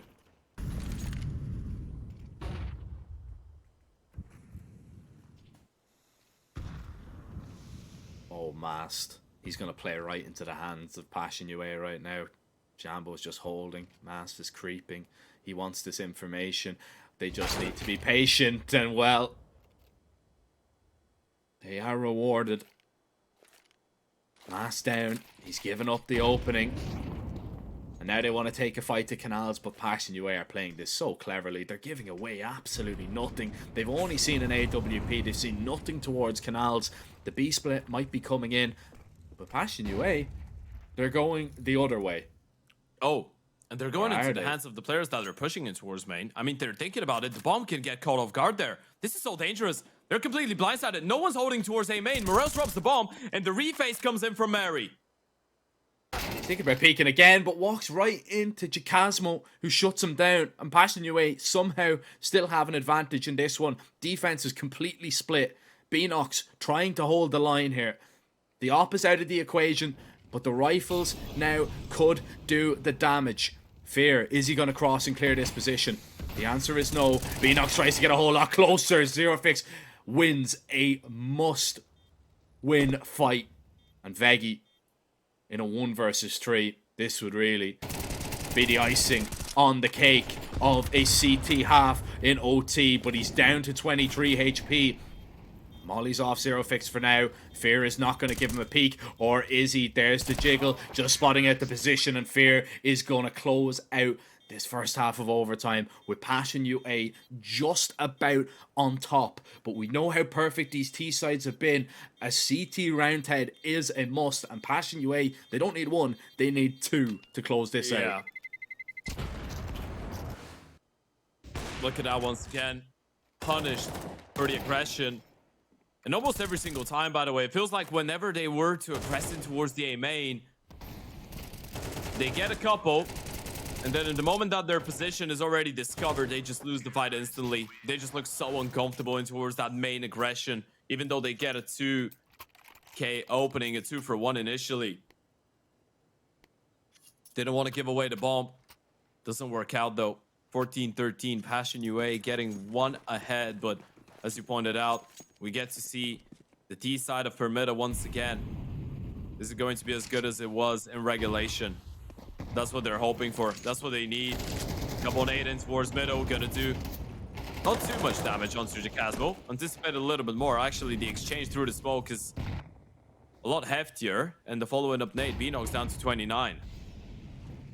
Great flash to get Jambo off the angle. Molly's going to land at his feet, and, well, he's forced all the way back. Nobody was even thinking about peeking him there, but just forcing him out of that position is huge. And exchanging of nades does nothing, unfortunately, to the CTs, but the Ts are taking the brunt of it here. Forced back once again, and just, we're seeing an excellent amount of engagement and fighting for the pieces right now.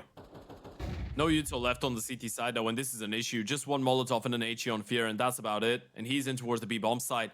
If the T's want to go A, which looks like the case, split through camera and A main, Jambo might have to go huge here with that AVP.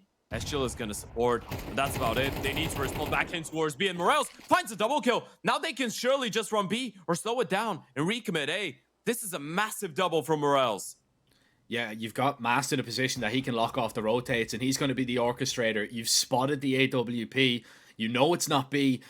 S-Chill is going to be a while before he rotates on over. You have 20 seconds. You need to get into the site here.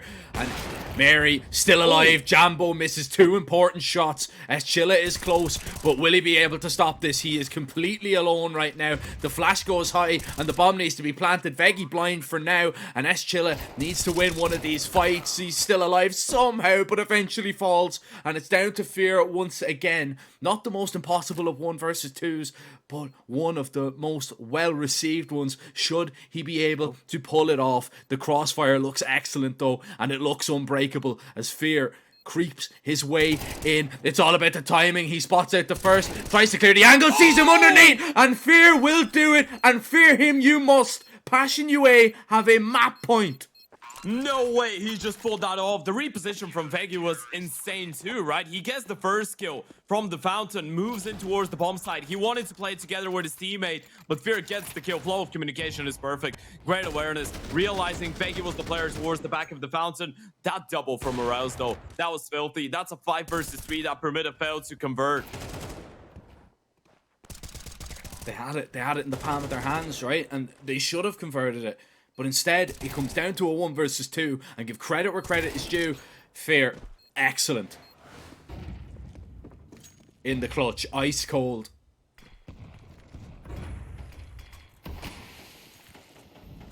The senior member of this team, but still only 23 years of age, showing some composure well beyond his years. Jambo, AWP, Morales tries to pull a fast one through the smoke, and this time the Opper will not miss. You need 2 in a row. You've already lost one of your most experienced players. Mary's thinking about going for the rephase. He needs to wait for the perfect moment, though. Oh, and he's going to get mollied. This is perfect, but Jambo misses.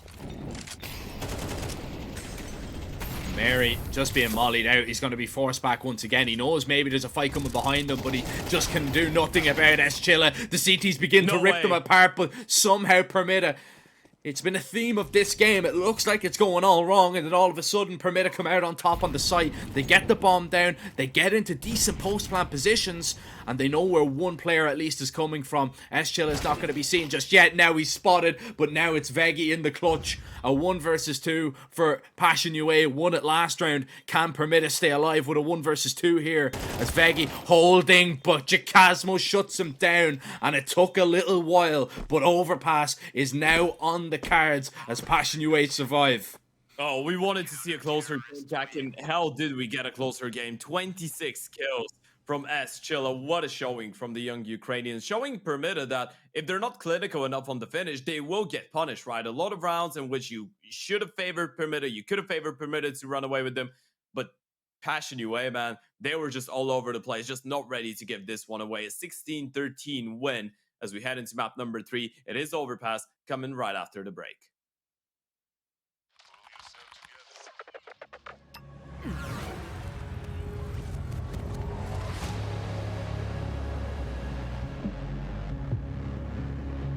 The world is changing quickly. Sector clear. Copy.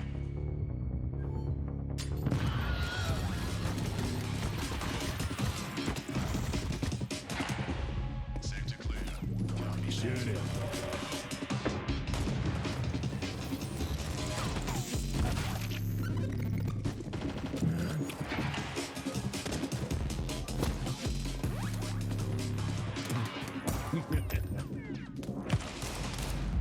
The world is changing, but one thing remains the same. Victories with 1xBet.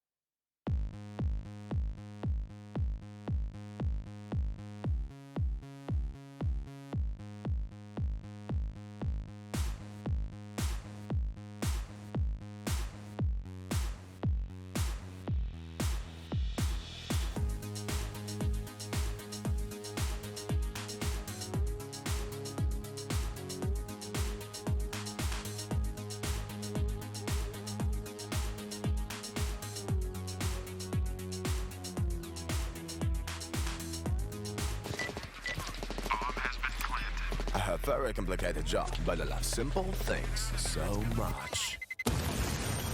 One move, one push.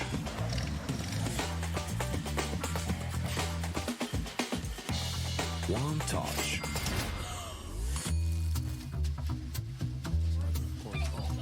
One love. One click. One XBet.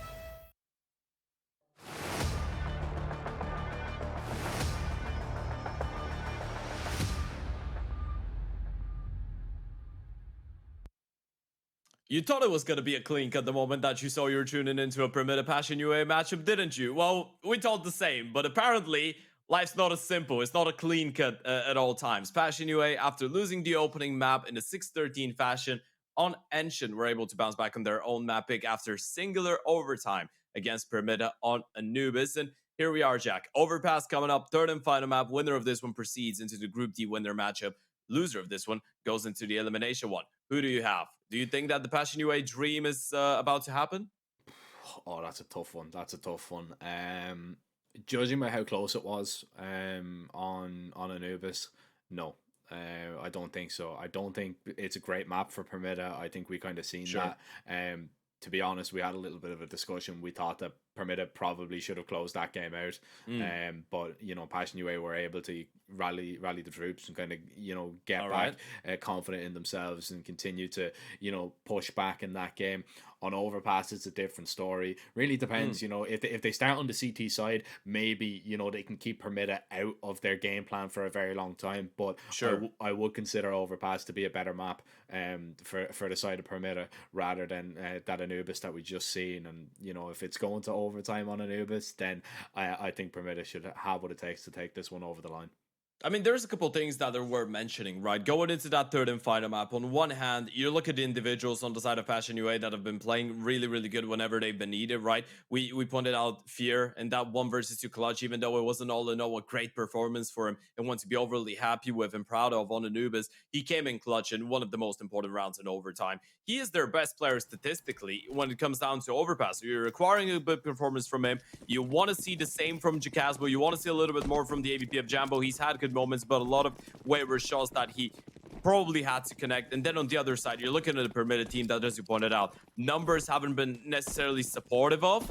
But you look at some of the games they've played. You look at that victory after 3 overtimes against Parivision the other day in the Yellow Compass Spring. You look at the 11-13 losses to both Gaming Gladiators and Mouse NXT, both extremely solid and really good fundamentally over past teams. And you're thinking that the Pulse should be going into this way in the role of the favorite, especially after potentially winning the 9th round, although they are pretty scared. They are being sweaty about it. Shows that they're taking this one seriously. Permit to win the 9th. They start things off on the CT side. And as we said, some losses in most recent times when it comes down to this map. But there has been a lot of close endeavors. A lot of close calls, so to speak. So you can't really look over those polls. Yeah, it is a map that we've seen them play a lot as well. I mean, they've played it 22 times in the last 3 months. So, you know, to win 11 out of them is still pretty solid on what I would consider to be, you know, not the most perfect of maps for them. I think maybe the future could hold that and show that Permit are actually quite the solid Overpass side, but I don't want to take anything away from, you know, Passion UA, man. I think Passion UA are a very good team, but arguably Permita should be just better. This should be Permita taking this one, should they be really serious about making a deep run in this competition. And well, our questions will be answered because we're about to get going for this deciding map. Permita on the CT side, of course, they've purchased up a little smoke grenade. As you see, the 1xBet one being pulled on your screen as well. If you want to take advantage of that welcome bonus, 130% deposit bonus, make sure to use code 1X or ESEU. There should be a link somewhere below in the About section, I believe. As we get going, 3 stack in towards connector. It might even be a 4 stack as they're sitting holding. But Passion UA are Also key. silent. In the kit and the smoker there too, which is interesting. Beanox is the one man holding in towards the B-bomb side. He's just got the armor, but now you hear Molotov. You start pushing forward. That's a big find by Morels. Doesn't even give away the fact that there was 4 in towards connector. Now you're seeing a lot of bodies in connector, and now you're a little bit worried. Permita have been quite solid on these pistols, haven't lost one yet, and it doesn't look like they're going to lose one right now, especially with that kill from Beanox. He gets goosed up, but he is still standing and just applying a little bit of pressure now onto the 2 remaining players, Fear and S Chilla. They need to go together and find the kills. That's exactly what they've done. They will take control of short, as now Morel's holding, taps away the head of one, looking for the second, praying a bullet will connect, but it won't. Beanox is low. S Chilla has to hightail it to get on over. Mass is just going to stick this defuse, and no matter what, Permita are going to win this pistol, and S Chilla has to save his armor, and he will be able to do exactly that. I was a little bit worried that the jump spot might kill him, but however, Permita have that pistol in the books. It would have felt unjust for Permita to lose that pistol round after getting it down to a 5v2 initially, though, right? I mean, the push from Morales netting them a kill, Mass winning his fight, Beanox getting away with a kill. Even though the HP was low on some of those members, still good effort, we must say, by both Fear and S Chilla there to make it as close as they did. Getting 2 kills, or rather 3 kills, a bomb plant. It's not too bad. We're going to be able to send it on the force by Permita, go for another pretty early tactical timeout. Something that we've noticed, we did notice on the previous map too. I think it was after round number 2, as it was a full eco from Passion UA back then in the second round. But before the first buy rounds of Passion UA, and especially in the first halves of their maps, Permita are going for a considerable amount of tactical timeouts. Of course, you have Sydney in the coaching spot. A player, by the way, up until quite recently. We still remember him from his days on the Luminar, AGO, Pact. He's played on the same teams with some of his, well, now teammates, but as he's been a coach. Of course, before coaching Permita, he was a part of AGO for a little while. Sadly, AGO doesn't exist anymore as a proper team competing on the higher level. Has been one of the most historical Polish organizations. A lot of big names being a part of it.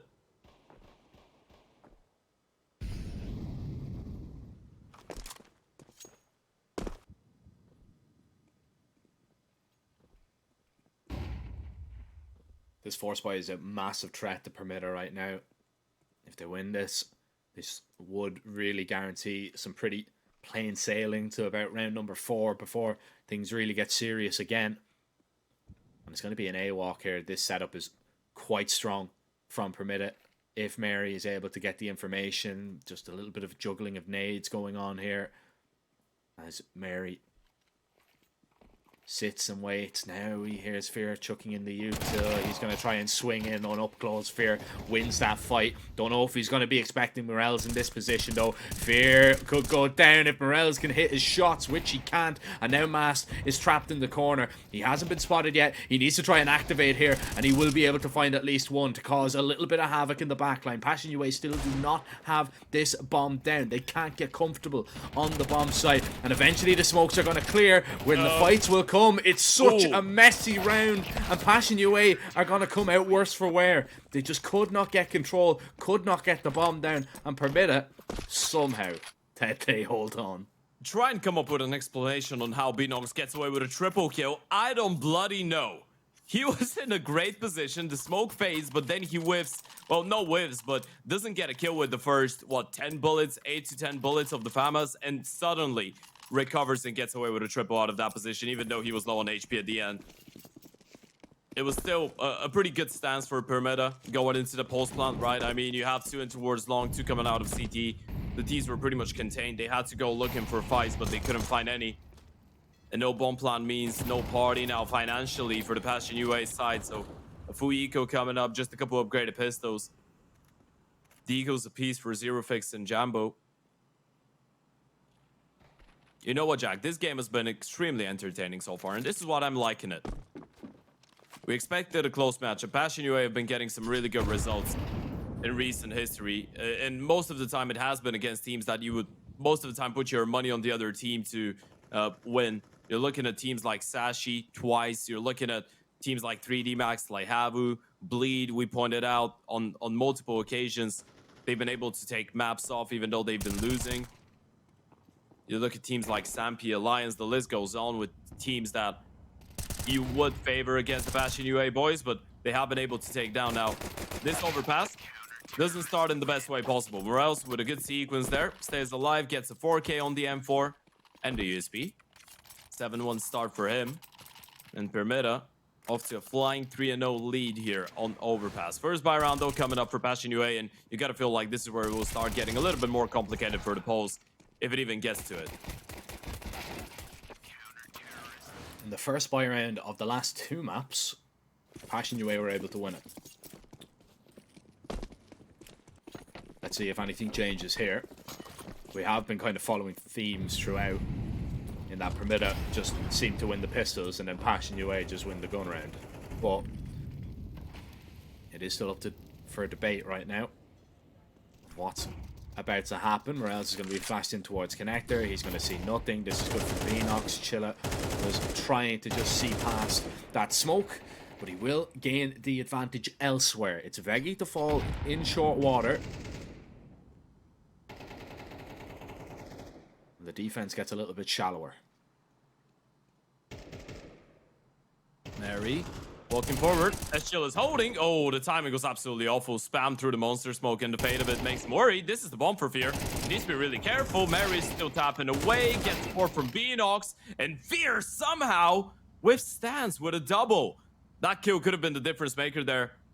And look at Fear go. He's just dropped the bomb and sent himself out the B-bomb site on a scouting mission. Thing is, Mask, if the timing favors him, he could have gotten away with a kill onto Jacasmo and then had a 1 versus 2 against the low HP of Fear and Zero Fix, but it doesn't work out. Jacasmo shuts him down. That's 1 round on the board now for Passion UA. Money issues still not coming up for Permita, but it is a good response. And a lot of credit has to be given away to the man himself, Fear. Yeah, I mean, it's a horrible fight that the CTs find themselves in. I mean, don't think he even sees that second player, by the way. No. Sorry to cut you off, but you're just seeing the bullets and you're just tapping away desperately trying to connect. Yeah, it's a horrible fight for both parties, but I would say it's worse for the T. I would say for the CT looking up. No. Oh, all right. I mean, I'd say for the T because the CT is the one that's choosing when to initiate the fight and when to peek into. They're just stuck there. Either way, not a nice fight for anyone that Fear manages to come out on top in. Passion UA, they show the presence, they pull a lot of rotations down towards this B bomb site, but it is not the full commit, not with the defensive smokes that are up, but it is just the bait that they have fallen back to try and pull Permita out of some positions. Veggie, he is going to be able to get that trade, but Mary falls now in the meantime, and Jambo has not moved. He's holding, he's waiting for Fear maybe to catch a timing up towards long. No timing such exists because Master's posted in bank right now, waiting. Jambo begins to move and tries to walk out. I mean, if he goes down here, the round is done. Smoke and Molly. And it is just a fake. Jambo's going to try and sneak his way up connector. Yeah, this could work out. Fear has the A-bomb side. The thing is, do you want to risk just letting Jambo run up, or you want to wait for Fear? And apparently he's going to run up. Yeah, 20 seconds. Nothing's going on. Permita will start thinking about it, and you can see Masked is aware of the possibility of a timing. He's going to take his time clearing all those angles, and Fear doesn't actually take an aggressive position here. They're playing for the bomb plan, it feels like. It doesn't matter that Fear was here 15 seconds ago. They're not going to have any aggressive post-plan positions. They're just playing the crossfire here. Yeah, this angle could be huge, though, from Jambo. It's a very difficult position unless you have a Molotov to get somebody out of here. You've got 1 HE on Veggie, but that's not going to really do anything. Mast is going to fall. Jambo's going to move into position to strike towards the bank players, but he's going to fall as Fear tries to back up away. Needs to find the headshots, and oh, Fear in the clutch is just different as he mows down to himself and gets Passion UA their second. Oh, you even saw the moment when he lets go of his mouse, right? The crosshair stops moving. He's just screaming out of happiness that he's pulled this one off. That was beautiful by Fear. A 1 versus 3, we can even say, because his teammate didn't find anything there. You look at a replay, great protocols in towards the B-bomb side, but Jacasmo getting away with the 1 kill and then falling back, slowing things down. It was a good reaction from Permita, but we got to look at that from Fear. He single-handedly won the round for his team, annihilates the AVP, and then a 1 versus 2, tapping away. A little bit messy on the first one, but the second one was as clinical as it gets. And it's an eco now. Scary stuff. You've just seen 5 USPs, I presume, so you might be better off by just running away towards the B-bomb side, boys.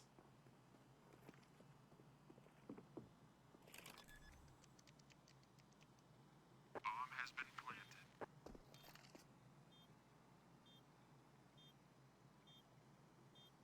I don't mind this from Permita either. They're all over towards long. I wonder how close they're going to try and get here to maybe take weapons away. Can I make a wild guess? Very close.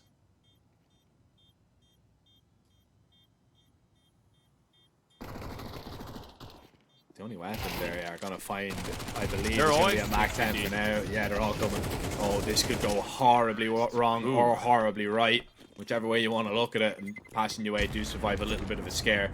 They lose 2 Mac 10s in that round. They keep the 3 rifles alive, which ideally, if you're going to lose players, is best case scenario. 3-3. We are leveled up, and we've got Permita back on a buy. Still yet to see an AWP on the CT side, or indeed the T side.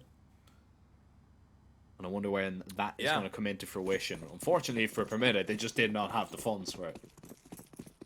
It's been an hopeless game. I mean, if you're Passion UA, there's no op on the CT side. You don't really feel the need to purchase one yourselves, right? Rifles have been doing a good job for you. Late flash in towards Fountain, no one to be spotted out. You're looking for an early opening. Molotov in towards the party, though, Permita. Not really been given too many fights, but Morales is going to stick around. The thing is, he's all alone here, so he's counting only on himself. And now the possibility of falling back is gone. So he's in here up until he goes down. Question is, how many kills does he get away with? First one should be a guarantee. Fear is not ready. Morales, no one to support him. Going for a second, and he's going to nail that one onto Jacasmo too. There's just one more left. It's just Jambo, but he's not giving him the fight. Morales sticking around. Zero Fix takes down Masked, and now that becomes a lot harder for Morales. Dancing around on an island, looking for more. Should be going down straight away, and finally, Jambo's going to punish. Yeah, once you lose that connector player, your party player is pretty much dusted, especially if they already know he's there. Mary, I love this off angle, but he actually steps away from it, just gets a little bit aggressive. A second chance of another kill is going to be one that eludes him. As Actually like that. It's one time for the rotations. yeah. And the rotations are already here. The steps have been made, but not heard, I don't believe. Passion UA are walking into a stack bomb site, whether they know it or That's not. been hurt. Oh, yeah, Veggie drops down. Beanox, though, is able to find Zerafix. Now just the bomb carrier remains. And Chilla throws an aid, gives away his position. They're going to both peek him, but Beanox is all that is needed. As Permita will claim a fort there. A little bit scrappy for sure, but Permita are just going to be happy that they're putting rounds on the board again and putting themselves into the lead. It feels like a breath of fresh air. It's so obvious whenever Beanox and Morales are feeling comfortable on the map, right? You compare it to Anubis. Morales in towards middle just felt out of place. Beanox on multiple occasions couldn't be as sharp as we know he is, but those are the 2 sharpest rifles on the side of Permita usually. And when they're on, they're on. Obviously, Morales being one of the most experienced Polish players there is. He's been a part of, I mean, name a Polish organization. He's been a part of it, including Virtus Pro, of course, a couple years back in time. And then Beanox being the young prospect. Well, young, he's 24, so he's been playing for a little bit, but the young sharp element to the team. And Morales, another opening kill, going for a second, and it's supposed to go Morales all over the place, but again, a 2-for-2 refrag. Yeah, it's not really ideal. I mean, you can't push up connector through that smoke. The steps are going to be faked out to try and bait in a Does he peek. realize he's got the bomb? Yeah, if he goes down here this round, Now it's he done. does. Now he does. Yeah, he has to back away. Beanox actually wins that fight up con, which is huge, but Fear is still alive, and he is a real danger as well. Didn't spot him. Jacasmo, yeah, it doesn't matter. Fear is just so quick to react in time. Flicks onto the head, and Passion UA are really putting it up to Permita Esports right now. I wouldn't be too surprised if we see another tactical timeout in Permita's future, because Passion UA are building up quite a repertoire on this T side. You're being a seer now, looking in the future. I like that. So, what's the future of Morels?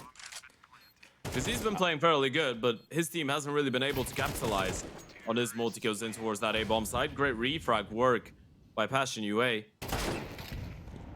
Oh. Sure. Yeah. That's his future.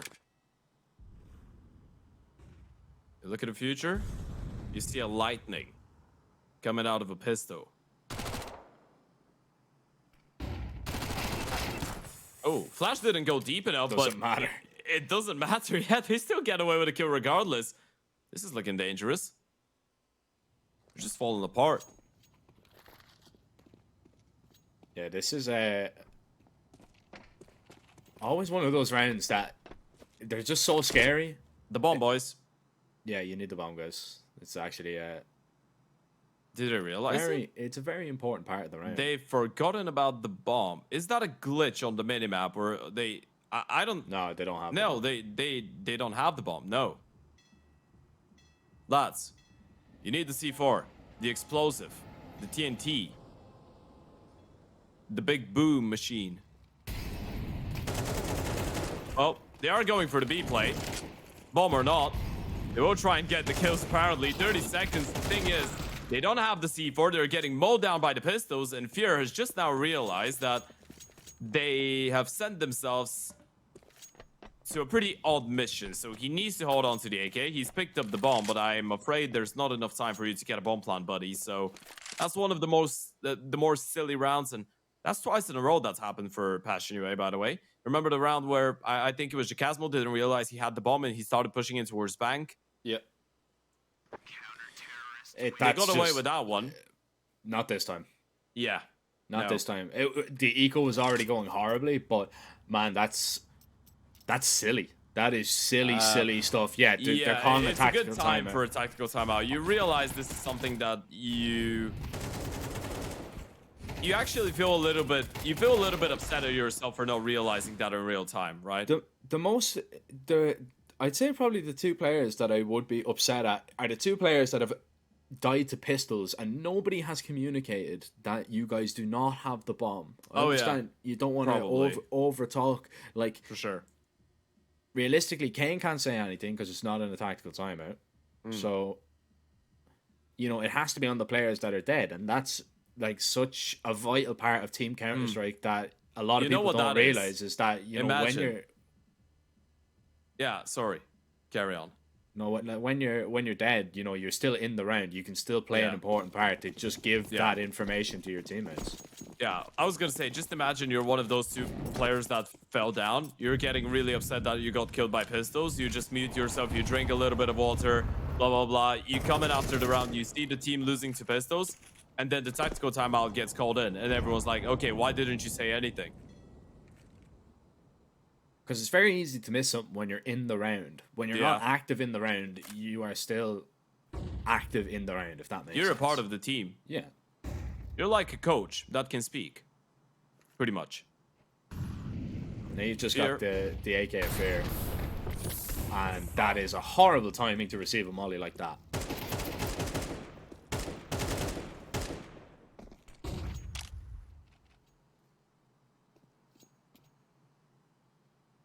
Most certainly. You're pretty much stuck here. One AK, one flash for Jacasmo, which, if placed really, really nicely over Monster, could create an opening, but you're hoping that Fear gets the first kill.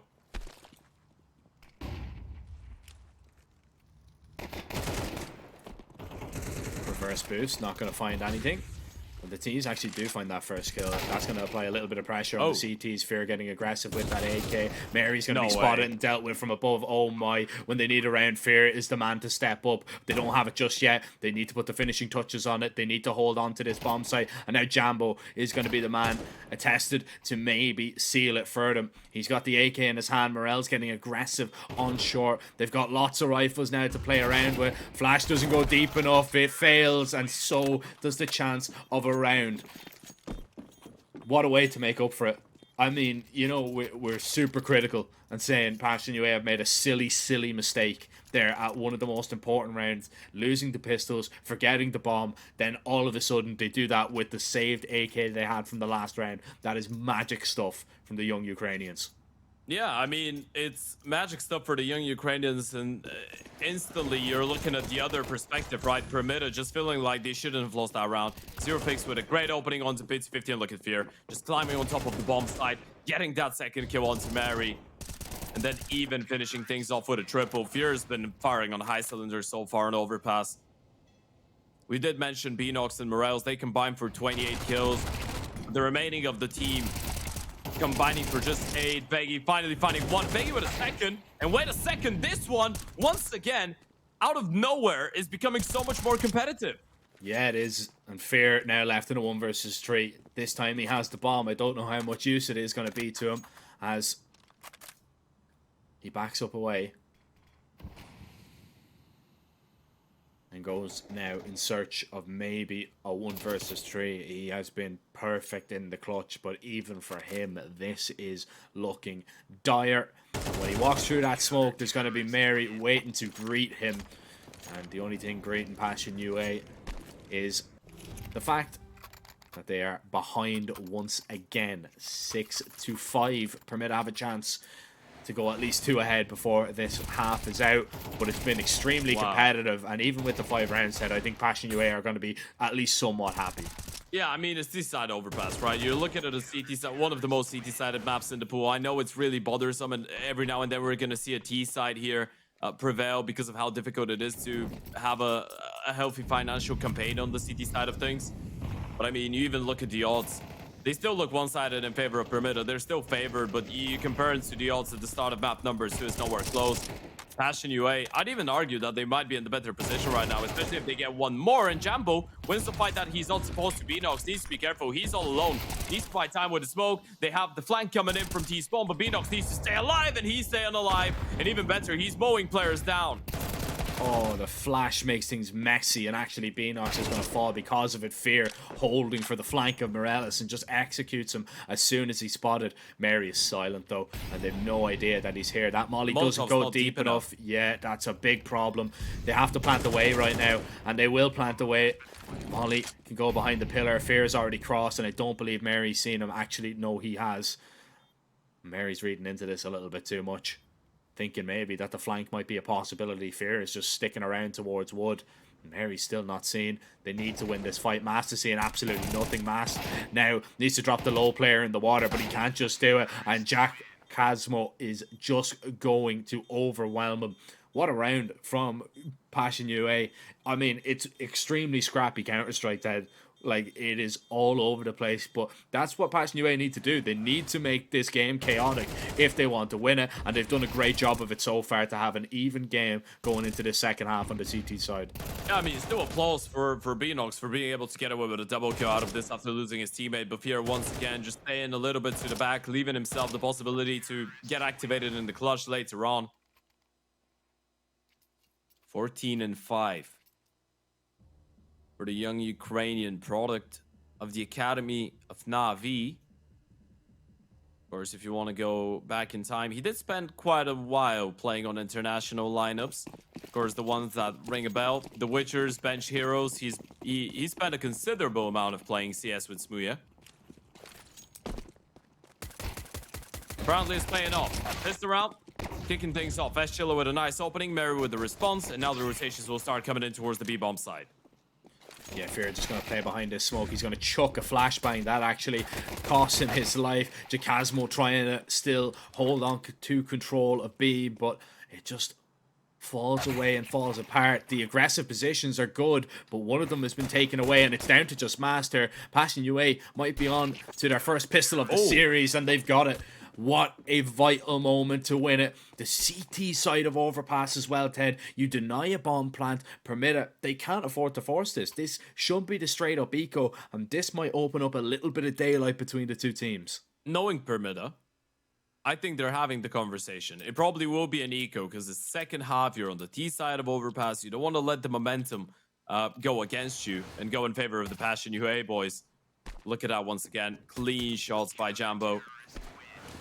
A couple misses from the AVP on the previous map made us scratch our heads, but when they need him, he comes in clutch.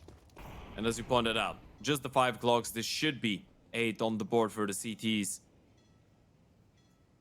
What a moment that would be for Passion UA to have a stellar performance on the CT side. Fear has been showing some great promising signs so far. Already looking completely capable of just being a troublemaker on the CT side, but you also need your A players. You also need Zerofix and Jambo to get tuned in. They're going to get the chance to farm a couple of those ecos, which could be nice for the confidence. And they will. They survive a little bit of a scare, especially Jambo towards the map, but the Glocks are just absolutely no match for what Passion UA have brought to the table. But what can they bring to the table on this first gun? How aggressive do they want to play, especially with the 3 SMGs that they have? Do they want to try and take short? Do they want to try and stay in towards connector? And what is Permitta's game plan going to be, knowing that you're pretty much going into a bonus round here?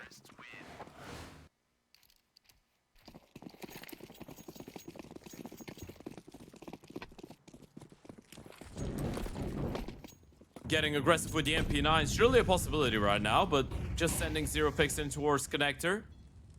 Maybe fighting for short control later on from the B-bomb side extremities could be an idea, but as you pointed out, you just have 1 premium rifle into this one. On paper, if you're Passion UA and you end up losing it, you're not going to be overly disappointed, but if you end up stealing this one away, this could be a massive set of tone here for that entire second half. Zerofix, there's the late take of short. Alongside the players from that B-bomb side, Flash is going to come in for him to go for the peak. Morales needs to be extremely careful. Timing on this one is going to be key. Yeah, and he was all ready for it. He was ready for an aggressive play. He was waiting to see if anybody would walk into him or if he heard any piece of util, and he swings right after. Passion UA now are in trouble, but they're making the correct adjustment. They're rotating players up. They're going to have bodies on this A bomb site to try and defend, and well, there is a body lying towards long, and it's Jambo's. He's down and out of the round. Fear tries to get it done himself. He's a man on a mission trying to get Passion UA another round, but just 1 kill with that SMG. Not a favoured weapon in that fight, and now it's just a 4 versus 2 that lies in the way of Permitta on a 7th round. Jacasma, was he spotted? Wait. I don't believe so. Chilla finds a double. What? And they might find a little bit more. Beanox has been seen. Beanox has been dropped. There's the bomb. 20 seconds, and Morales needs to get a move on.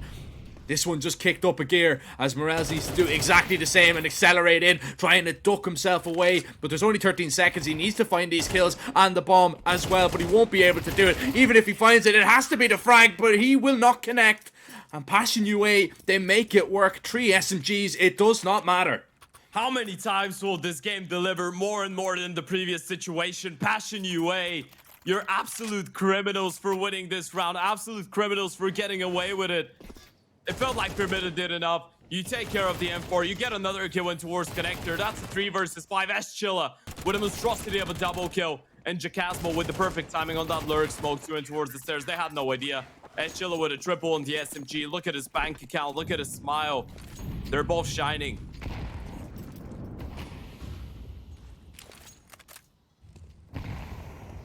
Second nade will land. They need that connector information early. Especially on this eco round. Permitta have been quite good at these set pieces and set plays, though, that I do not want to rule out a possibility or a chance of Permitta snatching this one away. But Passion UA have looked quite good. That round a little bit sloppy, yes, but this one. I mean, we can't even call it sloppy. They had 3 MP9s and a FAMAS into the mix. That was a 3v5 and they win it, right? Yeah. It is what it is. It is the game, man. In the end of the day, you win a round like that. On paper, you're not supposed to. You're going to be extremely happy with it. I don't think Kane is upset.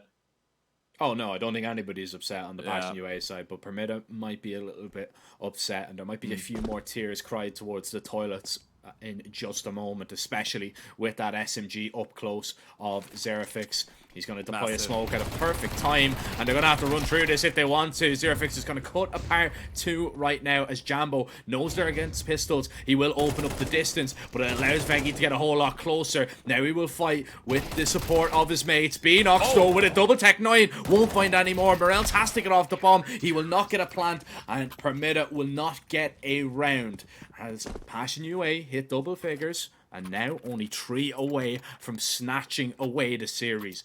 Yet to lose a round on this CT side, Ted, but Permita back with a bye. Need to be back with a bang. I'm not gonna lie, the moment that Beanox gets that double kill on the Tech 9, the cold sweat starts going out. You could have seen a world where he just flicks onto the third player and gets him to Zerofix again with a big double. But look at that from Beanox. This is absolutely outrageous. There is a world where he triples up onto S-Chilla too, but in the end of the day, it is 10 on the board. All for Jambo. First proper investment for Permita on that T side, and they need it to be a special one. You gotta make it count.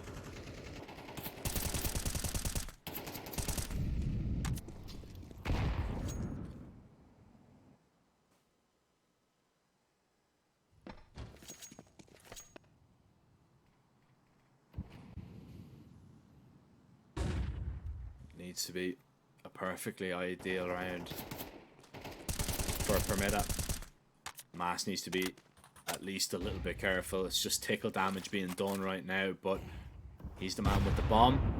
He has tried to bait S-Chilla into a fight for the double nade to happen, but S-Chilla was just out of harm's way, and now a bit of a move being made towards long. It's dealt with.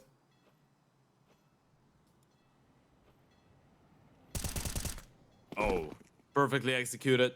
Beanox didn't see it coming. I mean, even if you're holding for this, the peak was really, really quick. A nice response. And that just gives away the fact that there's 2. Oh, bit of an odd timing is happening towards the A-bomb side, though. Morels in towards Banana. And did they realize this is a possibility? I think they do. Fear's still holding for this. This is great awareness from the CT. Fear's gonna get away with a free kill, surely. He is. Morales goes down, and they see nothing else over towards A. Get your util down on B if you have any, and get ready because the gunfights are coming your way. Permit a 3-player swing out monster. If the bomb is dropped here, it is all over, and it's looking like it's all over right now. 3 kills light up the kill feed, and Passion UA are on fire for the first time in this series, Ted, and it is at the most important time. They're 11-6 up, 2 more rounds, and they will stun Permita in the opening round of the Oriez Regional Series 2. I would say that this is supposed to be a 2-1 right now for Passion UA, but this game has been crazy and delivering on high cylinders. Even after such a clean round against the bye, you just lose 2. You make them look helpless. You win 5 in a row on the CT side. Permita go for it once again. Scraping the bottom of the barrel. 2 AKs, 2 Galils, Mac 10 for Mask. It's all that you have to show. In round number 18 of action here on Overpass, third and final map of the series, winner goes into the winners matchup of Group D. Loser who have to fight for their life, will have to play 2 and win 2 in a row if they want to make it into the playoffs. Jambo posted on Diob, just playing from the back of the side now, letting Permita walk closely, letting them offer chances, but Jambo misses the first one. Jambo has missed important frags in important moments. He's missed those shots, and you can see a little bit of the inexperience, maybe the pressure getting to the young Opera. Just time and time again, he has an opportunity to find a kill that just really makes a difference in a round. And more often than not, unfortunately, I hate to say it, but he has missed those opportunities. It's not gonna punish. You like the tune? Yeah. It goes hard. It does. It's not gonna punish the Passion UA side. Yeah, too you're much gonna here. hear that tune again when the game ends. Whenever we have a winner.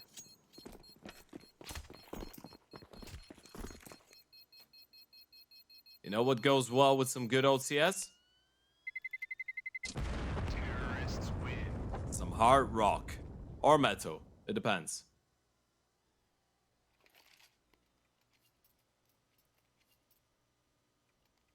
I wonder You know what they Passion UA said. Gonna be rocked by that round though. Rock and CS, baby. Rockin' CS.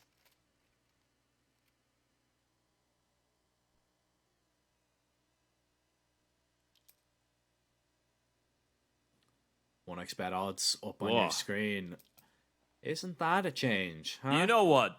The roller coaster of odds we've seen throughout that series is absolutely crazy. From what it was, Passion UA it's had pretty much 8 at one reversing mode. stage. Yeah, they had 8 Passion at had one stage. 8, and now they're down to what 1.089. Crazy. Of course, you want to take advantage of those odds. Make sure you click the banner below the stream. Head over to 1xBet. You can get up to 130% on your first deposit.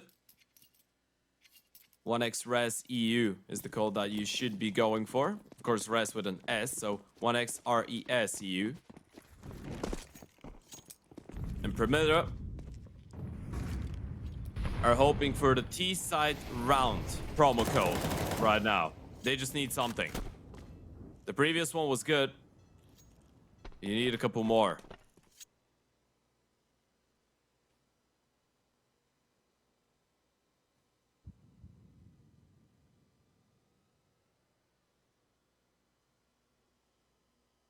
Silent walk. Now a little bit of noise being made, and Zerofix was considering going for a peek. Definitely not now. With the flashes and with the steps being made, there's a fight coming his way. No flash. They're just going to take this fight dry, and a 1-for-1 is actually a good outcome for Passion UA. A good outcome for Zerofix. He had a chance for maybe more, but still finding a kill is going to do a great deal. Jambo's still in an aggressive position. He knows nobody's gotten past him towards toilets, but once again, this is going to be an important moment here for the young Opera. Morels is going to be seen now, walks right in, and Jambo hits that shot. Fear's got eyes on Long as of right now, but Mast drops him through the smoke. Jambo up close is going to fall, and now Passion UA are on the back foot once again, and they're just being cut apart. Are we seeing a little bit of inexperience now from Passion UA in lacking maybe that killer instinct just to close out the game? That's 2 in a row now for Permita, and trust me, Ted, Permita are not a team you want to give chances to or even a sniff of a comeback. Yeah, you're making them feel comfortable right now, right? They're put in a position where it's what, a 3 versus 4, a 3v5 even, and they're just able to get away with it. A 3v4 actually, to be specific, to be precise. Especially after Jambo gets that first kill onto Morels in towards the toilets, you just feel like they should be able to hold on. Rotations were quick. They had plenty of people towards that A-bomb side. But the Poles refusing to give up. Mask getting his 7th kill of the map. It hasn't been an easy day for the IGL. Not on this map. It was a completely different story on map number 1. As the replay though, Beanox Mary coming in clutch with big headshots. No money for Passion UA. We might be onto something here. A comeback could be cooking up. Passion didn't drop around for the first 5 of that second half on the CT side, but now suddenly in a position where they could be dropping 3 consecutive. And that's surely going to make us reconsider Permita's chances to pick up the win here.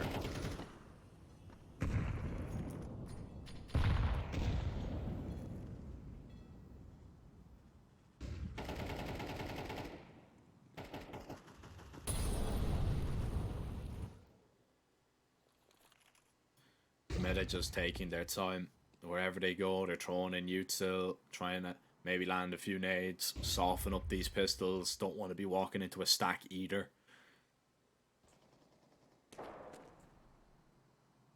There's a little bit of information gathered. Jambo is in towards short. Beanox might think about walking in here, but short against pistols could be a big problem. Jambo's legs are going to be spotted. He's going to try and exit, and he will actually get out of there safely. Nobody's going to be able to run him down. Thinking about stepping back.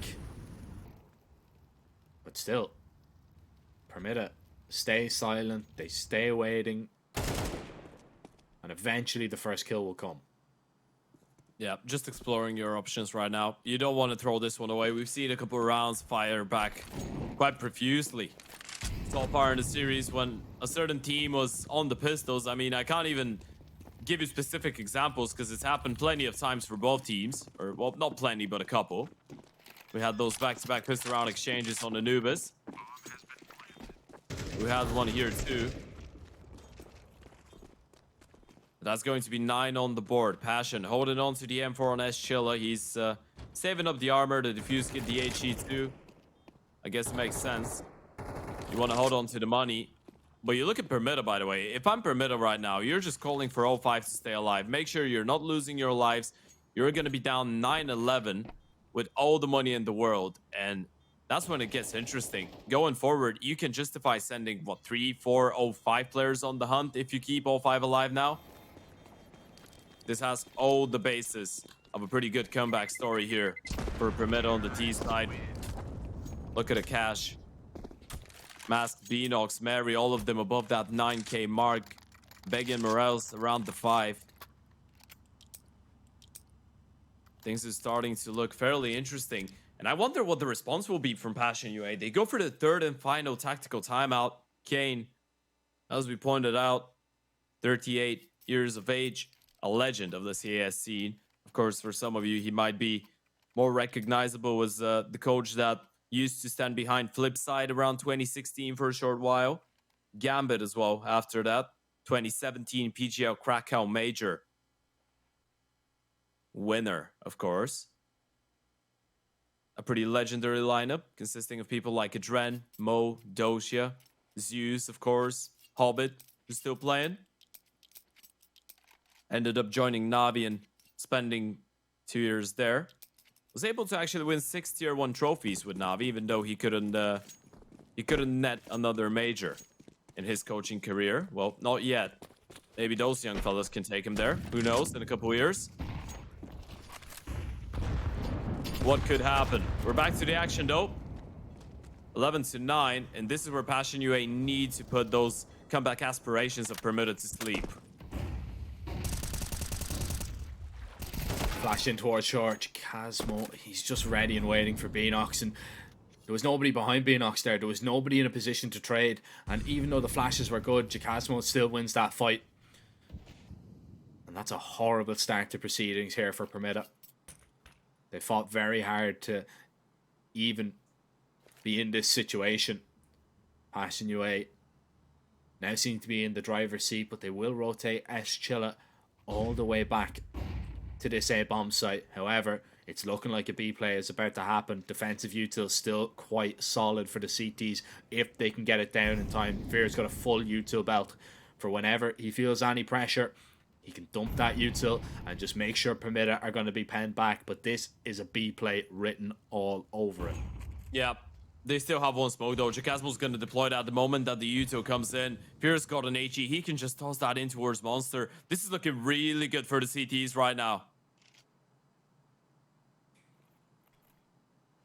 They've got men behind the line. It's an early smoke from Jacasmo, but that's exactly what's going to be needed. This HE is going to land flush on a few players. It does a lot of damage, softens them up, and Fear will get the ball rolling. Jacasmo, though, swings right through that smoke and tries to get aggressive, is punished, but 10 seconds, there just is not enough time. You need to try and get on the site and get this bomb plant down, but it's just not going to happen. Passion UA, they might have stumbled a little bit, but now they are on 12. It is a map and series point. Permitta, they're going to be using, of course, all that economy that they have built up over the last few rounds. But if this one does not work, this series is bin and gone.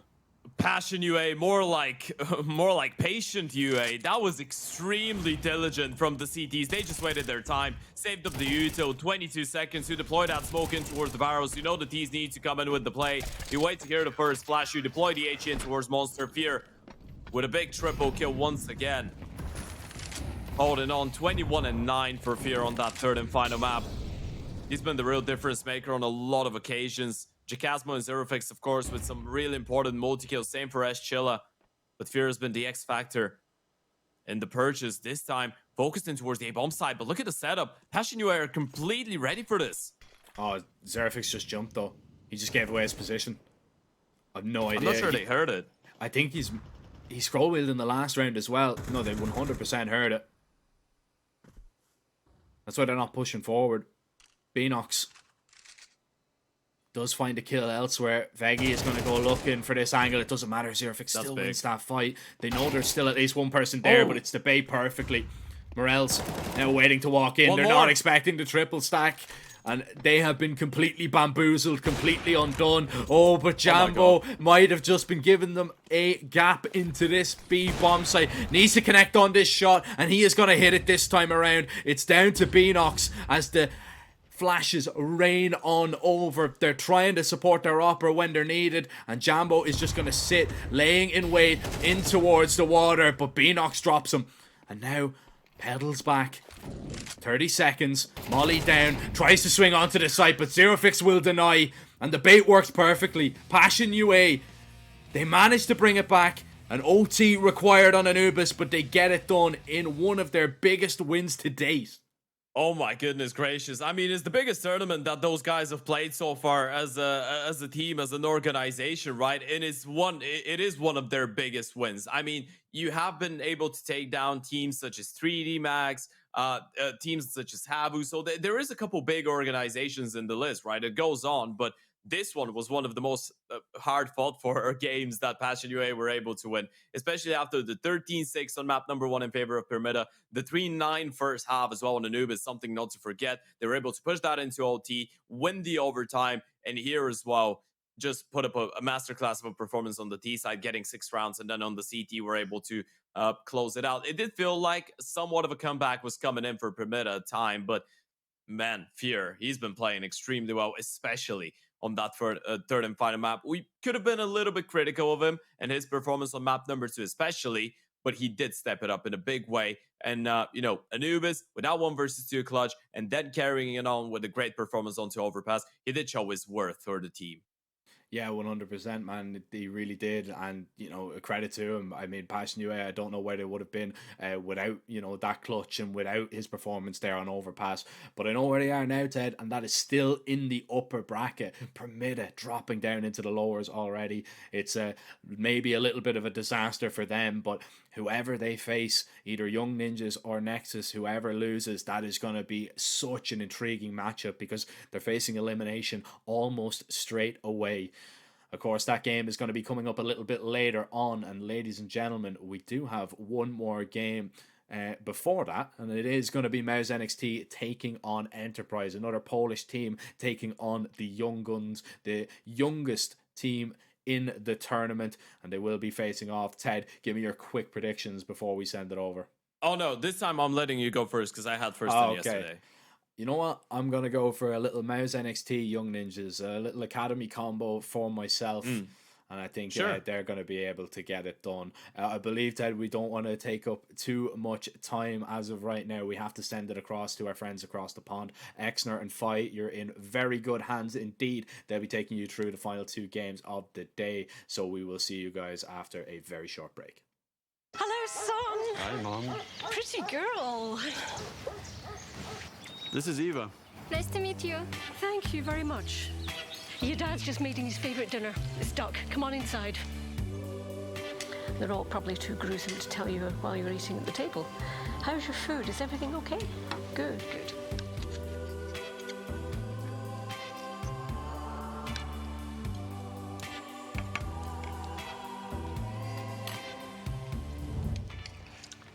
You seem to know each other. Yeah.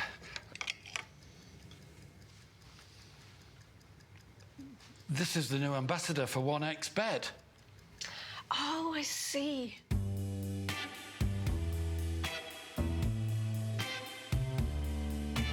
Everyone felt good when Eva Elfie became the new ambassador of 1xBet.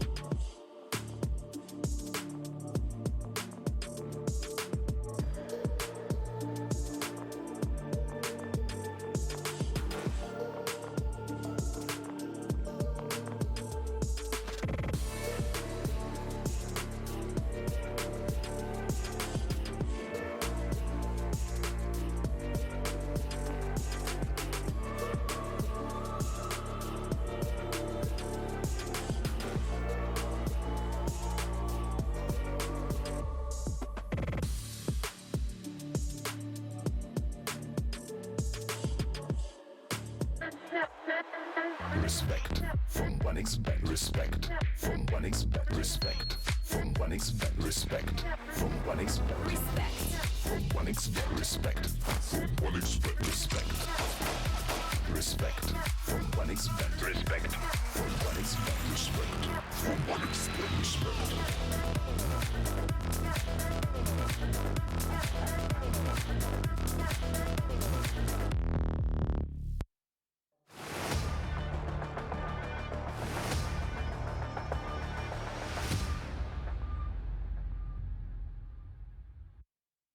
And welcome back to RES EU. It's a pleasure to take you away. We're in for a little one-day stint, Cole. We're out of our South American hibernation. You know, we're always casting all the LATAM games, but it's good to be here just helping out with the EU broadcast. What's good, Cole? Yeah, it's good to be back in Europe, of course. You know, we get a healthy mixture of all of the world's Counter-Strikes, which is just what I like. So, yeah, I'm really looking forward to the action here and a little vacation in Europe. Yeah, yeah. Well, I mean, we can go ahead and check in some of the games that we've run through today and see what's really been delivering over here. We got to see Bleed take on alternate attacks. That one was set up to be a little bit of a heater. I'm not going to lie, Cole, but Bleed taking that one 2-0, and then Permita trying to take down a young Passion UA squad as well. But they're able to progress through their opening rounds as well. Yeah, pretty exciting matchup there for Passion UA. I mean, there's some cool potential there for that roster to do some damage, maybe make it through into the playoffs here. I mean, obviously there's a lot of exciting Counter-Strike here throughout the group stage, but definitely going to be big deals for some of these teams to make a move up. And then, you know, of course, later down the line, we have that exciting Young Ninjas roster that did some really good work, I believe, in the first series as well. Yeah, that's going to be a really cool lineup to take a look at. Obviously, they've been like a couple that are really good players have been gone ahead and taken to the main team. So we'll see how they can rebuild and recalibrate. But there used to be one of the top teams here in this in this kind of level of play. They were doing a ton of damage. So we'll go ahead and check into our Group D right now, or Group C, with Mao's NXT and Enterprise being our other opening match here. Chance to play up against Bleed for sure, but I think, you know, Mao's NXT, at least that team jumps off the page as one team that can compete. Yeah, I mean, definitely the case. They've always been able to compete here. They've always been able to surpass expectations. And for another event, they're looking to do that here. This is a roster that I think has been able to consistently, even though the promotions have been a big priority, build back into some, you know, really impressive rosters. And I feel like they've just done it again here. A lot of good pickups. They brought in Burmy Love that we've gotten to watch a little while, and you know, that's been like a really exciting addition here. And when you talk about a team that's just making every right step, it feels like it's just really impressive that this roster is always able to maintain this form. Yeah, again, I always make this joke with you, Cole, but every time I look at this team and then I look away for maybe a 3 months or so, the team gets younger. The team gets younger. Their average age is 17 years old. Cole, I don't know how they do it because they take on some of the best teams at this level of Counter-Strike as well. Like, it's just another masterclass by the Mao's management team. Every time you look at this roster, the pickup of Burmilov is perfect. Honestly, I mean, it just checks every single correct box that this team wants to hit. I mean, you have PR playing absolutely amazing Counter-Strike as of late as well. There's so many good things to say about Mao's NXT. Can they deliver it on the day?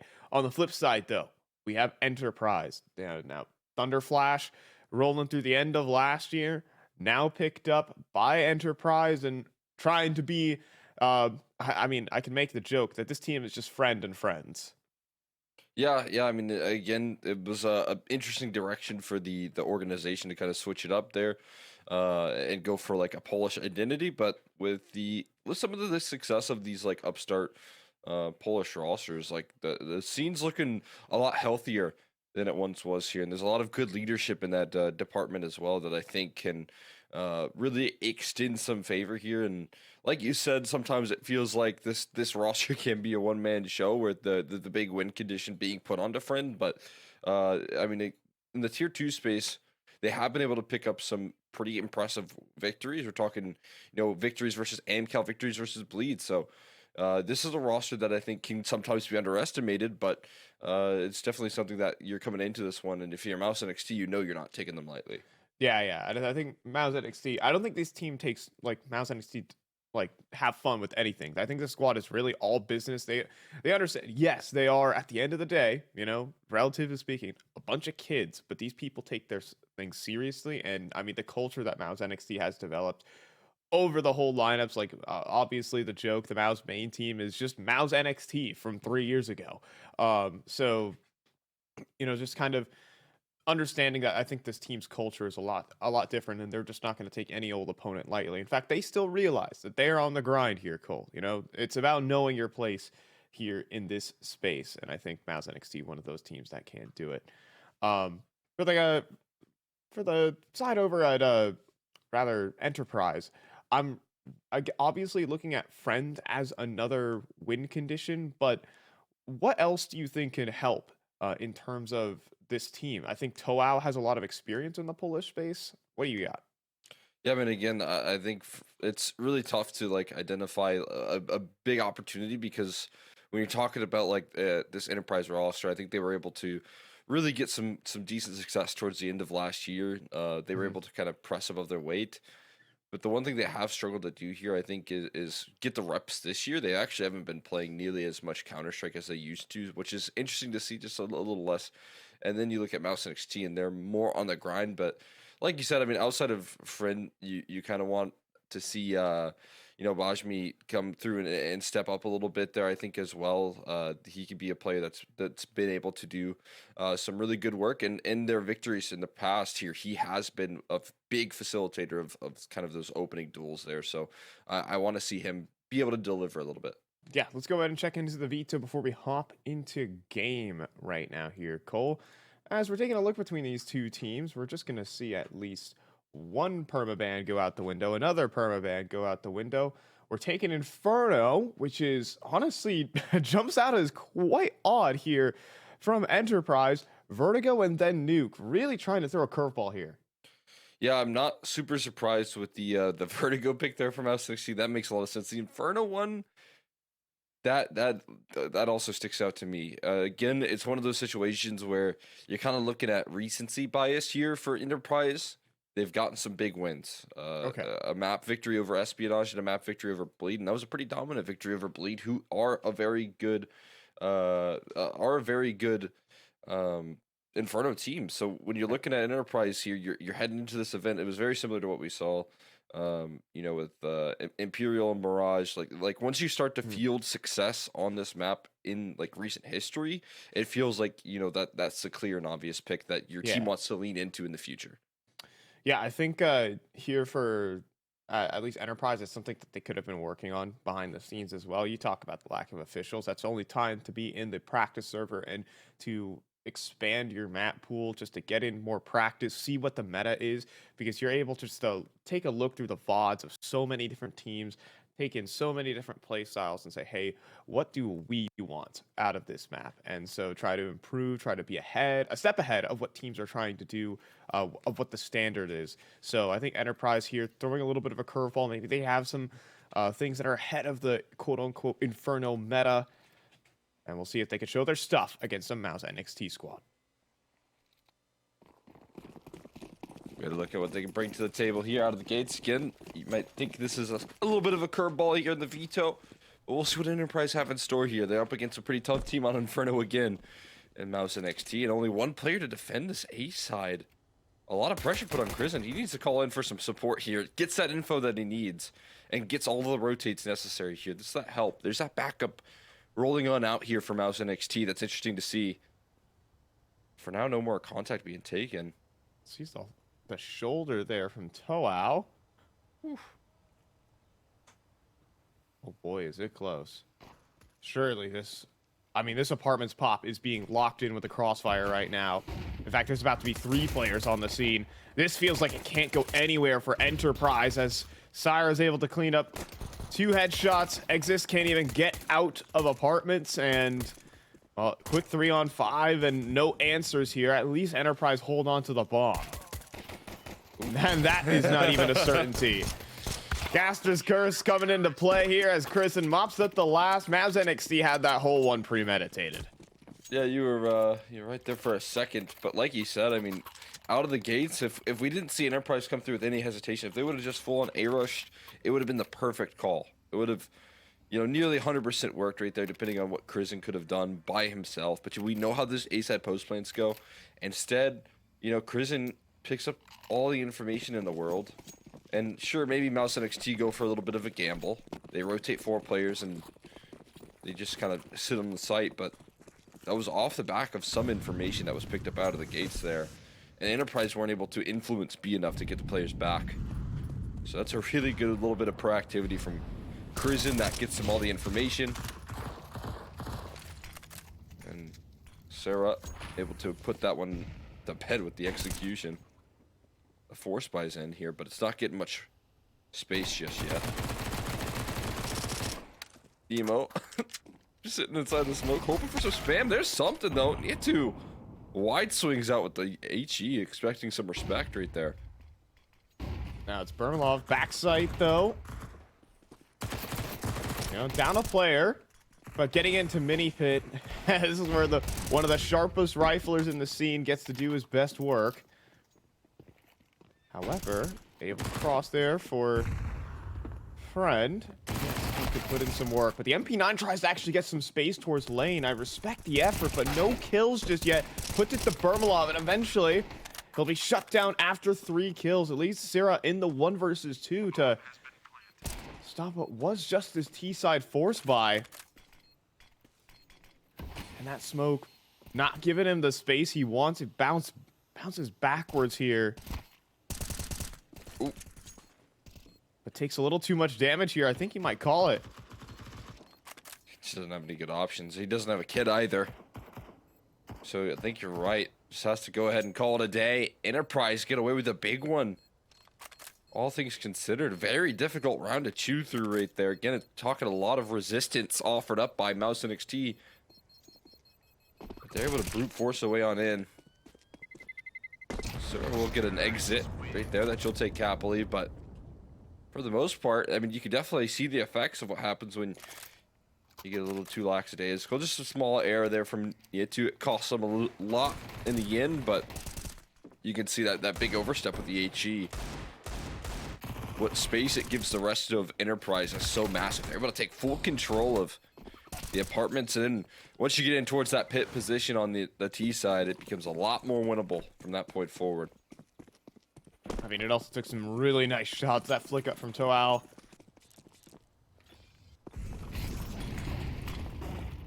Really strong stuff. For now, though, force buy back. Boost seen by Sarah. Does he want to keep fighting for it is the question. Looks like he does. He's going to swoop back car. Dangerous game right now as he'll get traded quickly. Bashmi makes his way around half wall. Quick 4-on-5. Of course, takes down the big gun there as well. A1S already eliminated. For no real reward so far. 3 players now lean over towards that B side, of course. And you're going to see a little bit of a challenge here roll out for Nietu. He's got himself a 5-7 and no help. Yeah, he's just going to play up close here at the mini pit position. I mean, he gets one, and I mean, shoot, even had a chance for a second. Good effort, but this is going to be a save from the rest of Mao's NXT. I think Syra's A1S was actually stolen away. Was yoinked, but they did leave a Galil for them to take. You'd see PR just picked it up. That's quite nice. It's not all bad. Definitely saw the I saw the vision right there with that 5-7 though. Once that thing gets tapping on off there. A little bit scary. You can see the lineups as well. Just needed that extra headshot, and maybe there could have been a round there to talk about. Friend's gotta be careful with this bomb damage plus the one-shot scout. He's good. Just avoids it entirely.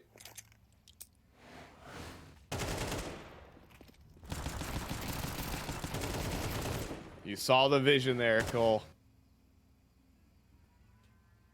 5-7, emptying out. Why does that gun have 20 bullets? Sorry, I just have to vent out my frustration. Who gave that thing 20 bullets? Not just 20 bullets, but how do one-shot headshots fit into that magazine? I don't know, Cole. They got it all wrong. My excuse always is that if I got shot in the head, I'd probably die too. So whenever you see like a USP headshot come through, it'd be pretty tough to tank those things. But these CS players are resilient. They're the pros. You can buy a helmet IRL to give yourself more survivability in game. It's you know, like the it's called the Skylanders, right? Where you put a little thing on like a portal, and it would transport your character into the game. That's actually where my name is based off of. Is it? Is it not Skylanders, but a similar game called UB Funkies that had the same vibe where you just. What is the name of that game you just said? UB Funkies. What? Yeah. That's a hell of a name for a video game, may I say. It's a staple. But yeah, you do that. Put Get extra tankiness. Get extra +1 tankiness for agility and speed. Be huge. You can start to surf off the walls here.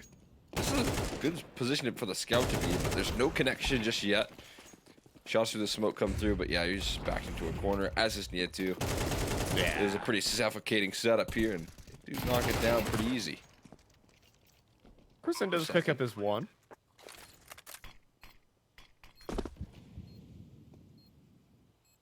And I mean, they're gonna try for at least a bit of damage on the way out. And they do get it. Toao gets caught in the open at Graveyard. Bashmi does see the shadow, though, so easy pre-fire. And you have Cyril looking for some extra damage, some extra spice. On the way out. Gonna try to make their way out of middle, or rather into the apartments. And look at this. He's keeping them closer to the bomb. I think these two teams in pit will survive. Oh, but he gets a headshot on the way out. And Bashmi said a little too close to the fire. That's actually 4 kills for Mouse NXT at the end of the day.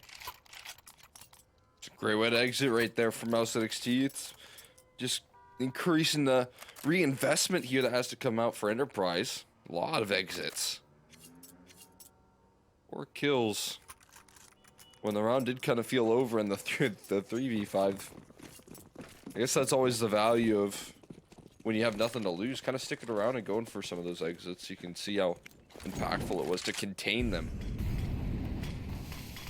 Sometimes out in front of you, you see teams just kind of rattle off and stay on the other side of the map, but you can't be rewarded for your efforts there. Look at this HG for the smoke and a chase down for banana control right now. High priority for Sarah. Spam through smoke, just at least to allow him to tuck himself deep. Gather this control, recycle those smokes down towards the bottom of banana. It's always a big priority for the CT side to take this control, and so far so good. Yeah, but normally Cyril hasn't really had a fun time towards banana. Start of many of these rounds, but Mouse NXT for once get the control that they are looking for. What's the next phase for Enterprise? Looks like we're just going to see some typical brackets control, but Mouse NXT have already said you can have that. Really passive 4-man A setup at the moment here.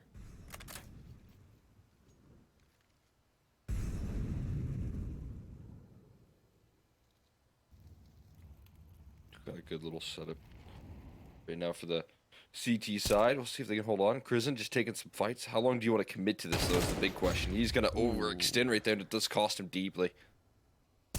Yeah, sticking around for just a tad too long. Mini pit looking good for just a moment, but it looks like this 4-man stack has been broken. Syrah still inside of the site, but eventually cleaned up from that pit position. I think Crizzen just overstays there a little too long. Couldn't decide whether he wanted to swing or whether he wanted to go. He gets picked as a result. We're going to see a 4-1 lead for Enterprise. Yeah, I mean, I think that's just a big result of, like, wanting to influence the round right there. So you go a little bit forward, right? It beckons you on in. And you end up kind of choosing the worst of both options when you don't commit to the duel or you don't hold the angle, hold the line for that wrap side. Feels I'm like wondering... getting his hands forced right there. Yeah, I'm wondering if there was a player inside of pit with a flashbang primed. Maybe that's why he wanted to go back in. He had a teammate call like, hey, I'm going to flash you in, I'm going to flash you in. Of course, wasn't paying attention necessarily every element of that play, but, you know. It's a good shout, though. I mean, that would make a lot of sense considering the initial contact that he takes and the small backtrack into the reaggression, right? But, I mean, then also you got to think in his mind, there's 18 seconds left on the round. There's probably no chance they're going B, but he's getting caught in this position where he can't really help his teammates out if he wants to make a rotate on in because he's getting cut off pretty hard right there. So either way, I think he just wanted to make the next move, but ends up making it just a step too late, it feels like. And we do have this quick tech pause. I do want to give a quick shout out for 1xBet. If you're interested in getting in on the mobile app, you will see many times throughout this game and the remainder of this series here in Europe a little QR code pop up there. Make sure you got your phone ready to give it a scan, give it a go. Check out that app, of course. If you're interested in getting on the mini live odds that 1xBet offers there.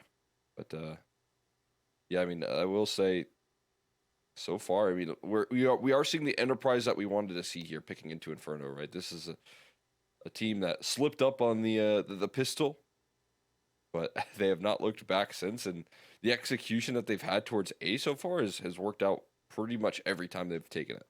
Yeah, able to break through a 4-man stack with the quickness. We've seen kind of every element of that A site really work together. Apartments control, getting up to the arch side, and feels like there's nowhere to stand on that A end.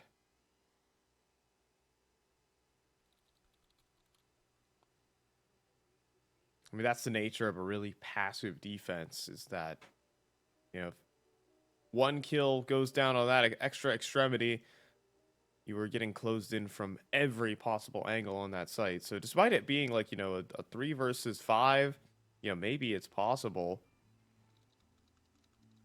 The fact of the matter is there is players coming in from 3 different angles, one for each player, and eventually the trade frags is going to start happening, and eventually the site just going to be simply overwhelmed. So we'll see if anything's different. Are we going to see a more active defense out of Mao's NXT in this one?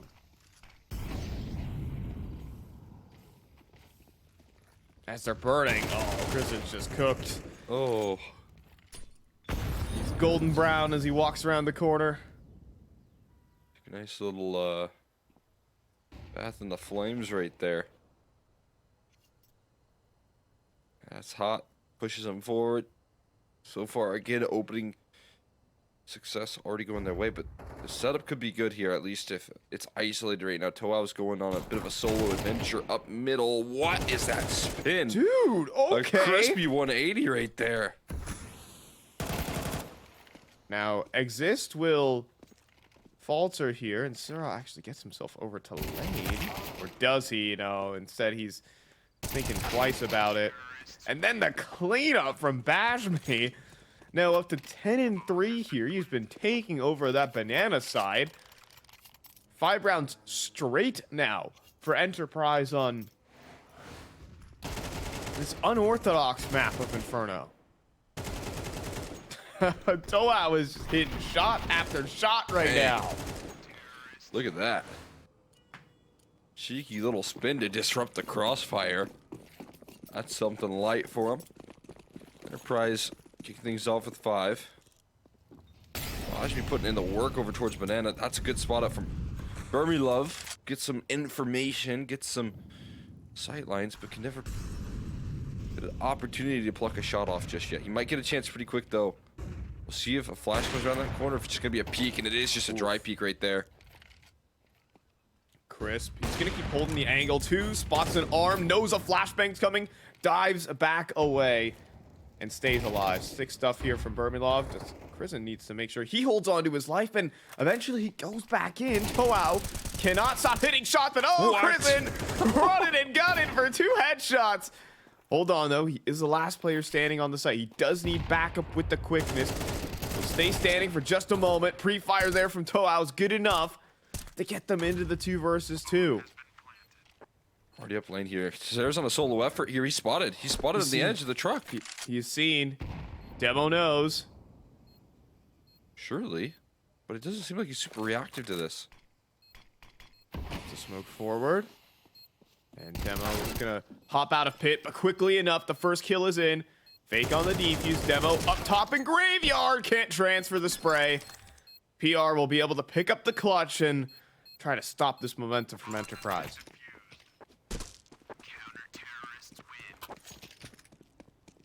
A nice little attempt right there to recover that round. Very difficult when Kristen's running around that corner and headshotting too. And Burmilov starting this round off really strong with some nice duels. Jeez, Yeah, Toao just hitting everything. It's a beautiful round, Toao. And this retake here, PR keeps him safe. That's excellent work right there. Big influence here in the round so far. She's lobbed on him again. Bosmi's been a force to be reckoned with, but now it's Toao looking for the entries up Banana. Well, that just boosting things up, so. Oh, that HE just gets a free double. PR will complete the kill on the Bashmi, and then Syrah catches the trade fragger. How's NXT just barraged with grenades at Enterprise. Caught in the firing range.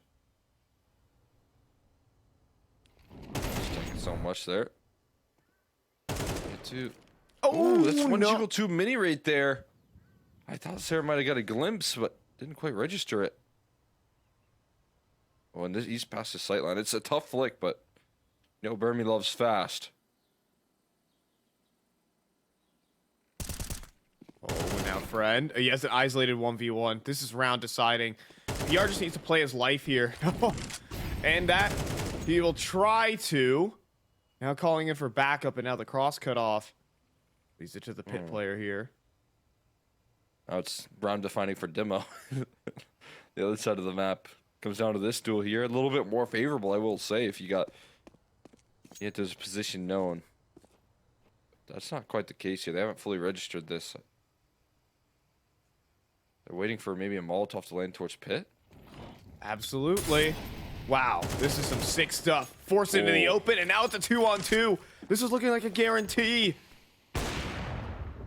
But instead, down in players. HE not gonna quite strike true on the planter. However, no one over towards pit at the moment. Demo down the side, flashbang through. PR will get cut down quickly. That just leaves Burmilov trying to move around the different angles. Has an isolated one on a friend, but not missing anytime soon. That 2v4 converted.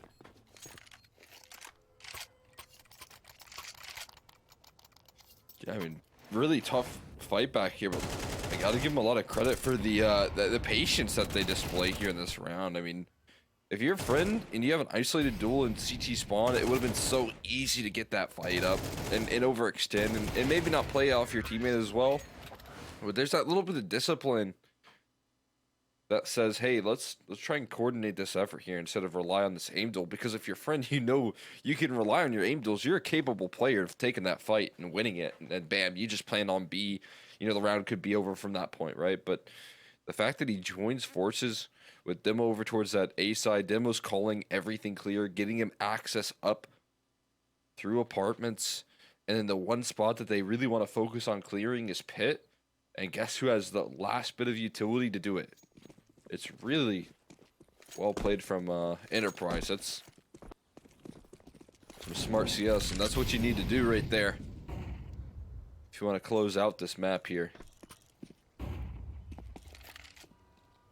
You know, it's Enterprise being able to punish all these small mistakes as well. Like Those mistakes will roll on out because, I mean, this team is, again, average age of 17.4, I believe it was, which is, that's a lot of inexperience, but a lot of eagerness. They definitely put that on display.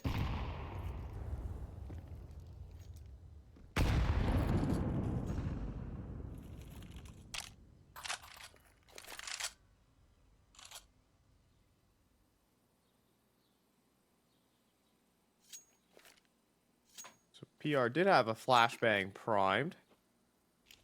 Looks like they're gonna try and set up a 4-man A defense at the moment. And that smoke a little awkward there from PR. As you see, Bashmi just walks right through it. And cleaning up these mid lurks. Demo at least trying to do so. It wasn't going according to plan for just a moment, but he somehow gets 2 out of it. And then clean B-side entry. This map has just been teed up to be extremely dominant from Enterprise. I mean, it is really capped off by, I think, a really strong game out of Toao, specifically, and the kills he's been able to get. And then Bashmi just working that banana control. Yeah, Bashmi's been super consistent on these opening exchanges towards B, and then when you want some success towards A, Toa was able to crack through a crossfire every once in a while.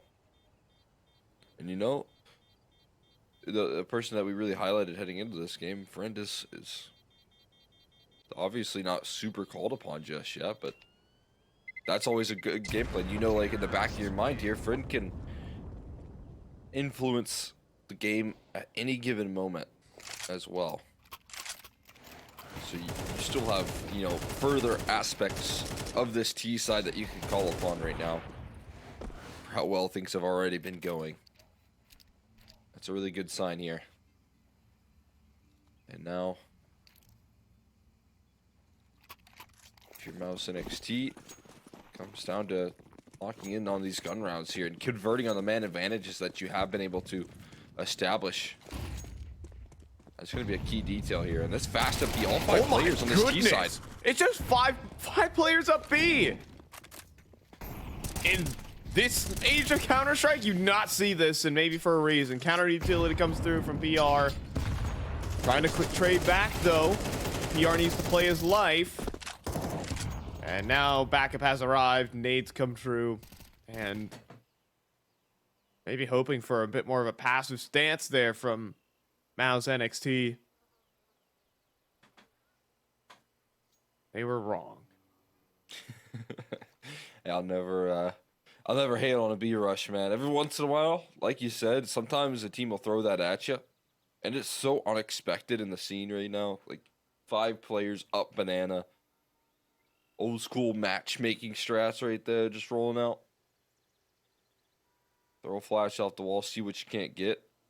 The issue is teams are so good at reacting to that. They have such good protocols to deal with that.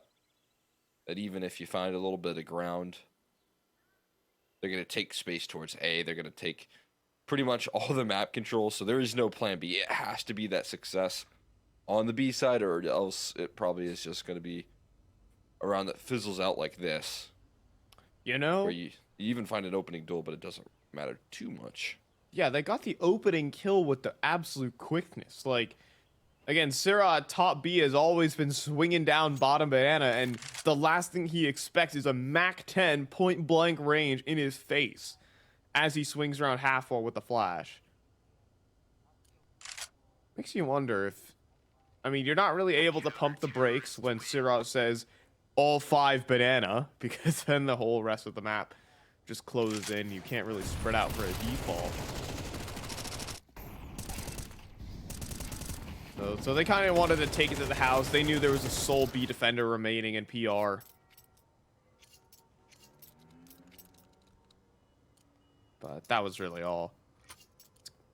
Third round for Mao's NXT. And they've been extended a bit of a lifeline. Finally a clean gun round underneath their belt. Finances could build. Maybe to put these last two to rest.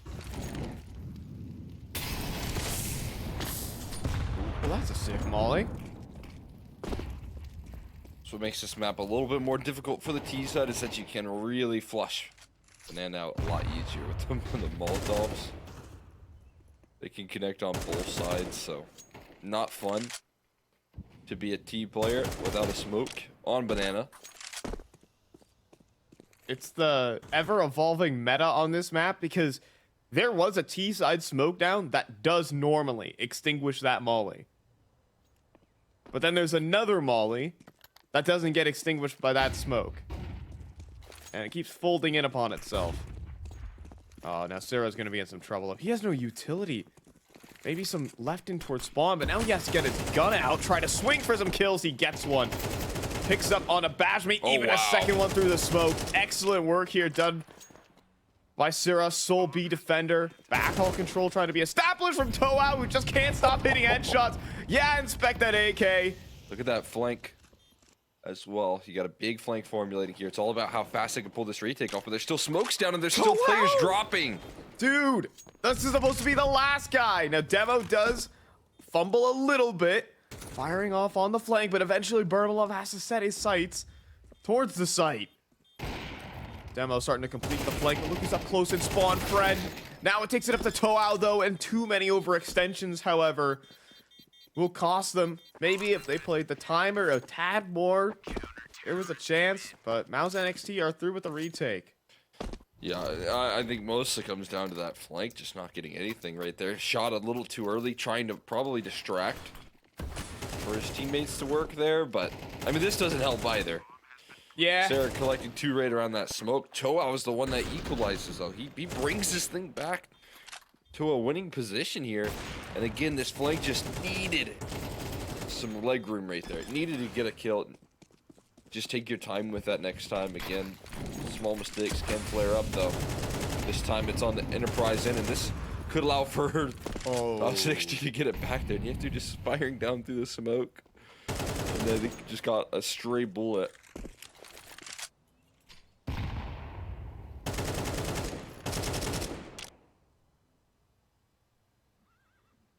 And a good ol' Inferno gamble stack.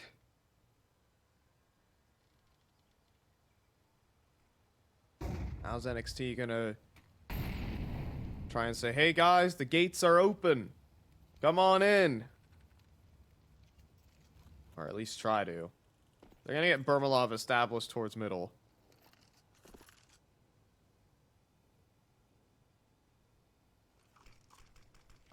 Got two players in apartments, two players maybe looking to press towards mid brackets. We'll see how good the protocols are to force this op away. Or if there are any protocols. Are we looking at a dry walk up? We are. Toao goes down easy. Op in a perfect position.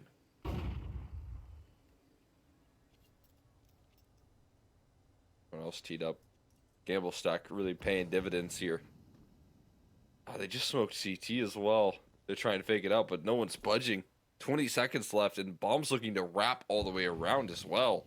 Realizes there's no time for that. Oh, 10 seconds now to try and plant the bomb with 3 players on the side. Yeah, this one's done. There's no winning this. I don't see a way that they can win this. Someone's got to plant the bomb. What? There is no way. They've got it. There is no way, Cole, they did this. With literally 5 seconds, they needed 3 kills, and they got them all. I can't believe it. Enterprise somehow pulled off that round to get 8 at the half. I gotta see the injuries right there. There's just no way. It's not even like Mouse and XT were like, oh, they've got to be going B if they're not making noise at this time. They were still planting their feet, on the A site, hoping with one last ditch effort that it would be in that direction. As what a shot rolling out right there. Let's see the entries. The flashes setup actually just saved them so much. One of those players nullified completely by the flash. It's 2 quick entries followed up by a third.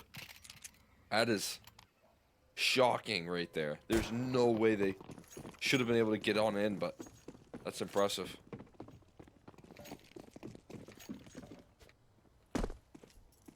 They couldn't make a single mistake. Oh, that's fun.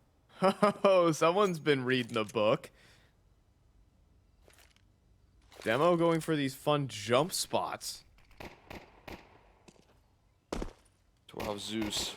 Let's see it. Arm spotted there. Oh, but these little jump spots from Demo, a little too late. They have snuck past him, and now they're dropping down into pit already. A little crossfire is here, though, and they don't break through fast enough. In the meantime, no way, Sarah just deals with the whole B-side play, eventually out of ammunition. Puts it down to the 2 versus 2, though. Striking from apartments, just leaving Demo. Started in the pit, trying to finish this round from it. And now down to low HP here for Bermilov. He's gonna have to try and find a way to get that bomb planted. Getting closed in on from so many angles, but he hits the headshot. He's into this one. They go for the plant, prioritize the win condition, get that money. Now, how about this round? 1 headshot's all he needs, but Demo only needed 1 to the body. It'll be the pistol round for Enterprise. That's a excellent pistol right there, brought by Demo. Holding down the line there, giving a big 3K. Sarah almost pulls it back on his end as well. Just wanted that extra kill. Maybe could have made it happen. But at least a bomb plant secured right there. Bermilov, I like the game plan to at least set the digits in, get some extra cash flow rolling. Just 1 extra kill would have been so massive there, but too much to ask. There not enough bullets in the chamber. But of course, again, I mean, the bomb plant's good. It's going to give them Galil's in play, a little bit of extra utility for some of these individuals. Definitely a solid position to find yourself in. We take a look at those 1x bet odds there. You can get in on some of the live action if you're interested in doing so there by clicking one of the mini banners down below and checking out what 1x bet has on offer. If you're interested, there's still a sign-up bonus going on there for your first-time deposit as well, of up to 130%, which is great there. I believe it maxes out at $100, so you deposit 100, you get 130 in your first deposit. But back into the action there. We go into a big one. We get the MAC-10. We got the 4 Galils out. We got a little bit of utility here to work with as well for Mouse and XT, but kind of a necessary round. If you want to start to talk about them getting their heads back in this game, here's an op shot, rattles off, but no connection for Friend.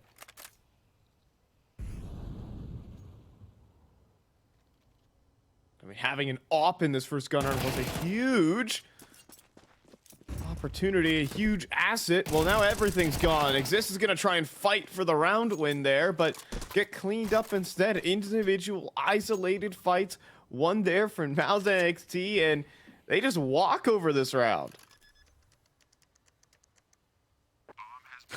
Yeah, I always think that's like the biggest liability that you risk whenever you HE the smoke. It's like that's a big warning sign for everyone to turn their attention towards that smoke. So look at that swing coming through from Mouse and XT. It was always going to be the case that there's going to be a lot of attention turned your way. The only difference was, were you going to be able to get away with that pick? And Friend was not.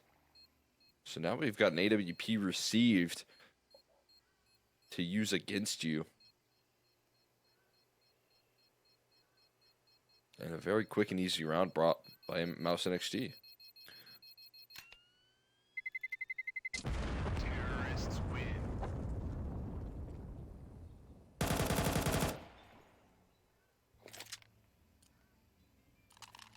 It just felt a little too easy. You know, you have the op out for against the force buy, you're supposed to get the free win, but just delete it immediately.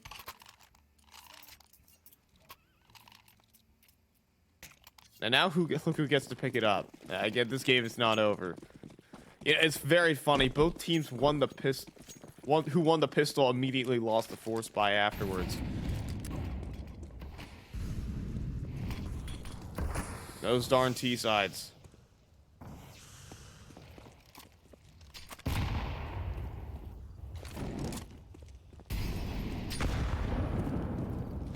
We're gonna see how Bermalov tries to utilize that AWP. He's already getting aggressive towards the logs. But Mollies are putting some digits onto him and his teammates here. As the flashbang, Bashmi eats it, but not spotted, or at least just yet. Then Crizzen completes the full swing around the corner, and these CTs getting chased down. Is Galil angry? His friend. Oh, he's gonna try and play out the corner, but now has certainly been seen, and there's only a matter of time before Crizzen turns around. But, okay, the bomb just needs to get picked up from spawn, and we're heading over to B.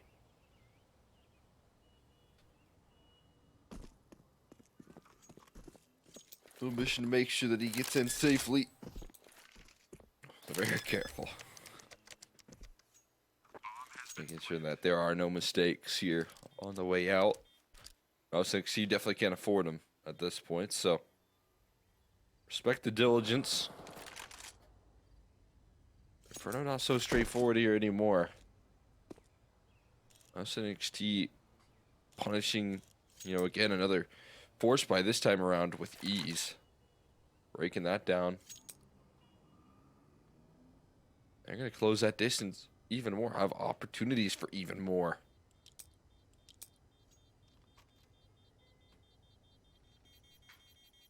Look at this Inferno gameplay. Dude. Listen, not to over hate on this map, but that's like sometimes it's like watching paint dry right there, and he was actually just watching the wall. like you can't make it up. Ugh. I'm just seeing Trey needs to come through as soon as possible. We do love a good train. We'll see. Probably needs to happen soon, so there's time. Maybe during that little player break, we go ahead and swap that out real quick. Let's see what happens. I mean, they can do it right now. Let's be honest. Post major. Yeah, that's true. Usually teams like it in the player break, but I don't think people would care too much at this point. I mean, it probably wouldn't go live until the player break, all things said. Right, right. I wouldn't mind them announcing it. Yeah. Or some of the new maps. I know you're an Iris fanboy. Yeah, I mean, so far I think that Valve have really been cooking on these new maps. Like, if you look at the success of Anubis and Ancient. Ancient obviously had to get some love. I won't give it the full credit. I think Anubis came like very well perfect made. Fit like a glove. Yeah. Yeah. That immediately, that map became a staple of competitive play, like from the get-go. That's a community map, by the way. I mean, I think it was like touched up by Valve a little bit in certain areas, but yeah. And like it also came with, like, I would just say more than anything, it came with bugs, like with the weird clipping and stuff like that. But that got fixed very quickly, and then bang, we were cooking. So I know a lot of people are talking about bringing Train back, but they got anything more in their pocket? There is a hold on, well, prison. Many would say this is called ambitious. Ecos never punished. Never punished for hunting ecos, as PR gets some aim training inside of the church. But I recently saw there was another map core tournament kind of announced, or at least like a build contest. Yeah. I think I saw that on. Was it on HLTV that it got announced? I believe so. Yes, and yeah, that is where Anubis was made from. It was made from a map core tournament a couple years back. Yeah, we need a lot more of those. Maybe that can offer up some inspiration. Got some good aggression down here. Okay. And Toal, tired of letting these rounds slip on by, he's going to take matters into his own hands. The rest of the roster going to try and move through smokes. Kristen had some success last time around. This time, not so successful here. Oh, the dink even comes through from Friend. Easy finish up for Exist, but there is a trade. And now Demo gets put in a weird spot. You see, he doesn't want to deal with the angles. He just tries to move through the smoke into the apartments for some safety. His teammate cleans out the arch side as well, so now he can take that apartments balcony position. Really strong stuff. Ooh, timing. Bashmi Okay, does so he sneak didn't catch him. past. Now in a double pit setup in the situation. This feels unwinnable for the T side. They're going to have to hit some insane entries. Yeah, you probably just need to see Love complete this rap side mission here. Does have a molly. Yeah, that is true. Multiple. Flush him that. out towards pit, though. That forces out Bashmi, who just takes a better angle, though. And then the elevated one from Demo, and yeah. That's the balcony pit setup. The dream in the 2v3. And that's finally 10 rounds for Enterprise. Nicely done. Excellent little unity in the forces right there. Rolling on out. And Toa, good work on this fight towards the top of B, taking matters into his own hands. Exists. He's had a bit of a tough game so far, but has had a couple of big impactful moments with his few kills. I think he got one on the pistol. That really closed things out strong. Sarah this time looking at reverse course here, taking a fight towards Toal. Gonna give him a taste of his own medicine. And Toal taking Sarah's position here at top B. And oh, some boost action. Bashmi just opens up. Down goes the Opera. Sarah down to 12. He burns. Kristen also burning. He's a mess at Banana here. There's another headshot, though. Quickly traded by Demo. And a devastating 2-on-4. Oh, wait 1 second. PR pulls it back, though, and Exists is the closest player. He's going to try and dive into the site. Backup is far, far away. And PR gets the entry. Mouse NXT are back into the round. Oh, what a save right there. PR giving them an alternate route here. Out of the disastrous banana fight there, out of the gates, into a saved round here potentially. It's not over just yet, but look at these post plants and look how far removed Bashmi is with an AWP. He's already saying, you know, Toa, do your best, maybe see what you can get away with, but I'm not going to be helping you out in this one. I think he's just called it. Toao's going to do whatever he can. I mean, he's got a smoke kit. It's a chance. We call that a recipe for disaster. Toao's going to try and kick it off. No way. Not underneath both of them. Oh, but the HE. No, he was able to find it, but I think he got off. Was he? He might be right. Yeah, I don't know if he tapped it. He I didn't see the thing at the top of the screen, so he was trying to stay as far away as possible, probably to throw the aim off. But what he definitely did is made sure that was expensive, and he can reinvest pretty easy. So Bashmi holds on to the expensive gun, and then you drop all 5 players. If you're gonna lose a round, Enterprise, that's probably how you want to do it. Yeah, maybe he couldn't find the bomb. I thought he did. He might have tapped it there for a second. If he got close enough, I don't know. But maybe he was on the edge of it so much that, you know, he moved his mouse a little and there goes the bomb. I don't know necessarily, but either way, Toa didn't get the defuse. It was certainly possible, though. I mean, if he started defusing from that position, no one was aiming at him proper.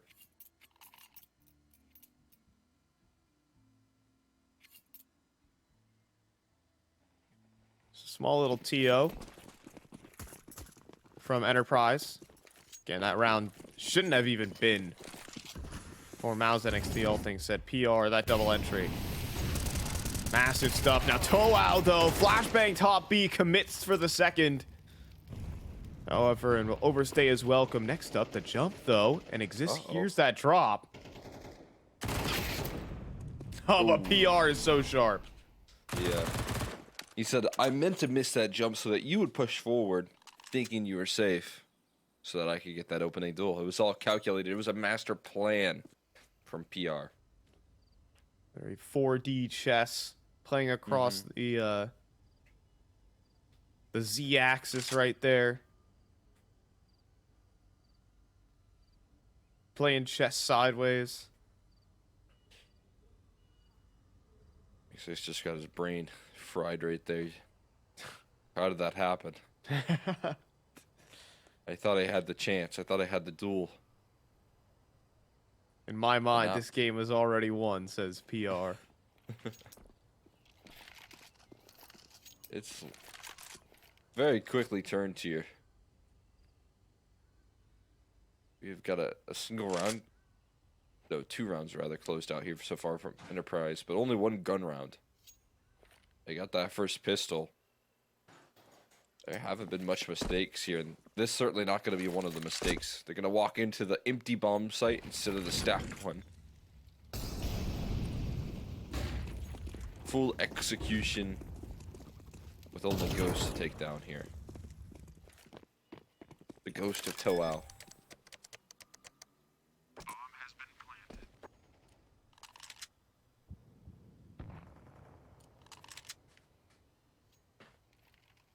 So it looks like we're just going to see a good old save. The paint dries.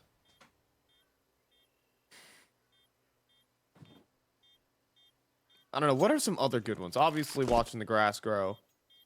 That's pretty good. But, you know, sometimes some grass grows faster than others. I mean, if you... Bamboo's pretty fast. Yeah, yeah. Cole, I think, like, this must have been, like, a year ago at this point, but I'm pretty sure we had a very extensive discussion on bamboo. And how fast it grows. Inferno too. No. I don't think it was on Inferno. I think it was on a map okay. of Ancient. But I definitely know that we've had this discussion before. But yeah, I just know it grows fast from Minecraft. Good job, Gold. I mean, Minecraft teaches us a lot. It taught me how to interact with people online. Oh no. I mean, taught me. I learned from experience. I was in on the Skype calls, you know the deal. All right, fast rush up banana. Here for Mouse NXT. Burning here for Bashmi has nothing to see. He goes 100-0. Kristen could do the same in a moment. He'll extinguish it. See, Mouse NXT do play the really fun style of Inferno where someone's dying at the start of the round. I mean, both teams have been super aggressive out of the gates. Enterprise have been just as willing to get pretty in your face. So it's a little bit more intense out of the gates, but then the fizzle out here, which is usually leads into the gamble stacks when things go wrong. And now this is the perfect time to gamble stack here. Make sure that you save the op.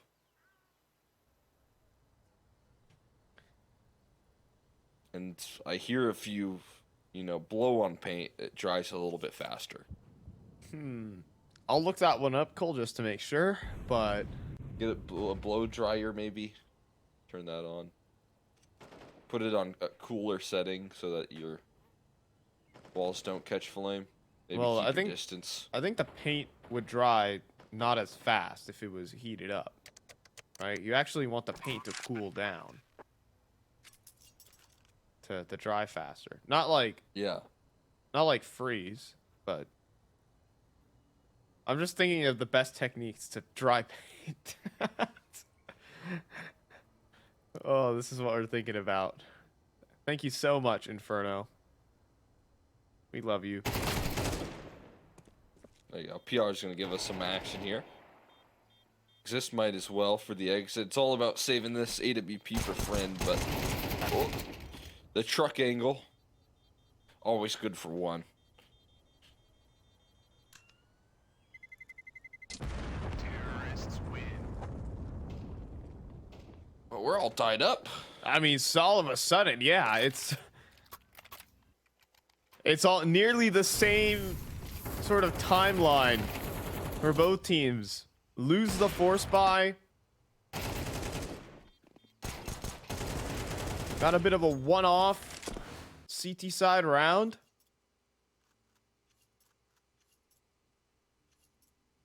Got a little 2 versus 3 setup. Little advantage in the mid round. Enterprise. They fumbled a bit of an advantage. They're even in that round with PR getting some entries as well. Like PR has really stepped up on this T side. And this is all of a sudden back in for the lead for Mouse NXT. They haven't had it since they won the pistol in the very first round of this game.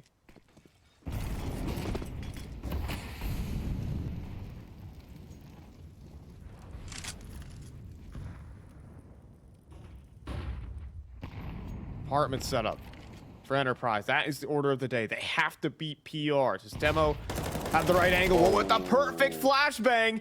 And he saw the barrel of Friend. He knows. He absolutely knows. PR's going to continue walking forward. Friend can't escape. He turns around. PR is a menace. Just for 1 second, he gives his back over to try and make a great escape right there. And once you give your back up to PR right there, you're already dead. Like you said, he can envision the victory in this game. We said it in the round, but he's starting to make it look like he can envision the victory in this game. It's going to be Mouse NXT late claim on a bit of a lead here. And now, I mean, are you done with the saving here? Are you done with giving Enterprise these guns every round? It doesn't even matter when they do save. But Toa on an off angle that looks strong. Oh. And he walks right into PR's crosshair. Oh my goodness. PR has not missed a headshot. Right now, Bajmi is cooked. Bajmi is toast. He is done. He swings right into the op headshot. Friend has money. That is a consolation. Mouse NXT have the lead, though. Man, oh man. What a pullback here. T-side has just looked flawless. Look at the perfect popper into the perfect timing right there. PR deleting the presence in apartments. That is flawless from Mouse NXT. That is what you dream of right there. Again, that's a round that goes all according to plan. Friend goes for a rifle. Friend just might go for it all right now. He's burning in the Molotov. 3 HP to take this duel. Furbalot just no-scope Toe out from bottom B as well. What? Friend is... I mean, if he survives this ordeal, he won't. But what? Sorry. From the T steps, he no-scope Toe out. Oh my god. That's like... That's almost where you'd like to not see the kill feed icons. They're gonna walk right into the setup here. 3 players, everyone arriving, everyone seen. You'd be lucky to find some kills. That's not even the case. They're not even giving that much to them. As Burmilove continues to just pluck them away. Mouse NXT are gonna be the first team to claim map point out here on Inferno. Yeah, I mean, Bajmi is toast once again. I mean, they've seen him in towards the church side, and oh my god, it's PR.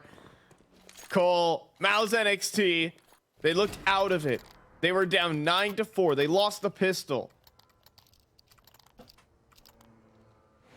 And they've rolled it all the way back. Okay, that's not a no-scope. That's not a no-scope. Scoped in Stop, there, game. stop. Unless he unscoped it and it was one of those weird things where it was like... I don't know how that happened. How, what? Okay. Weird. I'd be hitting trick shots every day if that's the case. That's bizarre. Oh. A little bit of vision. Got eyes right there on an initial play from Nietu, but it looks like they're really looking to send this one on through with the quickness. If they keep this up, though, at this rate, they're going to be walking into this 4-man stack. All that no-scope icon does is for psychological damage. Friend. You're at the port side. Not going to get tested, though. Just the pressure. Just keeping him tied down. While the rest of the team goes B. Smart move, though. You're also seeing Ajmi rotate away. Just in time for a smoke to be deployed as well, so. You got good map movement, at least from Enterprise. Wow. It's an interesting duel. Demo creating a lot of space as well.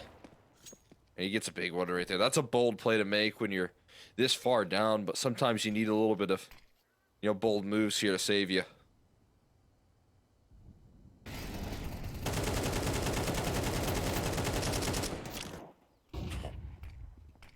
Be necessary, but still only a two-man setup here. Friend, though, does nail the shot out towards port side. PR looking for the fight. He found the headshot on a friend, but Demo is looking good from inside the pit. Gets his double. Ajmi out from library. He'll collect his, and we need the last round of regulation.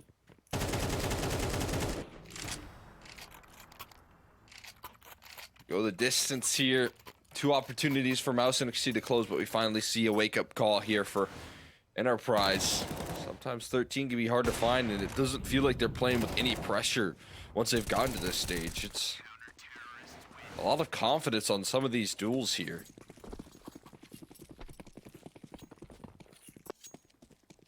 So we'll see. Yeah, we've got some aggressive duels with the op here, and Bosby looking for entries up B, but no luck here out of the gates, and now it's just Toao and one that stands behind him and exist, but good utility usage. And a Molly, Vermalov gonna have to leave. A smoke extinguished, but Sire can't escape there. But multiple players will play their hand over here for Enterprise. Oh, but Kristen keeps going. Instant headshot out of Toa as per usual. Advantage to Enterprise. Now they got the op posted up here. Waiting for re-aggression here. They're waiting for maybe that next move from PR. PR's in charge of saving this round. There's a barrel spotted. There's a back turn. Demo again playing these off angles to perfection. So much trust placed in this man. Double setup around the corner. Vermalov hits the shot, though. He also saw the next. And Natu also picks up the kill bottom middle. He gets the bomb. And now with 40 seconds, he can go anywhere. The real question is, though, has he beat Exist onto this site? I don't think he has. Exist, 23 HP. Playing the angles here. Natu gonna clear the corners. He eats the dink, but gets the plant, and he's up for the round. But now, like back turned. Oh, he's moonwalking right into Toa. That's gonna drag us into OT here, Cole. That is huge. A big finish right there from Toa. Gonna take it into OT. What a round to close out. Saying enough is enough. That's a bold call to make again there for Demo to be alone on the A side like that. It's so scary to make those sort of reads there, but they clearly place so much faith in him. That was necessary there. Toa's 4Ks. He just deletes the round by himself. And then needs to clutch up and he delivers. Wow. I mean, this has been Toa's map right now. He might only be 16 and 18, but the amount of impact that he has delivered on every one of those kills. Had a cold CT side as well, may I add. But certainly responsible for those last two to cap off regulation. So, OT is where we land. And Mouse NXT, they've been objectively better on these gun rounds, but Enterprise, they had Demo, they had Toa waking up towards the very end, and now they have a mid play. This is a new stance into overtime. Exist already inside the smoke, running through. Misses out on a Natu, though, and PR will collect his kill as well to make it a 3-on-3. A little bit less than ideal situations right here for Enterprise. maintaining a lot of map control still, but oh my god. We've got an interesting little head-to-head coming up here, potentially. PR letting the op sneak in towards second mid. Walks right back into the angle. A little bit of fumbled movement out in the open, but they never wanted to give him a duel. Wanted to wait for that flash across, and now he's repositioned strong in towards apartments. They're looking to ignore him here. Yeah, but he's going to come back into Boiler. He misses the shot, though, so now they know. Now he's trapped. Now he cannot leave. Continuing to push forward, though, for Syra. Right into the angle. Now need to up into the clutch. What a transfer! He's up for the 1 versus 3, and he knows where Toao is. This is an unthinkable clutch. First round of overtime, and this is how we start. Reposition into Graveyard is just too perfect. Oh my god. The fastest 1v3 in the West. How did he get that transfer right there? Instant while flashed up as well. That is unthinkable right there from Nietzsche. That sort of quickness goes a long way. And it saves him the worry of a late loss right there to this op friend, missing a couple of freebies as that one sent straight through. But recovers with this shot. Look at the follow-up though. Look at the quickness there. He anticipates the next move, and Mouse NXT get to start off overtime with a massive clutch like that. Oh my goodness. All right. That has got to ignite something underneath you. A couple mistakes here and there. Sarah pushing forward into the AWP.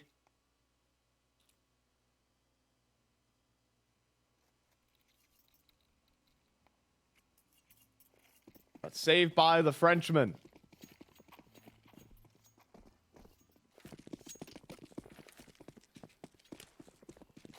Now this guy has been a prospect in the French scene for quite a while. Definitely has been hyped up. Been on Gen 1. He's even on LDLC right towards the very end. Got picked up last summer. When you join in Mao's NXT, you know you're supposed to be next up. But he will be the first to fall in this one. As Friend and Exist trying to close in on that brackets control.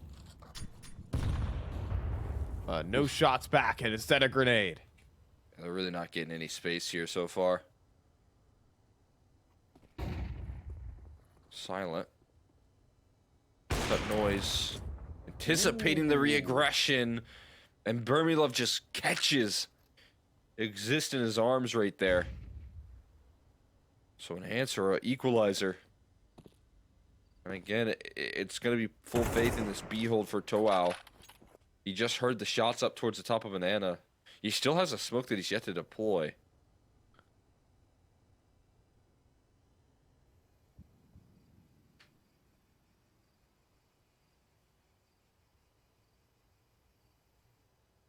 Seconds. Still needing to make their way up towards top brackets. Burmilov, I thought he had the better line there, but Friend catches him out. Now again, similar situation to what Enterprise were in. Seconds remaining on the clock. Even a collateral lined up there. There's no time. Sirach can get all the kills he feels like. There's no win in this one. PR will just hang out in the apartments.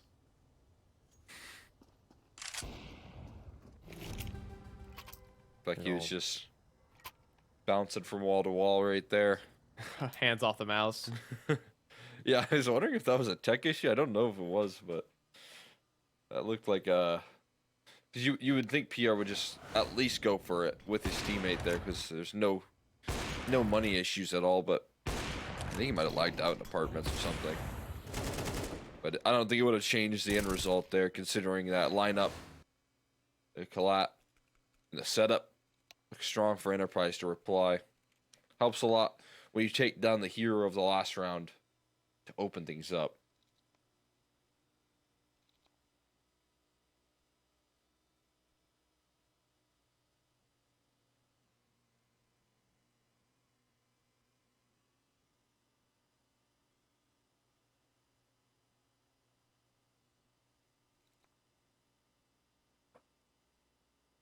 Enterprise looking solid, at least on the defense. Right now. You know, no superstar stuff needed, just friend. Finally stepping up to the task. Oh, we're looking at, oh, an airstrike for Crizzen is going to be a problem. But hold on, the nade molly combo towards Sandbags also somehow finds a kill. Crizzen's death was not in vain. Now, friend. Okay. Staying on the aggressive here for Enterprise. Now it's Natsu's turn. Walking through his smoke has just beat them towards the arch side. But they know. They know with certainty it doesn't matter. Instant headshot. There's a second player, though, from Library. But Toa just let them go past. Natsu will go down for one. Toa now out of ammo. Switches to the P250, and that's enough. Enterprise looking to reestablish the lead as Sura has to make the long pilgrimage to the other side of the map. That still hasn't been registered, though. Still hasn't been heard. And the timing, eventually you would think this has to be a possibility, but not just yet. Finally, you see the reposition here coming through. But Toa doesn't He's realize missed it. It's on such an insane timing that Sierra will be able to scoop up the bomb and just get up and out of there. Toa let go of the line. Thanks for the bomb, buddy. He's out of there. And I don't even think they realize yet. 10 seconds. Smoke. And a plant. I mean, he's up for the clutch on 20 HP. And they're going in fast. Wasting no time getting in, and all it takes is a single bullet to put an end to the clutch. Wow, is saving this game for his squad right now. Another 4K. He did it in the last round of regulation. He does it again here. Just to keep them in winning ways. Enterprise reclaim the lead this late into the game in first overtime. Multiple 4Ks brought to you by Toa here so far. And now they're on the side that they're kind of probably eager to get back into here. They're on the side they're more comfortable with. Especially in regulation. Toa might just buy enough time here for the rest of the roster to really start to sing right now.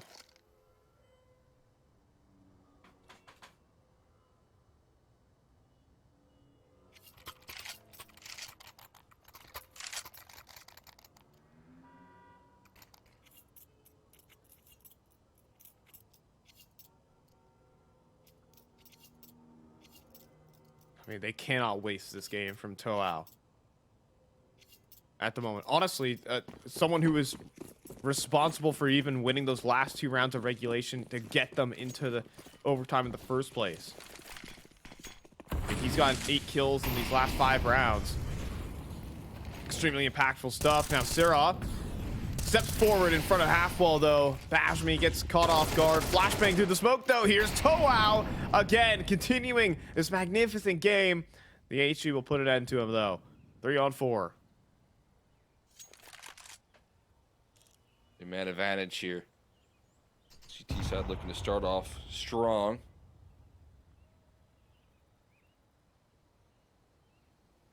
Got utility being dispensed consistently. Straight up down towards the... They're trying to sell that PR hasn't pushed down. And it might have worked. Information, yeah. Look at this flank. Disgusting stuff. As PR's about to line up multiple, 2 through the smoke as well. And Demo up a creek without a paddle. And the current will swipe him away. Mao's NXT tied up. Big pickup right there.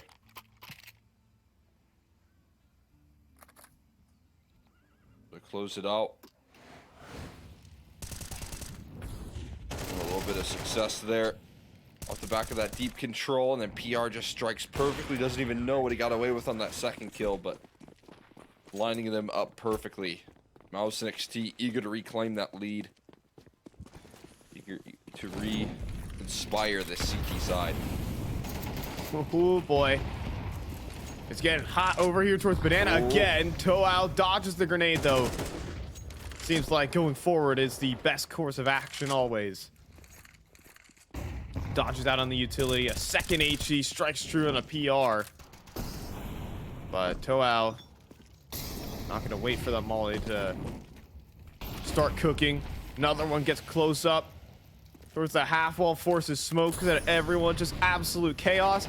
And hardly a bullet's been fired at each other, Cole. Just constant utility being tossed, dispensed over and over again. Look at this setup here. We don't have any more flashes for Enterprise. They've already tossed them all in. We only have smokes and HEs. Wild. This apartment setup. Connection, Burmy Love. Good on the tripwire. This contact game is not going to work with these angles being held.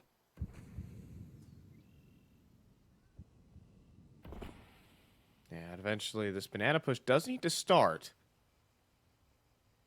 You would think.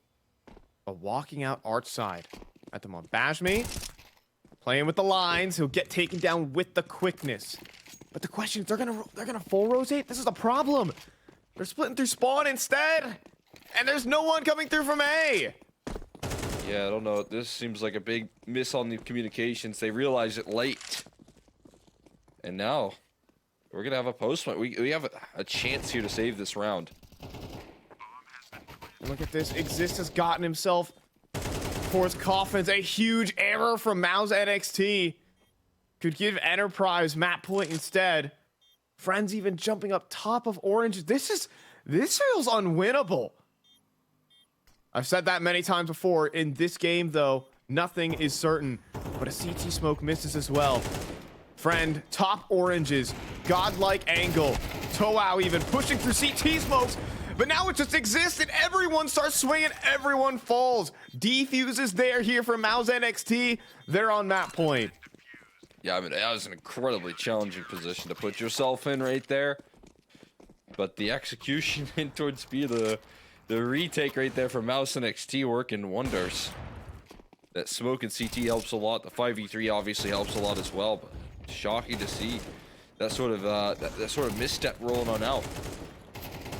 Like it's an instant 3-on-3, but you see everyone swinging. There's a bomb ticking, guys. I'm gonna have right to. There, it's like again, it's one of those things that you'll see maybe out of these younger teams, but it's like someone's got to say something like our side is open, and it felt like that never did come through here. But either way, Burmy Love out of the gates, another opening duel with his AWP. But they are looking to fill the void here. It exists again with the big flank formulating here, and I feel like it might be discounted once more. They're expecting too much respect here. And Burmy Love also misses the shot. He's getting wrapped up by Toao. Exist also closes in. And it looks like we might need another set of overtime unless Kristen's got something insane. And the answer is he does not. Enterprise with the easy bomb plant. And some mispositioning again from Mao's NXT. Last round, didn't punish him. This time around, Enterprise take full advantage of it. As just leaving these remaining two to throw their hat into the ring, there's nothing to lose going for it.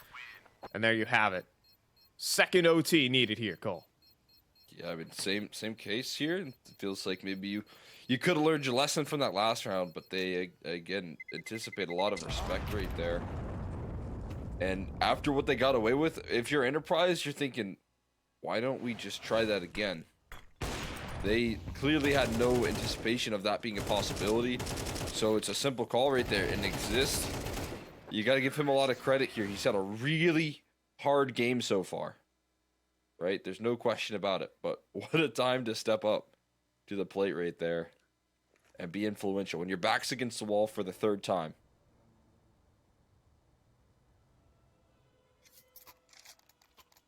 And so the run back.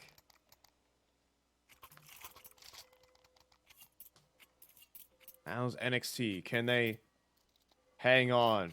Can Toao keep powering Enterprise? Many questions that can be answered in the next 6 rounds.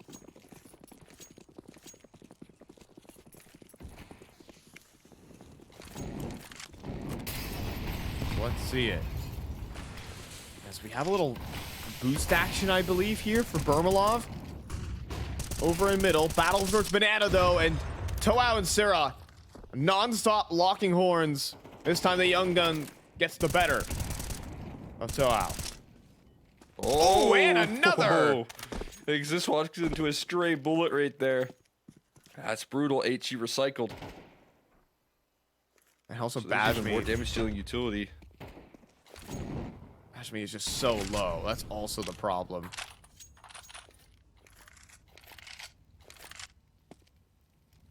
So long as there are HEs in play. Oh, it's one sinks true. That is magnificent. Perfect lineup for the half wall. From inside of the site. Now Sarah, just don't overextend. 2 on 5. I'm gonna have to try really hard to cough this one up.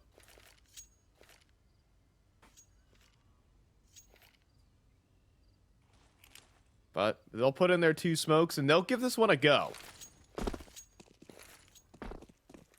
But to just give it a shot here. You got friend in the server. Maybe you can have a big round. It's a big entry, something along those lines. PR just dancing around the smoke to perfection. He's got a firing squad of teammates in CT as well. And the lineup right there goes about as good as you could ask for PR. He'll put that one to bed pretty easy. 16 locked in for Mouse NXT. As it feels like it's just, again, another wake-up call for them. CT side has looked a lot more clean in overtime where they've been able to really set the tone.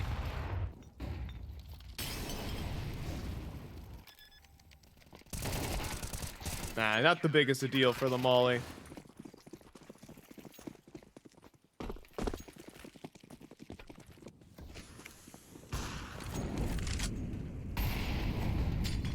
So here we go. Flying away. Second round of double OT. And Sarah this time is going to be pushing through the utility. But Bajmi not blinded. The Molly's a little too late to the play. And jumping the gun over towards Banana. A little bit of an overheat right there, but hardly blame Sarah for the attempt. The continuation there. Just wanted to play off of these rounds, kind of use it as a springboard. There's a bit of a reality check here. Now the round gets a whole lot harder. Not a lot of utility dispense this time. Separation of that Molotov right there, but a great answer back with counter utility in tow. Good HE as well. Sinks true into Bajmi. Extra flashbang, but no kills. This is the problem here. Now's NXT. They need it. PR can't convert. Kristen, neither. And this round will fall flat. Enterprise is going to clap back.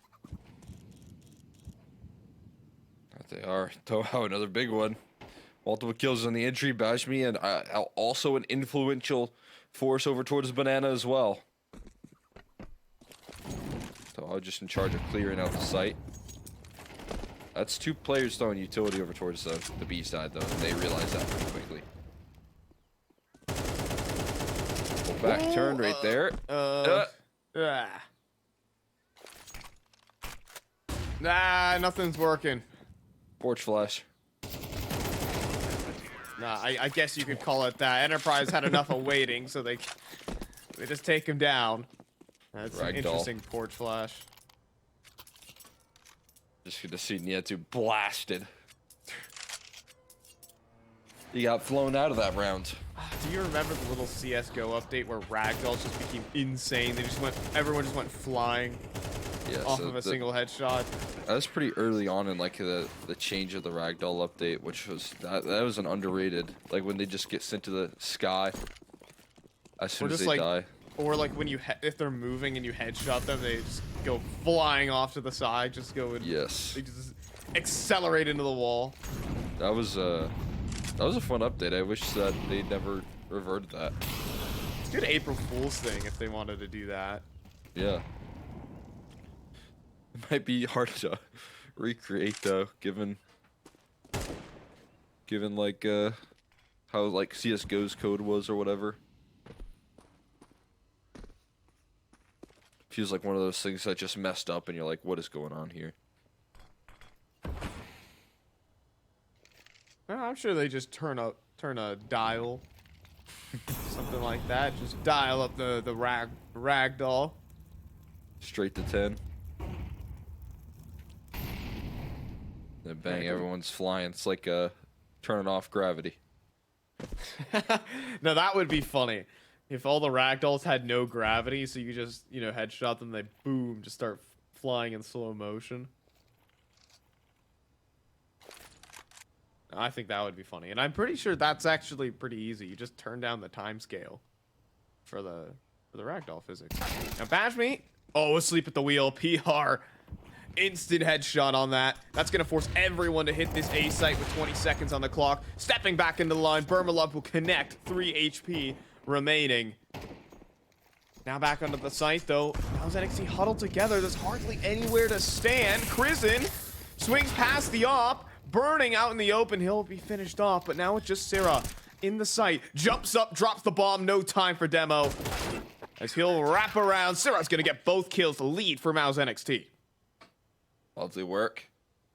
Closing out the job strong right there. Another great round from Sarah, who delivers in the closing stage just when it is necessary to step up. Mouse NXT lead at the turn of the half here as well, which is good news for them. Catching that re-aggression at every stage right there. Nicely done. That little late step up really seals the deal. Mouse NXT have the right resources where they need to be there. Finish the job.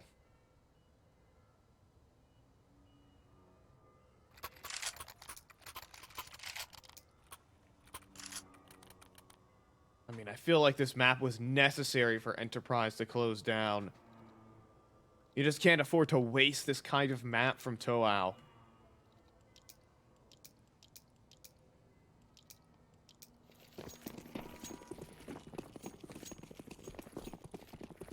Yeah, this one's going to be painful. They need to come back into this. They need to at least get 2 rounds to run it back for triple overtime.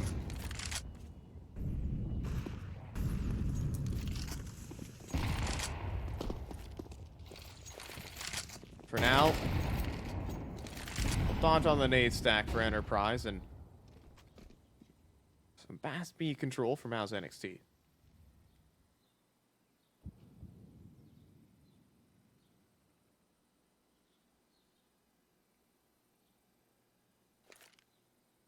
Talked about the battle being waged there over and over again. We finally see a little bit of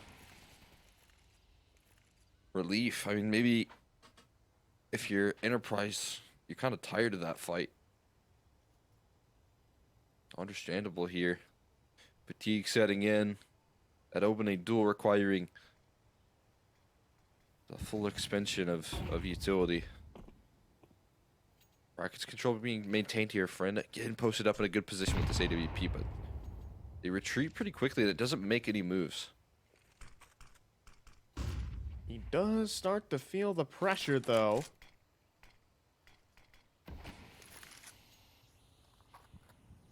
So has to work between the different angles. Demo, round the edge of this smoke.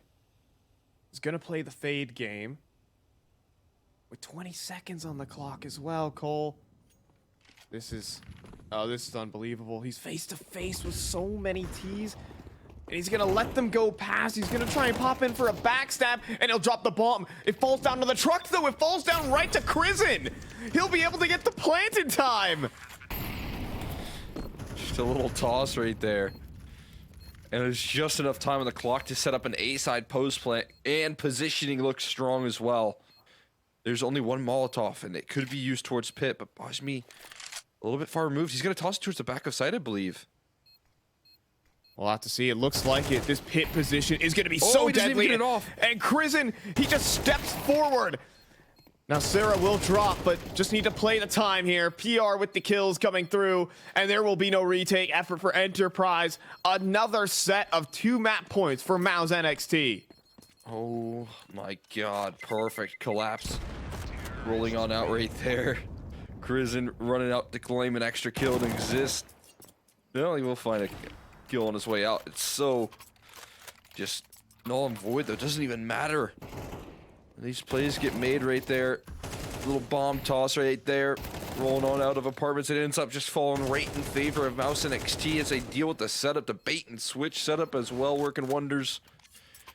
And we all know how those A-side post plays go. When there's players in pit, when there's players in position, it is hard to make things happen.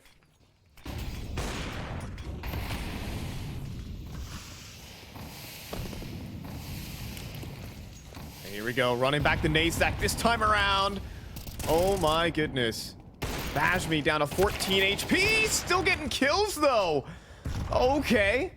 He was supposed to be just a dead man instantly, but instead, he survives.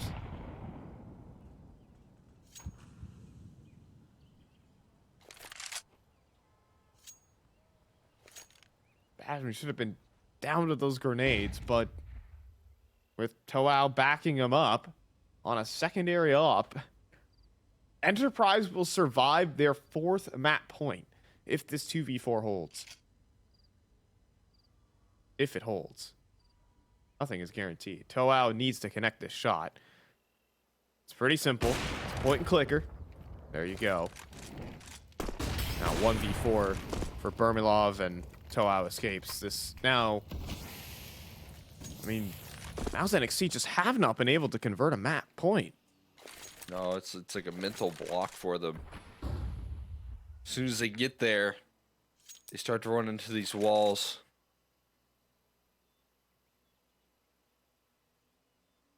And the bigger question is, how long can Enterprise hang on? Because they still are going to be up against it once again after this.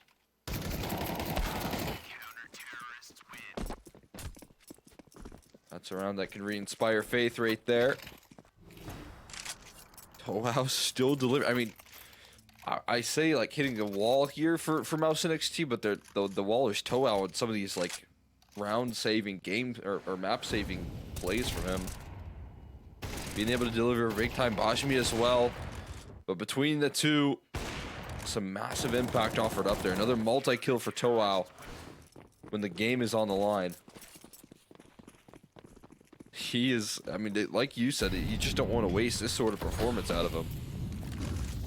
Didn't think he was going to be one of the win conditions for this squad right now, but he certainly is. Boost, oh, could have worked, but didn't go for it. Felt like that would have been the right call. Now Exist has to shift into a full-on setup here.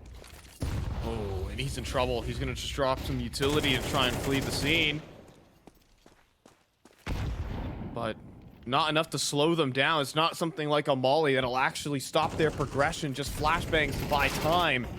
Now, Friend caught in the open, unscoped. Molly Exist down next. And it looks like Mouse NXT might finally lock this in with the perfect A-side execute. Toao trying to deny the plant, though he does. He runs through the smoke, but he's on 12 HP, Cole. He's not going to save it this time for Enterprise, as finally their map pick will go down the drain in double overtime. It required the distance, it required 2, but finally Mouse NXT lay claim, I believe, on their 5th opportunity to close out this series. It was just enough right there. They had multiple overtime affairs, they had multiple attempts, and Toao, I thought maybe, just maybe, he was going to do it again. He was going to save them, but that's too tall of a task, as we know, and you know, nice attempt from Enterprise to close things out, but really you got to give a lot of credit to the regulation Mouse NXT that pulled that back from the brink of down 4-9. Yeah. Starting things off really slow on the second, or the end of the first half and the start of the second, and, you know, redeemed themselves so quickly. Yeah, that is a huge bounce back. All things that they were down 7-2. If you want to keep like running this, you know, talking score lines here, they were down very, very far, but PR got them into that T side.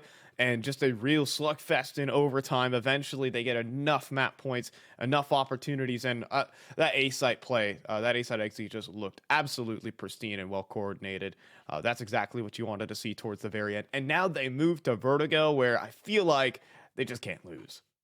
Yeah, I mean, that was the big hope, is that now you get that opportunity much more so to close this thing out too. They are on an unstoppable map for themselves here. They don't lose it all that often. They've had some struggles here and there, but for the most part, this team has just been incredibly consistent on this map. And, if you're looking down the barrel here, you're definitely going to be a little bit frustrated that you see that sort of performance come through. I mean, you see Toa dropping some monstrous numbers, and it still just wasn't quite enough for you to close it out.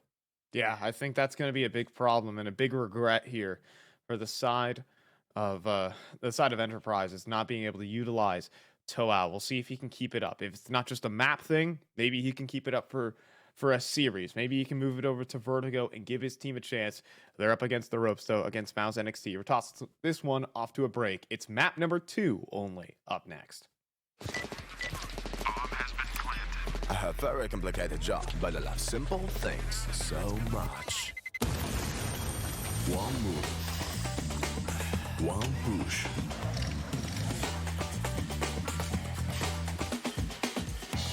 One touch.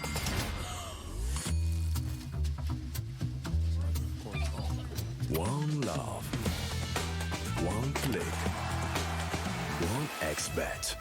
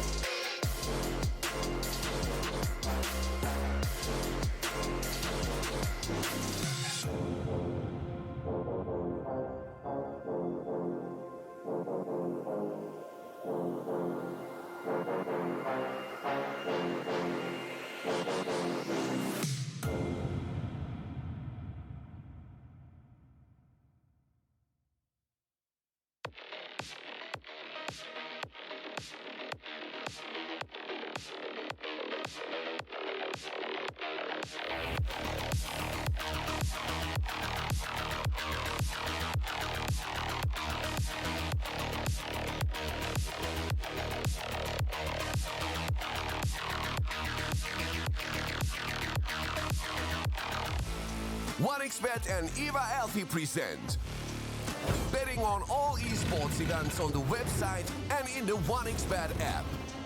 OneXBet. Play with Eva.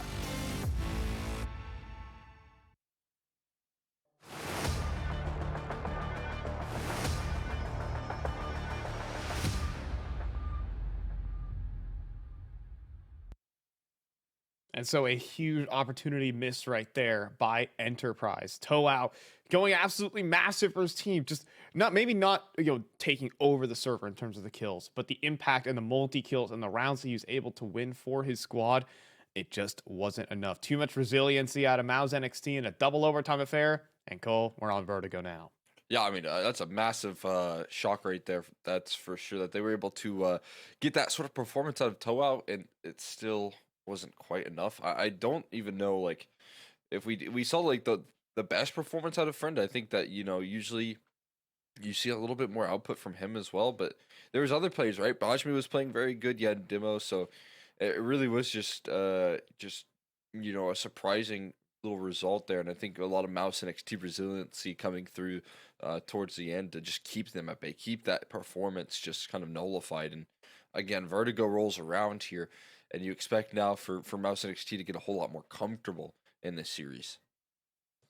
Yeah, and I think this is, Vertigo is just the comfort pick that they've taken on all the best teams in, this level of Counter-Strike. They even beat Gamer Legion on it for what that's worth, a team that is in the top 30, right? So there's a lot working here in the favor of Mao's NXT on this map.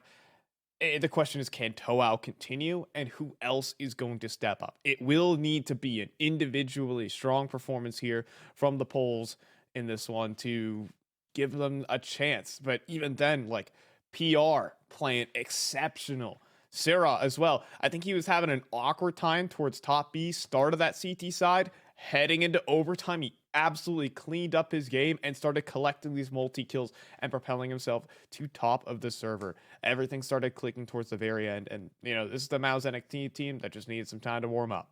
Yeah, it felt very systematic. The setup for Sarah was definitely there. The commitment was there as well. So it just felt like the consistency and the discovery of what they could really get away with when they had all the tools, especially when overtime rolled around. I think that CT side got a whole lot stronger. And that definitely delivered a lot of impact, a lot of success here for a very exciting roster.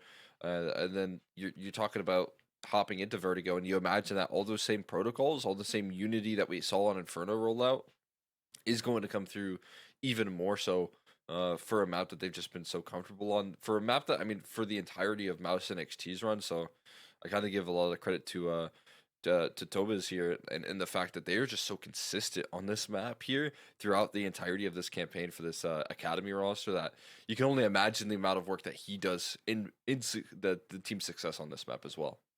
Yeah, the coaching staff for Maus has notoriously just been one of the most well-drilled and, teaching these young up-and-coming players how to work as professionals and really establish what's proper in a team.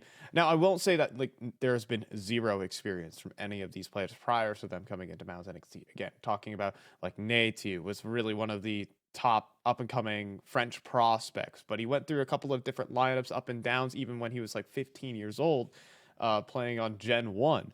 So, but there have been, ups and downs, but I think this is where you really establish yourself and become a tier 1 player and mature as a player by entering into this grind with a team, with a system in place. And that's just a credit to the incredible coaching staff. Not just Tobas, but obviously Cyclone occasionally comes through and provides some support there. There's Zipex over there on the main team. But from what I've heard, I've talked with a couple people who have been on the Mao's projects. The main team in the NXT squads, they always intermingle, talk strategies over, and so getting that kind of experience is invaluable so early on in these players' careers. Yeah, I can only imagine, right? Because we've seen so many players step into this roster as unproven talent that we've talked about have always had potential, and then we see them come out the other end of this pipeline, and it actually is a talent pipeline. It feels what is it? A good Mao's NXT will change you, or a good book will change you, and You know, all these players go through the pipeline, they come out different players at the very end of it. So many success stories out of this roster.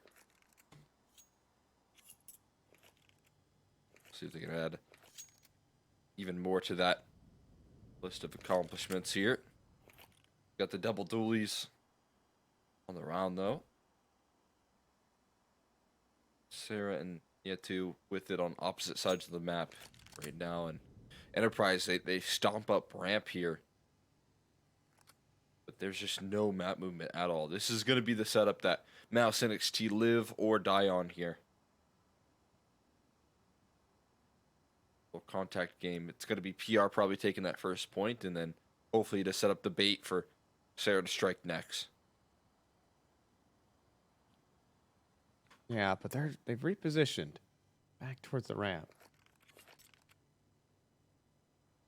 Little sneaky crawl. Crouch walking here. Now they're gonna get a little bit louder. 2 CTs in defense.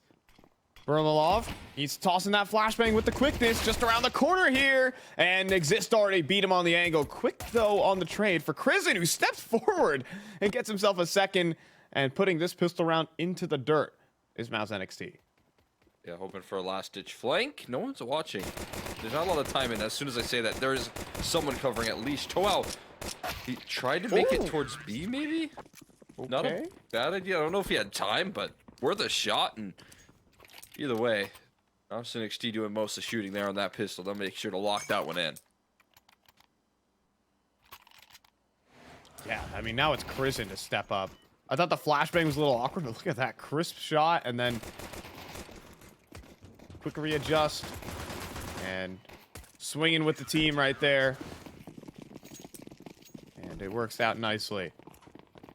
Gonna actually see, without a bomb plant, a force buyback. Wow, 1xbet odds. I like using this term, hydraulic pressing against Enterprise right now. As Toao nowhere to run. Thanks for the free Tech 9 upgrade, Kristen says. That's just more bullets for me to fire down range. There's a lot of commitment on these MP9 sprays here. And yet to sends it down range versus a Deagle. Boost up. Oh. Yucks right underneath it. Here's the fall off of the boost as well. It's just so much information here maintained here by Nietu. Doesn't want information though, he wants kills. A little bit of an awkward jump right there. Yeah. He got the singing voice on for that one. Been there before. He wants kills. Still set up strong.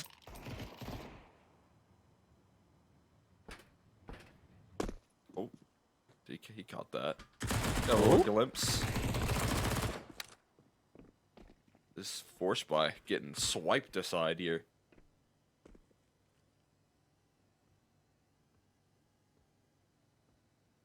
There you have it. Talking all the Mouse NXT success stories, by the way. Slend, now on Gamer Legion. It's very funny that Slend went from one talent farm to another, from Mouse NXT to Endpoint. It's always fun. If you remember the one tournament that Nexius stood in for the main team, I believe that was the CAC. I get that correct? Hold on, friend. No way he gets the bomb plant, right? Yeah, not a chance. But Nexius also got the call up. He's on OG right now.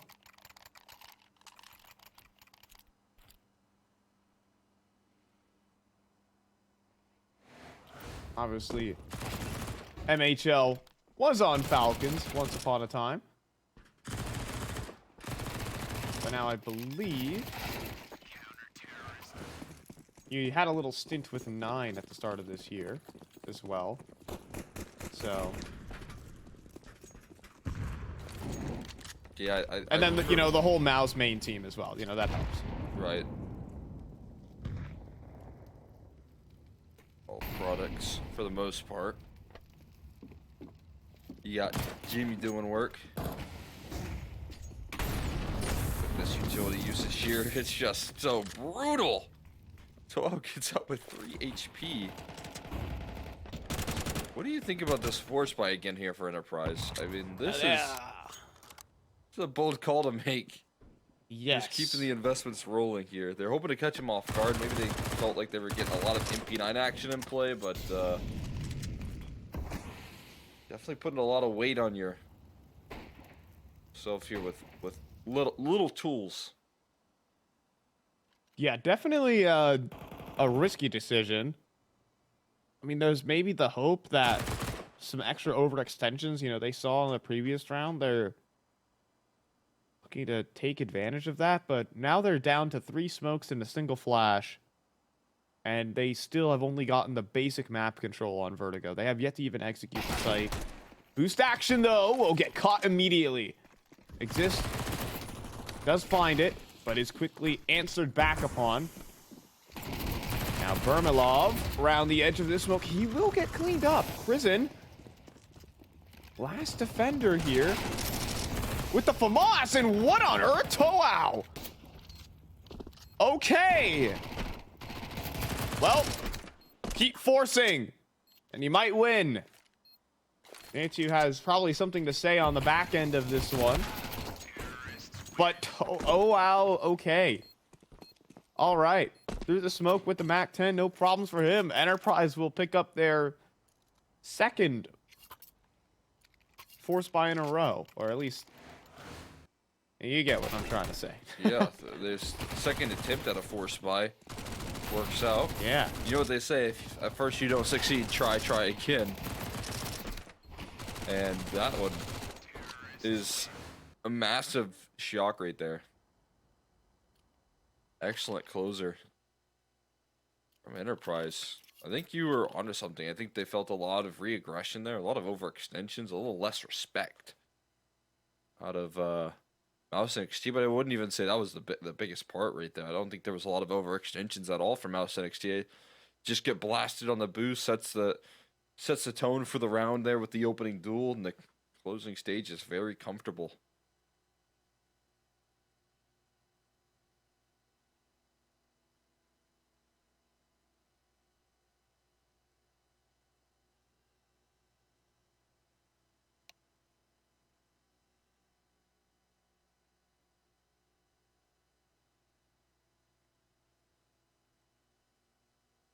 But I mean, they were just on MP9, so it's not necessarily going to break their money. That was just a bonus round.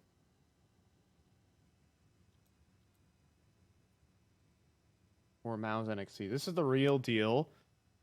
And the one worry is that with an MP9 still held on for Bajmi, MAC-10 for Toho, those are now moving AKs against 4 out of 5 players of Mouse NXT. We'll see how that pans out.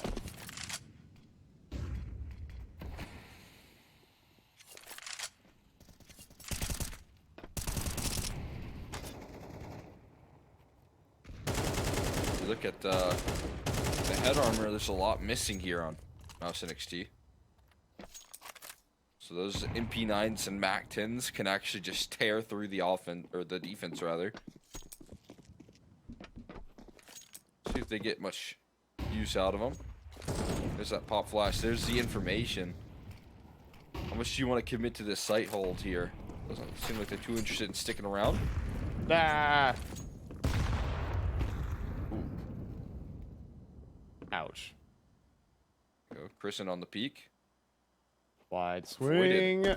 Oh my goodness, he's out in the middle of the open and go 1 for 1. But then the MAC-10, or rather the MP9, strikes there for Bajmi. There's Sarah. Yeah, he's not going to be able to hang here for much longer. Molly coming his way, but allowed to flee the scene. The rotates should be heard. They weren't quiet about that. I don't know for sure if they heard, but look at the map movement. I mean, they're just calling the full team over. 25 seconds. This is going to be a commitment here. Oh, devastating angle as well. Devastating, but Molly goes to the back of the site. He'll singe out into the open. He'll get the 1, but there's no smoke for the cross. I mean, 2 players can stop this bomb from getting in. It comes down to the duels here. Nitu, Sira lines up the double, and there goes the gun round. I mean, they use that utility so effectively for Enterprise. The Mouse NXT, again, they get the early alarm bells. they get the information that the rotations are taking place, so you see the early movements rolling on out, and you know PR gets an important kill and some extra just valuable time being bought. But the utility, like you said, that missing smoke, it costs them a lot, and Enterprise not being able to keep things rolling. We get another tech pause here, and while we do have this, I'm going to use this time to shout out what I'd expect for bringing you some of this action here. Of course, if you're interested in getting in on some of the mini live odds that we're going to have throughout this European series, you can, of course, click one of the mini banners down below, sign up using our promo codes that are linked in that banner. If you're interested, you can get up to 130% bonus with that. But back into the action here. I don't think it comes as actually, it does come at a bit of a surprise here that we kind of see more respect here on the purchasing power. We got a hero rifle, but they're not going to keep the Force by Wars going as much. Yeah, I was looking forward to it. A 1 Tech 9 sent in to the Wolves.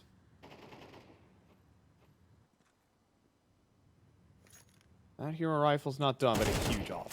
Like, disgusting off angle from Netu. We're seeing that angle be played more frequently here just to catch those mid lurks. You have to look between elevator and that flat side. Now PR here to farm up some cash with this MP9. And Netu will be inevitable. So, 4-1 here for Mao's NXT. That hero rifle is gonna probably force Bash me onto a Mac 10 or Galil. And Enterprise are only gonna kind of scrap into this round. Might be missing some of that utility that we've already seen can cost you pretty dearly here on Vertigo in terms of taking control, getting into the site.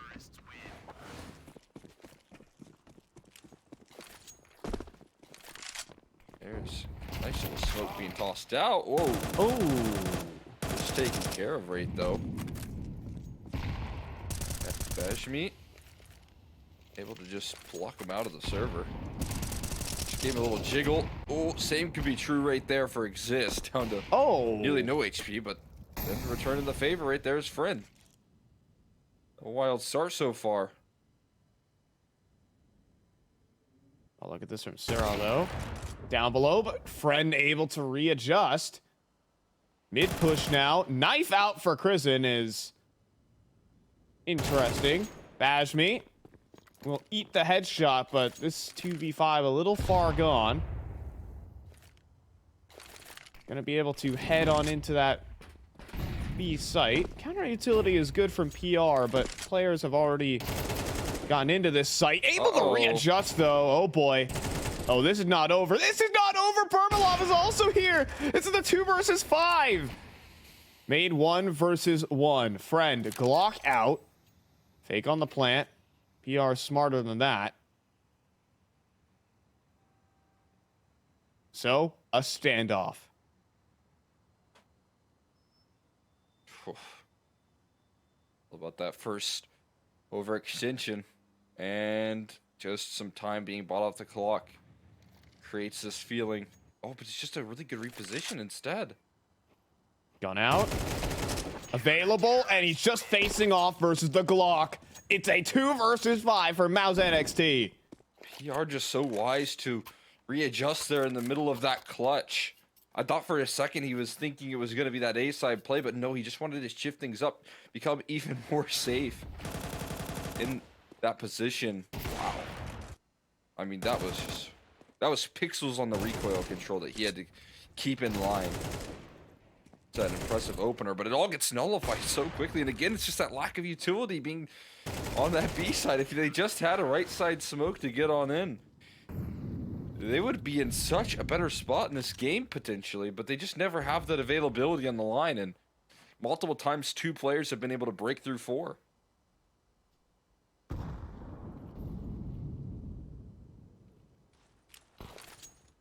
Looking at a bit of a faster B play. This time it is really just only PR, but cut down before even the utility pops.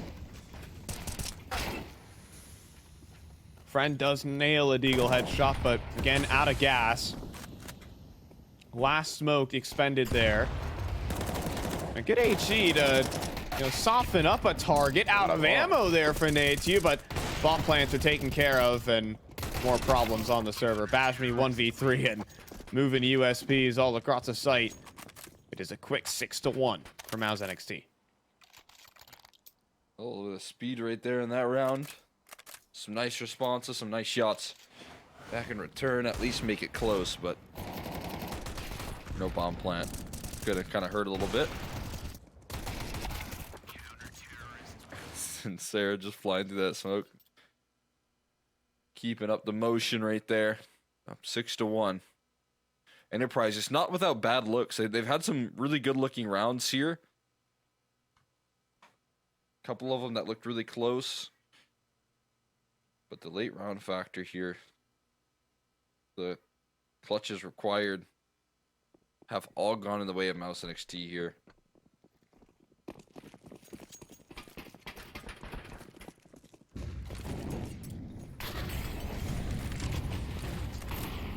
So here we go. Can Enterprise at least have some magic? Well, they're facing off against the Sorcerer, the Magician right now, PR. Making these disadvantageous situations appear like something else. Now, Sarah almost gets equalized upon.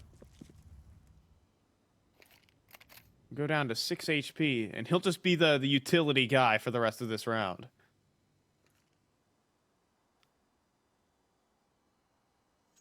Interesting position from Krisen. Placing his faith in coverage from teammates to make sure that they can't fly up the ramp. BR. Getting jiggled. Oh, wow. Ashmi's so careful. That's an excellent reply right there. And that's going to reassemble the resources that are left right now in the round for Mouse NXT. Big time off the A side, it seems.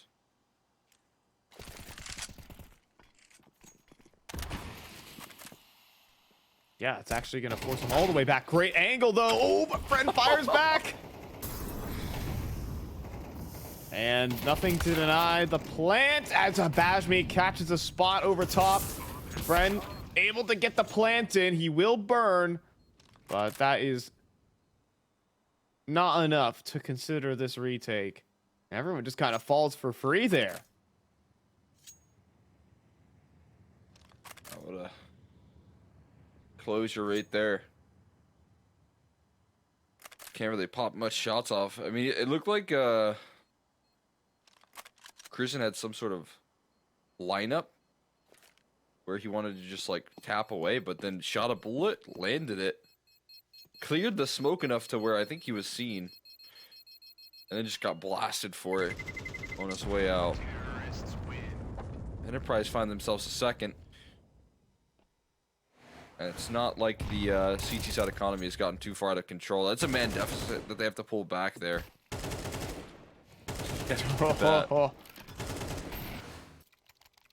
You're a mistake right there.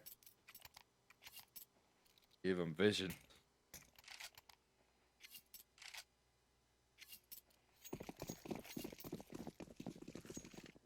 But that's only a second round. That's what it took.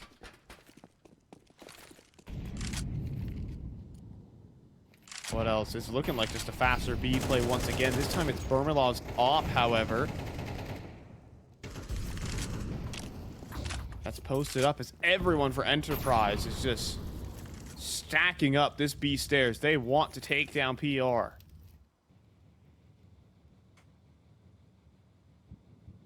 Counter reaction here is to take some mid control. Getting up. Posted up there. Now that is an interesting smoke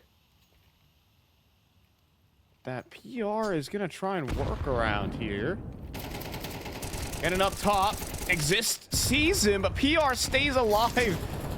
This guy has been such a problem on the sites. Now, Demo finds the kill while blind. How is anyone seeing anything on this site? Eventually, there's another dink, but here's Bermilov really heating up with the AWP. He puts together 3, and you might be able to take down one head of the Hydra, but then there's 2 more. I mean, that was a solid execute offered up by Enterprise. With zero vision, Burmilov able to be a difference maker in the round. AWP singing on that B side. PR doing damage to keep them at bay initially. And just left a tucked tail. Gonna have to hold on to that AK here. Pretty easy 7th round right there from Mouse NXT, overcoming the powerful execute that was brought by Enterprise. PR's been an absolute stud on this B side though, man. Couldn't agree more.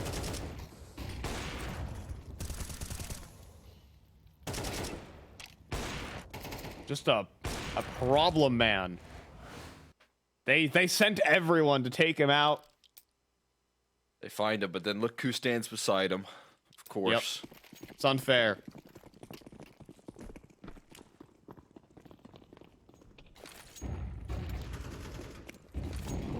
Oh, but Burnilov actually does get picked off to open up this round. Demo.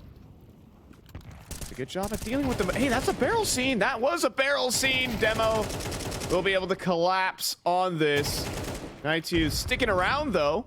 Will come away with the kill through the smoke, though. Oh, that was a huge opportunity. Krizen's still in position, but gun barrel, his gun model, rather, is going to block Friend, and that'll be an easy frag back. This is looking like a 3rd for Enterprise. If only we had that left-hand model. Yep. To sure exists a surprise to see him so close into this action. He's got no health. But he's going to stick around here even longer. Again, Friend is kind of thinking, surely he wouldn't be hanging about towards elevator. But his route out of this round is not happening. Friend just going to shoot him once. That's going to do the trick right there. AWP almost recovered, not quite in time, but the money's actually just low here. And I thought, again, Mouse next to you, probably going to save in that sort of situation. They go for the full investment from what I've seen for a split second in that round.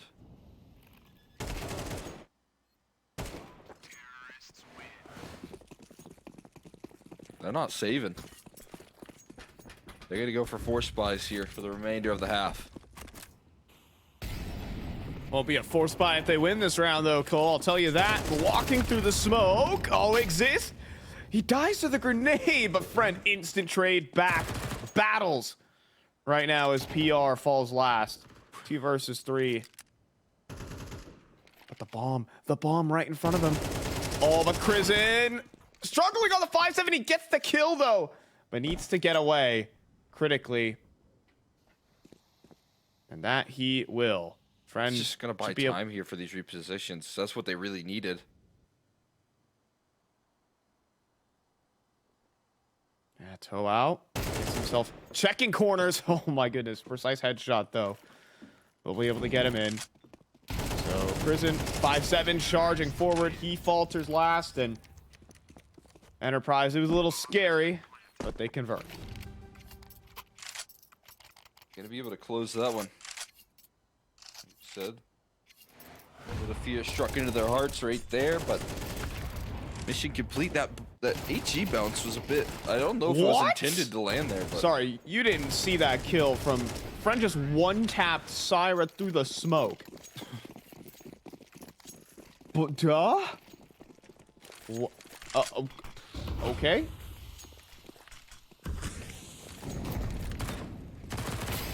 If I had a nickel for every time that Friend destroyed someone through a smoke, I'd have 2 nickels. That's not the weirdest thing you've heard in Counter-Strike.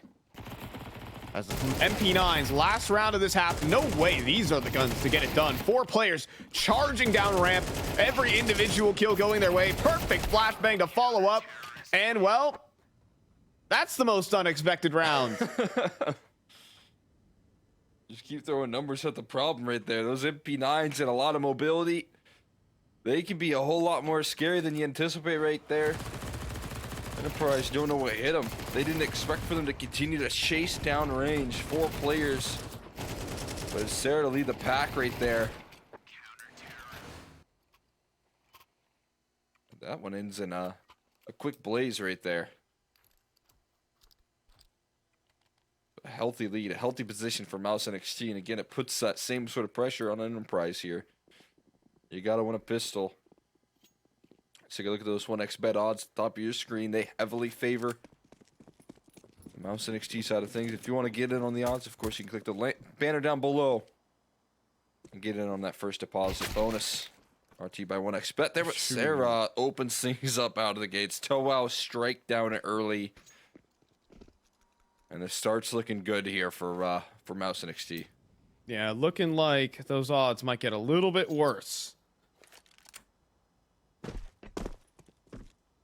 On the live end, there are no kits for Enterprise either, but they have brought the manpower into the right position. But sometimes I feel like manpower doesn't really matter. You've got to nail these shots. Friend up close will do exactly that with Demo at range. And there you have it. The stack does pay off. In this situation, or does it? Nates you? Now in a 1 versus 2, it's not that far out of the picture. Demo will run him down. So pistol round for Enterprise.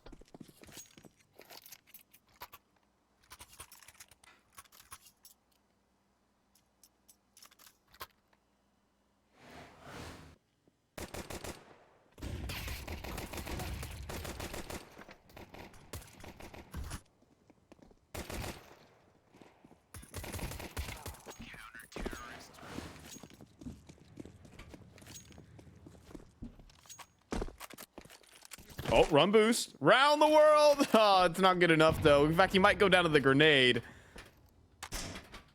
Had some fun with it, but nothing gives. It's just Glocks. The fact that he nailed it with consistency, though, is something to behold. Somebody saw that run boost come out. It was a P250, and it ended up winning them the game. Can't remember who it was, though. I always try to pull it off on my matchmaking games. It works about 50% of the time. It's not bad. You're not even 5-queuing either, it's just random people? No. I'm 5-queuing. I'm 5-queuing. I was about to say, I was like, I would never trust a random teammate with that sort of responsibility. I honestly don't even trust my stack with that sort of responsibility.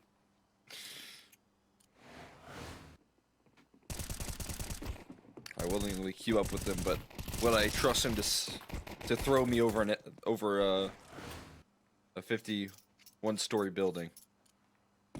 Not quite.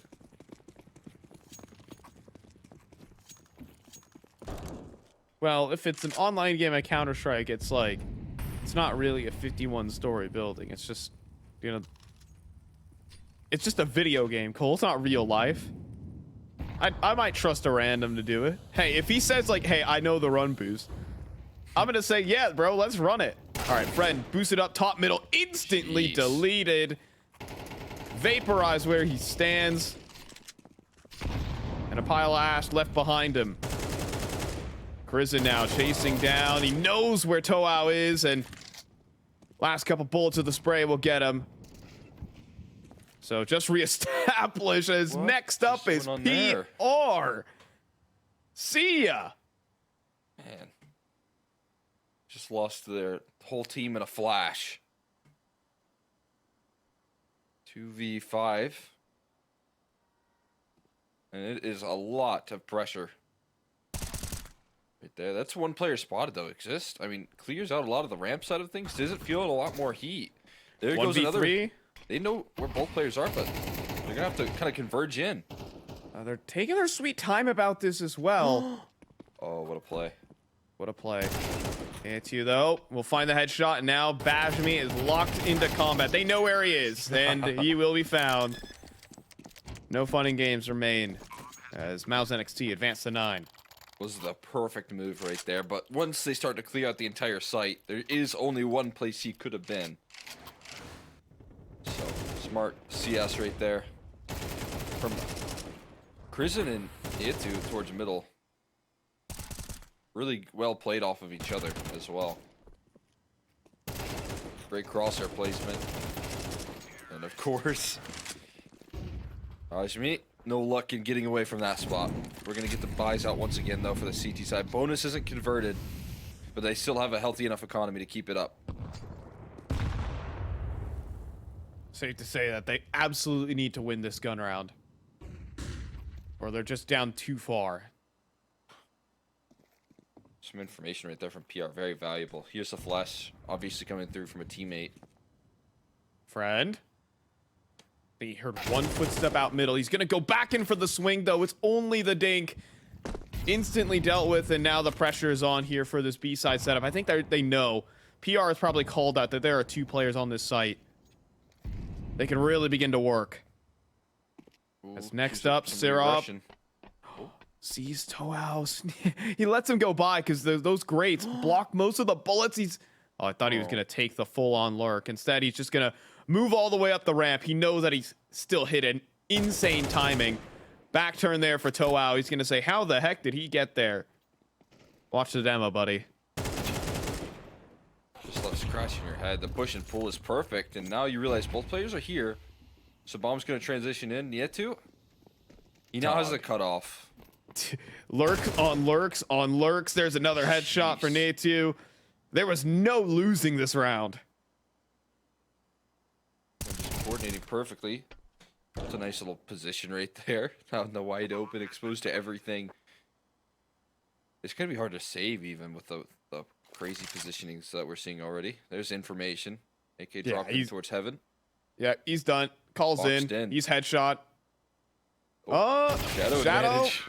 It doesn't matter. Are you kidding me? PR just swings with the headshot. Mouse NXT are just invincible. What it feels like, man. That round was all over the place, but it felt like every time Mouse NXT ran into a little bit of resistance right there, there was a route that they could take. There was a player that they could take out of that round to really secure things. There was just no safe movements there. Everywhere Enterprise had to go, they had to check every corner because there was a player around that corner. And that's economy kind of crashing out for Enterprise with not a lot of space left here on Vertigo. There's worrying signs. They're not out of anything by any means, but they don't find themselves in the easiest spot to recover up against a really good Vertigo team. Stop. Yeah, down 11-6 is not where you want to be. I mean, some cute USP kills. You do kind of need to turn it and burn it. Yeah, it's a little late on this reaction towards B, but they got the utility, they got the execution power. Rotate's gonna arrive soon, though. Yeah, flashbang coming over from deep from spawn, but I think PR just dodges it. Vermalov cleans up and exists. Ah! See ya. Down he goes. I just can't believe the last time we were here on Vertigo, you said 5 was an acceptable number of casualties. You remember injuries on the work site? If you're talking about this game, we only got 3. Only 3? Only 3? Wow, we're turning up here. Oh, almost made it 4. Whoa, almost made it 4. Whoa, Take it easy. We can't afford any more liabilities. They should just do it anyways. I want some team to do that at like the 1 minute mark. I think that would actually be so cool, depending on like the kind of CT setups that are being held. Be down. You imagine someone playing on the railing though, and he just blocks you and you fall off the map. He's playing on the sandbag where you're supposed to land. That's pretty funny. So they're trying to set up a flashbang from middle there for Natu, but instead he spots 2 players. That allows them to get in for free. Sneaking underneath there is PR with a headshot. Look at this insane control going on. He's going to let the smoke bloom, then jump up as well. Dude, this guy is just unbeatable. He's just so good individually. He has strong aim, strong mechanics. I mean, meet the future right here, dude. He gets 3. Oh my god. If you want any chance there in that game, you get an opening pick for a second, and then PR. And Yetu calling out that setup. just it gets him so much space. The quickness on the execute. He is in, jump up before you even realize that the beach side is claimed. He is taking you down while you're trying to rotate and save the round. You can't even make it close to the B site because he's offering up that level of resistance. And just put to a quick rest here. Mouse and XT might have struggled a little bit on their opponent's map pick out of the gates there, but they again come into the bread and butter, and you see why this team has established himself so much on this map, and why we had so much faith heading into this game that this was going to be either an easy reply, or if Inferno went awry for Enterprise, a pretty likely 2-0. This feels... Yeah, this is the tech. Ooh, one player gone. Looked like a couple there, but I think Demo's alive. So yeah, we're gonna head into a little bit of tech here. Big thing I want to talk about. PR, Cole. He's only 16 years old as well. Like, I'm just saying, like, in a year or so, this guy probably gonna get the call up to be on, maybe not like a tier 1 team, but definitely like the tier 1.5s of the world. Like, I could imagine like Heroic probably go for him with kind of the direction they're going on their lineup. Like, maybe even an Ents if they're gonna, obviously we've talked, Ents's results as of late have not been pretty. That lineup is under some suspect right now, Cole, but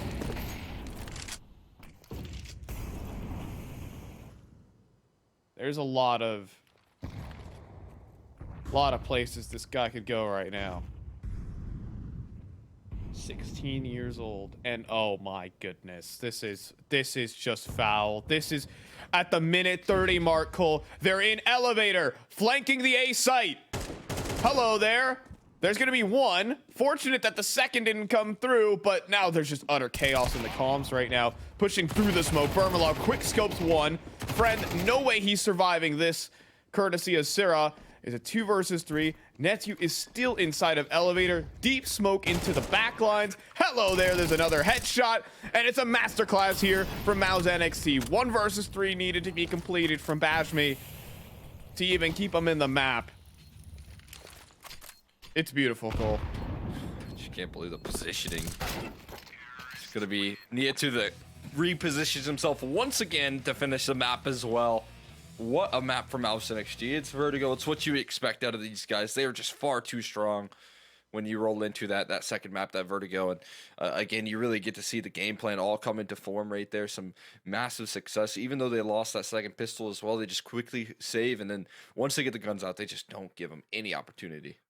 Not at all. And the calls that you were seeing right there, I mean, that last round is just beauty. They contact walk 2 out middle, mid completely empty for the whole round, leads to an easy backstab and a 2-0. Now, a double overtime affair on Inferno. But to be honest, if there wasn't a master performance from Toao, I think that series, or that map rather, could have ended a lot quicker. Yeah, absolutely. I mean, I'm 100% with you. Dropped 30 kills in the second overtime, and that's not oftentimes what you expect right there. It lines up to what is going to be a very entertaining, kind of decider to make it into the playoffs right there between Bleed and Mouse NXT. That's what I'm really looking forward to, because Bleed have obviously been performing pretty well in the scene recently, so there's a lot of excitement around what these guys are going to be able to do. You also talk a little bit about what the roster is going to look like for Mouse NXT. If you can keep on performing this well, this is going to be the perfect test to see if you can just lock in a pretty comfortable run to playoffs. Yeah, I mean, a really good test ahead of Mao's NXT. Trying to get the reps against some of the better teams in this level. Bleed is one of those squads. But last matchup of the day is coming up, Cole. Young Ninjas going through some changes as they've had a couple call-ups to the main roster. But honestly, they've still been able to try to maintain some form down here at this level of competition. Can they keep it up versus a squad like Nexus that is its own story. What do you think, Cole? I mean, I'm excited again. There's obviously some leadership that both you and I are pretty familiar with on this young ninja squad that we do have a little bit of faith in, but they've gone through a lot of changes since their last impressive run. So it'll be a good opportunity to test your metal up against some very strong competition. Yeah, some prospects there on Young Ninja. Let's see how they compare against the established Romanians in the form of Nexus. We're going to toss this one off to a bit of an extended break, 20 or so minutes, and we'll be back on the hour with Young Ninjas and Nexus. See you in a bit. Hello, son. Hi, Mom. Pretty girl. This is Eva. Nice to meet you. Thank you very much. Your dad's just making his favorite dinner. It's duck. Come on inside. They're all probably too gruesome to tell you while you're eating at the table. How's your food? Is everything okay? Good, good.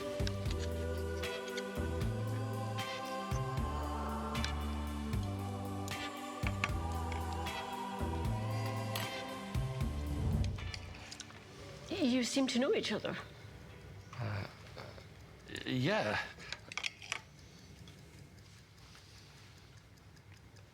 This is the new ambassador for 1xBet. Oh, I see.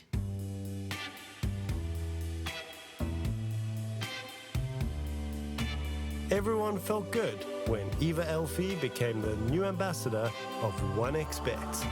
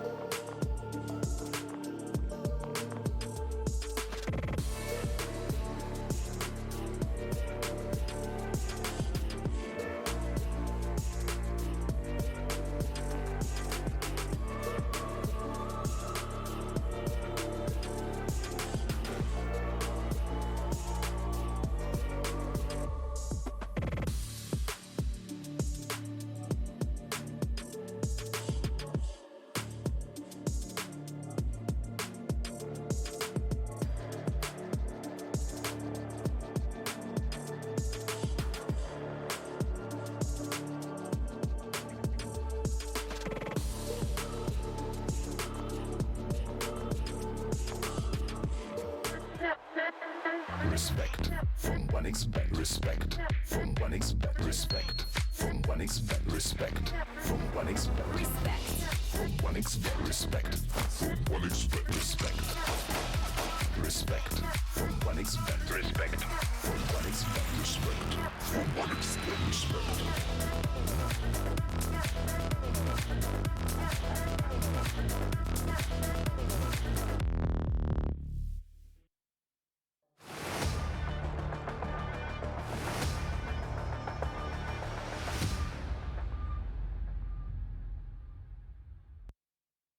And we are back aboard with the last match of the day here in RES EU. It's going to be Nexus taking on the Young Ninjas, but we've already gotten through our fair share of games today as well, Coles. We're cleaning up the final opening match of the groups here. What's good? Yeah, I mean, I'm pretty excited to see who's going to be closing out for the day, of course, in these opening matchups. It's going to be a pretty exciting one as well. Like you said, we get to kind of see a debut of a roster that is in a bit of a rebuild phase here in the Young Ninjas, trying to come back stronger after a couple move ups had been made. And so, pretty exciting prospects for them. On the other end of things here, Nexus looking to, make a good run here and continue to try and build upon what so far has been, somewhat of a solid year here for them. Yeah, it's been all right. They've actually broken into, they're getting close to that top 50 mark. They've just been absolutely on the grind as of late, but hasn't necessarily resulted in, big tournament wide results. They've gotten a couple decent wins down the stretch, but unable to really deliver. A team that's been on the grind, and I rate them pretty well. And we'll see how they fare against a Young Ninja squad who are undergoing a couple of changes. And I think, the winner of this match might even have a straight shot to clean up the group, depending on how strong you think Passion UA are right now. Yeah, I'm with you. I mean, obviously, there's some good opportunities right there. Especially if it's Nexus. I think this is a team that we have really been, like you said, like working hard throughout this year. Kind of rising in the rankings, which has been really impressive. You look at the other side of things, though, and of course, a little less reps for Young Ninjas, but you have high expectations. We saw them in Series 1. Obviously, they've gone through some changes, but they did so well in that first series that you kind of expect this team to be able to bounce back strong here and bring that high floor. We talk a lot about again our most familiar face here coming through from the NA scene, and what Mistim has brought to the NA scene is what I would say is just a lot of work. This guy's a very hard worker when it comes to like innovating and culling throughout the strategies. And what's really cool about this Young Ninjas project is that they brought along this IGL coach combo that has been working together for quite some time and adding Spray to the mix. Yeah, so like Mistim and Spray always are able to bring ATK to a playable enough level, but now Mistim actually might have some roster stability, we would think, as he joins into the Young Ninjas. But obviously having some of his best players taken up, specifically with Maxter heading over to the main team, and even Blue Phoenix might be getting the call up as well, as he's been playing most of his officials with the main squad. And with that being said, there actually is a substitute in for Blue Phoenix today. It is Bob XD. I mean Bob XD, but I like calling him Bob XD. He'll be standing in today. Definitely starting to become a bit of a staple in the Swedish scene himself. So good to rep the NIP banner. But over there, it is the Romanian squad in Nexus who have been consistently competing at this level. Yeah, I mean, again, like you said, the reps is a big deal for this Nexus squad. Sometimes it doesn't come with like the most consistent victories here, but when you're dealing with a team that already is kind of going through some shifts up and losing some of the key pieces, I do think this is a pretty decent opportunity to capitalize and start to build upon something, because I feel like the next step for this roster is, as you start off the year pretty strong, is that you want to be able to make some deep runs, make a playoff event, and this is your perfect opportunity. Like you said, this group is kind of up in the air in terms of what two teams are going to be making it out, and especially if you're able to close this group out with a little bit of strength, if you're able to top it, that's going to be a whole nother deal, and a whole nother kind of opening of opportunity for this squad. Yeah, we'll have to see. But I think right now they've been hard carried by, good Zello performances in some of their big wins. But I think the X factor on this one, Cole, has got to be an Urson in my mind, at least when we were watching him play versus Sinners. in I believe this was over in Thunder Pick. You know, over some of the these other tournaments, you know, he's going to be the one to try and carry him through this Nexus squad. And I think that I think that if he's going cold on the day, if he's not finding the entries for this team, then there could be some problems. Yeah. I'm definitely with you. I feel like again, when we talk about some of the key pieces here on Nexus, you obviously talk a lot about Salo pretty typically as kind of that core member, but you know, you do have a lot of tools that you can bring in, a lot of experience at this point on this squad together. So these players do have a lot of history, which is always a little bit exciting to see when it formulates into the server. The big question is it going to be good on the day? And again, when you talk about the young ninjas, it's quite the opposite right now. They're just kind of figuring out things off the back of obviously the promotions and stuff. They've probably had a little bit of time to figure that out as well, considering that they have been taking a break from officials, but we'll see if that comes into form here. Yeah, let's go ahead and take a look at the veto here between these two squads. See where we're going to land, and specifically where I think Arison can perform. I think the map of Nuke really stood out to me as something that could take it away, but we're not going to be seeing that. Maybe we could see it potentially as a decider, but NIP going to take that one out of the picture. So Vertigo, Ancient, and Mirage is where we stand. Yeah, I mean, again, talking about what this roster was able to do here, the Young Ninjas on Vertigo is that big victory over Big in that first series where they were able to challenge them. And then, of course, later down the line, we're also able to take down Fnatic, who were the champions of that series. So Vertigo is obviously, again, one of those maps that I think you kind of give a lot of credit to the standing core here, or like the IGL coach combo, because if you remember, again, back in the ATK days, there was always a really good map for them as well. So it's pretty cool to see, again, that carry forward here. You get to see the leadership kind of get a stabilized map here for the Young Ninjas that they can really succeed on. Will that continue with some of the changes in the roster? I feel like yes, they can still potentially plug and play some of these pieces, but for the Young Ninjas, I think starting off the series on Vertigo is going to be somewhat exciting for them. Yeah, I think just a lot more comfortable is to be said in terms of the calling. How they're going to be able to integrate a stand-in in the mix will be its own question here with BobXD, hopping into the server as well, subbing in for Blue Phoenix. But as long as you still have Yocap, still in the server here for Young Ninjas, I think anything is possible. And we kind of just, glanced over it, but Casper is putting in his RES debut with the Young Ninjas, an extremely hyper-aggressive rifler. We'll see how Mistum and Spray can use him on the map of Vertigo. While you're at it, you can check out the 1xBet app and even use promo code 1XRESEU for some good 130% deposit bonus. You might want to use it now, though, because pistol round's starting off, and the new boy on the block, Casper, is looking for the triple as everyone out of ammo. So is he. Quick trade fragger, though, from Mistum. He can't find it, and eventually, he'll get his third. But now it just leads to the stand-in as BTN comes in for the trade. Wild pistol so far. That is insane out of the gates here. Huge timing.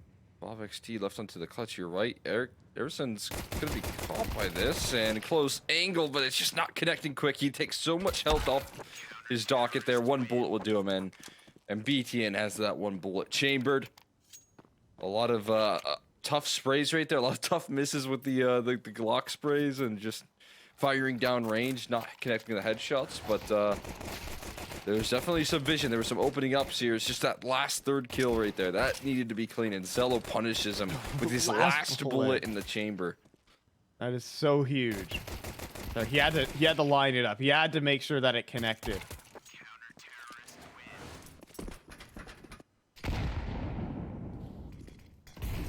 So Nexus will pick up the pistol, but Task Force buy back.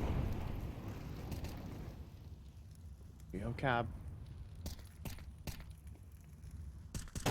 moving up through the edge of the smoke. Instant headshot onto Sound. That's the opener you want.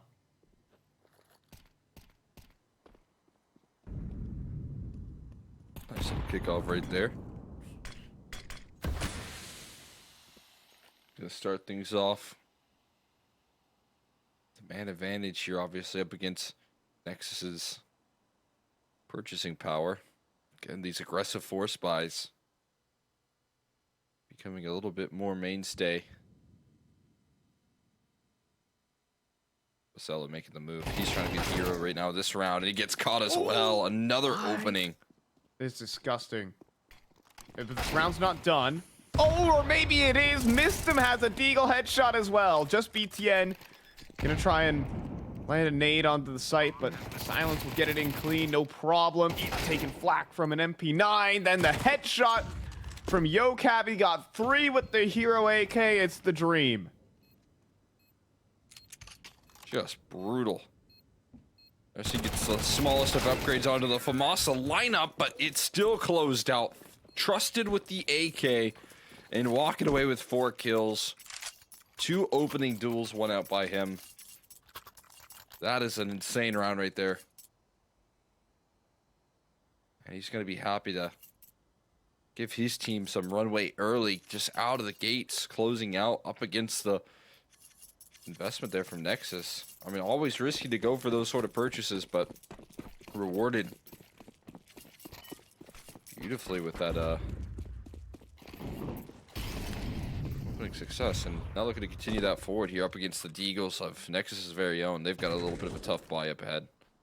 Oh, Casper cleans up middle, force by charging forward, and Standing goes in for the full spray down. Now he goes plummeted. And Erison gets another. Oh, this is a prop. This is now very problematic. The bomb needs to be picked up. And Silence probably should be grouping up with Casper here in towards middle. Yeah, he might just try and late walk up ramp as well, or stairs rather, I should say. It just depends on where Casper's interested in going, or what he's given. But leaning in on this A side right now, he is going to make that group up. He has that time to move up the ladder. It's all about the end goal now. Do they hit A? Do they hit B? Where do you want to choose?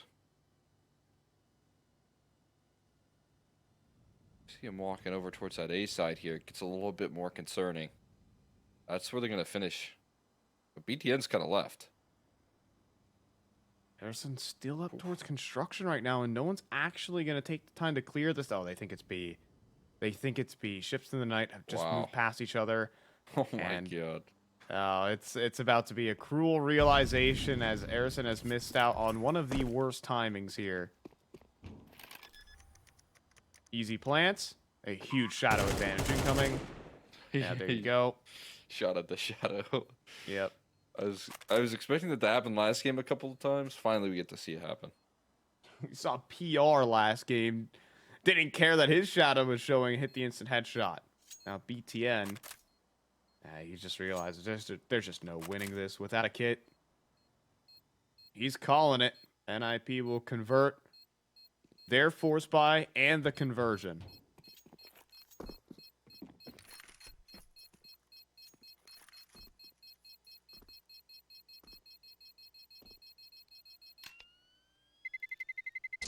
Terrorists win. There we go. A little bit of difficulties closing that one out comfortably, but it still will be confirmed right there. Young Ninjas making their way on up to 2. Probably putting it into the first by wars, and now it's up to BTN to be the difference maker here. He's got armor. I mean, his teammates do have a little bit behind him as well. They got the Deagle and armor for... Erison actually did sell his armor, which is probably for the best. He was only at 1400 there for a second. A little bit of discipline in the economy, but again, BTN putting that pressure on himself to be opening up the round here with this hero AK. Yeah, looking to swing forward. Mistim will get the spot, though. Mac 10 closes in, AK on the floor. And just like that, the win condition goes out the window. Jocap will easily mop on up. So the one positive to take out of that failed force buy is that Erison is hitting headshots. Gonna need a lot of that. Also, corner here for Yocap. 1-2. But it's just a Mac 10 at the end of the day, so no big deal.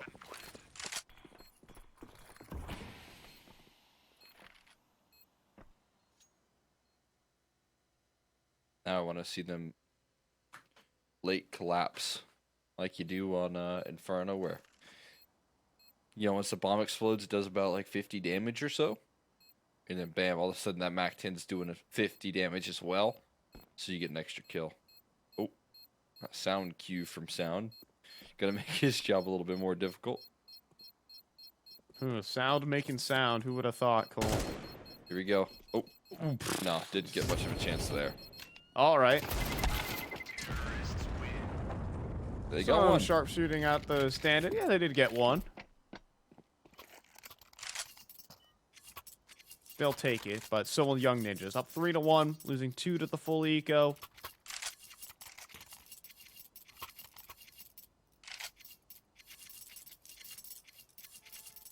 Gonna be a rifle battle here in this one. No ops in play yet. Honestly, this is kind of how I like Vertigo. It's gonna be a lot more brawly at the beginning of these rounds. But not towards the BN. Urson tosses in a nade, dips, gets a flashbang back in, sees nothing.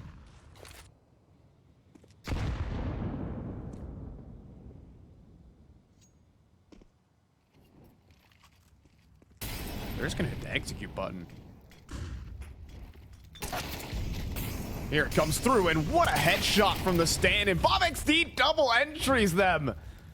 Okay, round's over. All right. Piecing that one out quickly right there. Wow. XG getting some serious action there out of the gates. Facilitated by just a small bit of execution power and a lot of firepower out of Bob XD. Wait, Silence doesn't have any armor. It must have been knocked down. Off from the bomb, yeah, probably. Right. You ever notice we have Silence and Sound in the same game here as well? Whoa. That's crazy. We'll see who wins the head-to-head. Yeah, that'll be incredible to check into. Looks like Sound's cleaning up the rest of Silence's teammates. In the meantime, I don't think Catspur wants to give up his AK right now, so Young Ninjas will extend up 4-1. I want to catch those entries from Bobek, and we certainly will. Just instant on the first, on the jump up. Wow, blind too. Beautiful.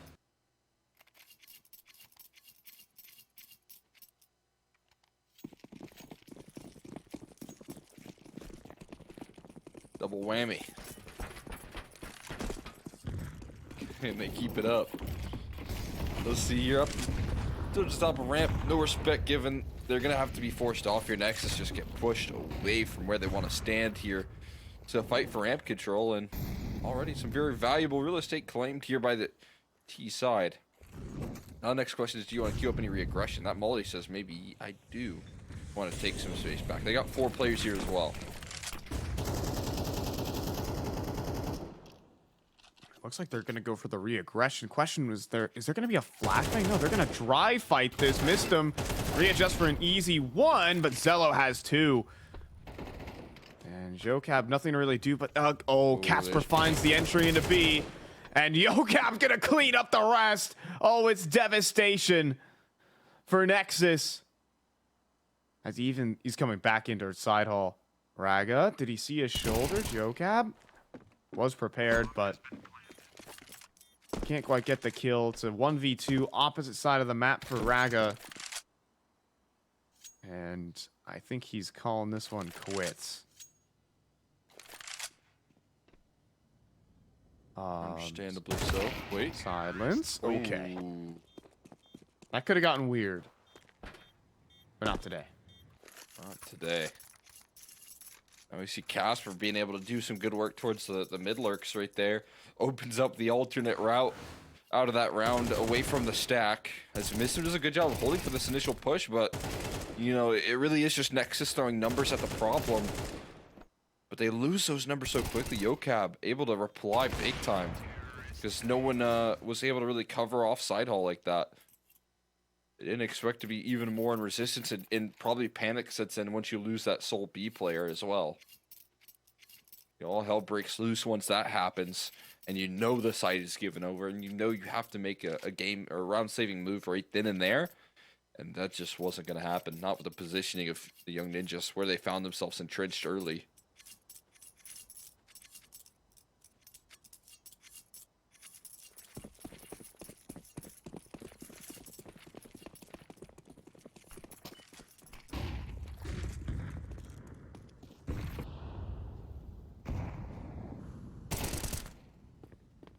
Ooh, but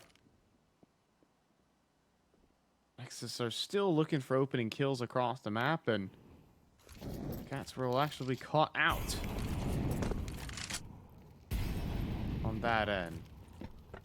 One rifle in play, but the rest are just Desert Eagles. However, BTN,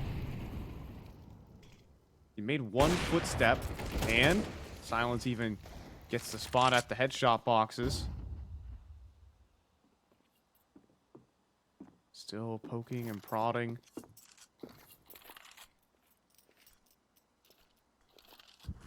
Looking for that kill, and BTN. Oh, he's going to play the fade, but look at this. Everyone is watching this smoke on the fade. Easy does it. BTN drops, but Raga gets another one back. Zello in the open, though. He doesn't have the same fortune, but there's a missed shot from Silence. Pistols getting a lot done.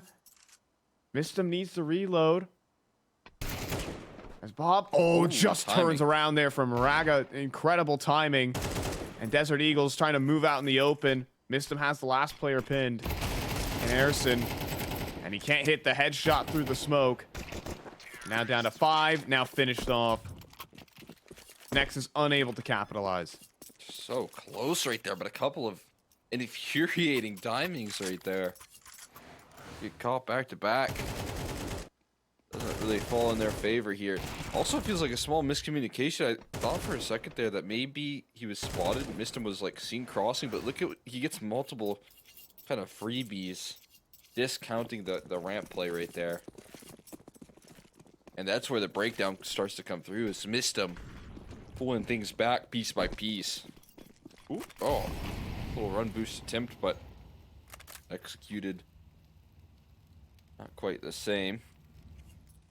BTN playing behind a smoke here, looking to avoid some flashbangs. He'll dodge out on the Mistum, but underneath, Yocap gets 2. Unthinkable. Whew. And then quick trade there from Silence to give Young Ninjas the advantage. Absolutely fiendish stuff there from Yocap. So one of those rounds that you could overcook, though, just a little bit by committing in towards B. Just comes out of this duel, and Erison wins it. That could be the game round saver, and it does. A second kill follows up, and Silence is going to arrive, but just a little too late without a team now. Has the op, and also has a flank. Raga not waiting on this one. Instead, he turns back around, sees the player, can't hit the shot, though. As there's the impact player. Obviously, it's Erison showing up again here for Nexus. What a massive round right there. Again, you can kind of see that one formulating. Find the big opening duels right there. Lovely trade comes through from Yocap. A second shot. Just a pixel on the headshot angle of that sandbags, but just small lack of a trade right there. A little bit awkward on the spacing. We're hoping that they could sneak their way on in to that B bomb site without meeting much resistance. That wasn't the case. This time there is resistance, but it's far away. And Young Ninjas are putting a lot of pressure on these B defenders here early.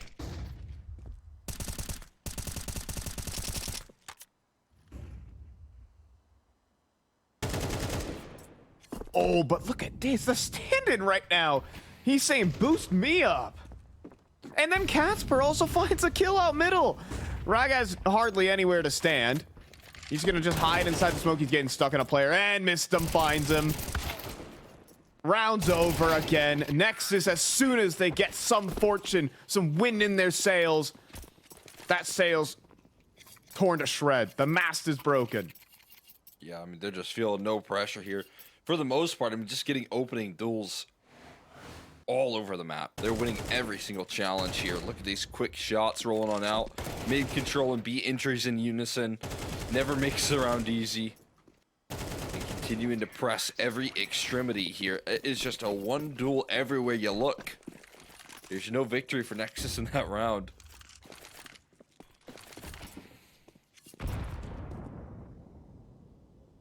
It's becoming a frustrating team to deal with once things go so right. Once you get a big round saving play like what Erison delivered, all for it just to be nullified by an incredibly flashy round. Just quick entry frags into an just terrifying gun round.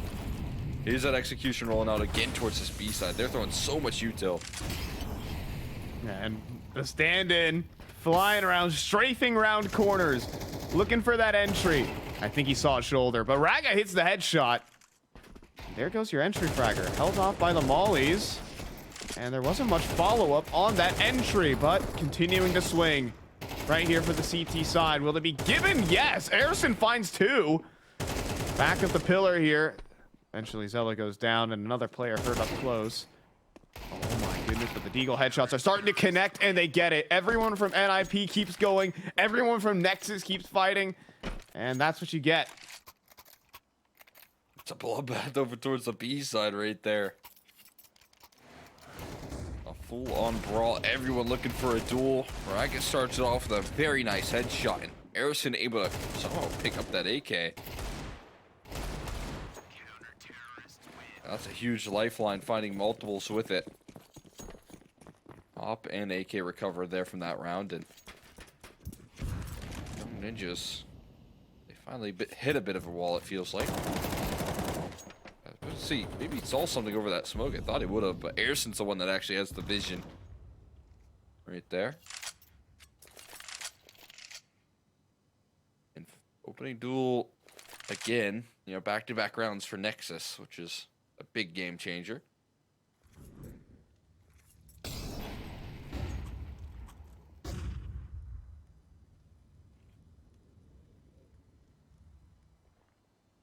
As finally the godlike entry fragging has come to a bit of a standstill. Zello. Jiggle peeks are good from Catsper to dodge out on the op shot. And that fallback, 100% communicated. But they're still going in anyways. Yocab looking for that entry. Perfect flashbang though, but Erison again is putting in unbelievable work on this side of the map. There's another multi out of him.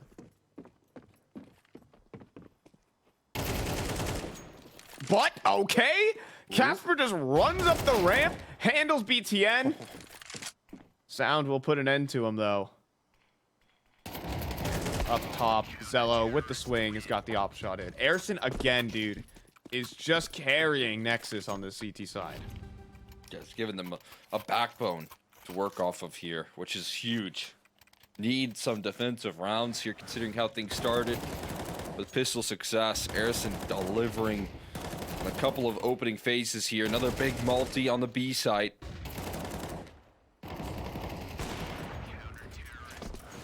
Some good utility right there to secure the round as well. Make sure it doesn't get too far out of the wheelhouse. One more round here. Jokev given the AK once again to see what he can do.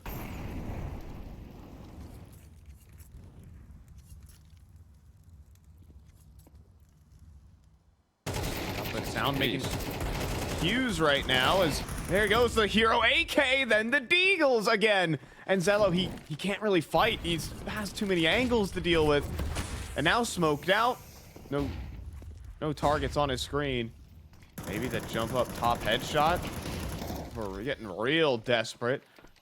Lance, though, is safe for Catsper, and we're looking at 8 of 4. Smokes, mollies, everything. As Jocab, just give him a hero AK and he'll just do all the work for you. Maybe he sure really will. He's almost collects an ace in this one. with the triple. Erison, though, the sky again. Gotta get a multi on the way out. But Young Ninja's up 8-4. There you go. I mean, back-to-back hero AK rounds for Yocab, where he finds 3 or 4 kills, one or the other, and gives them so much space in this half. Little battle here towards that A side, but he missed him with the Deagle to follow up off that. That is some sharp shooting right there from Mistim as well. Fate placed into some of these incredibly strong players here. And they are making good on some promises. And now, if you take a look at those live odds there at the top of your screen, brought to you by 1xBet. It's now shifted in Young Ninja's favor. Pretty impressive turnaround here. We'll see if they can keep it up on the pistol.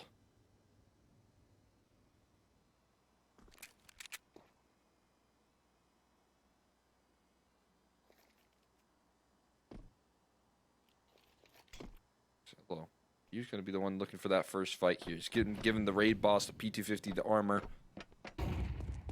Everything you could like in this round. Looking to distract. Ooh. Goodness. He didn't get to fire a shot. Yeah, he just got gushed once and gushed again.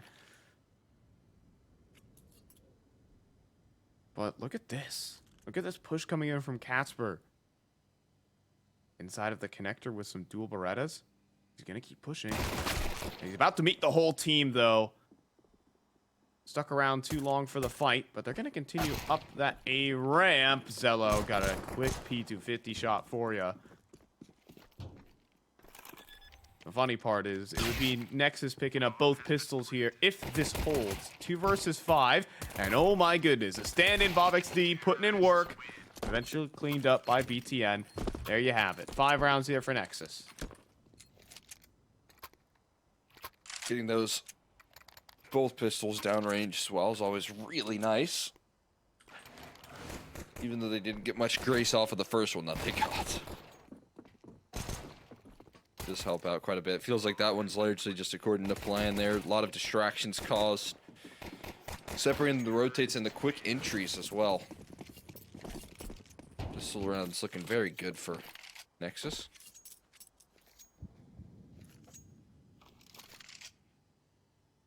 I like just pronouncing it Bob XD, but it's probably Bob X Day. Just going by Swedish pronunciation standards.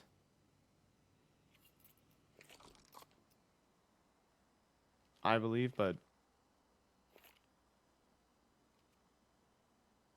okay, hold on. This round, it's actually possible. 4 players, about to be 5, and a flashbang. Missed him, about to make life very weird, but dodged out upon by Erison. He'll fall. Now Sound gets the clean house. And there you go. 1 flashbang, not enough. And so Nexus will handle the full ego. Ball back to death.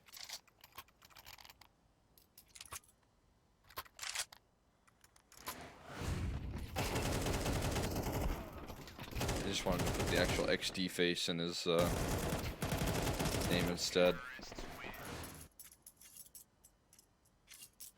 Lowercase x, capital D. That'd be elite. It's one of the best BM faces that you can put out there in the matchmaking games. Yeah, but Casper went a little bit too far. He could have just went like XD, but instead he went X Katspertsky. So yeah, that one just doesn't flow as well. Yeah, I think he overcooked a little bit with that one. You kind of like Kaspersky though. Just get rid of that X right there in the middle, and then you're golden.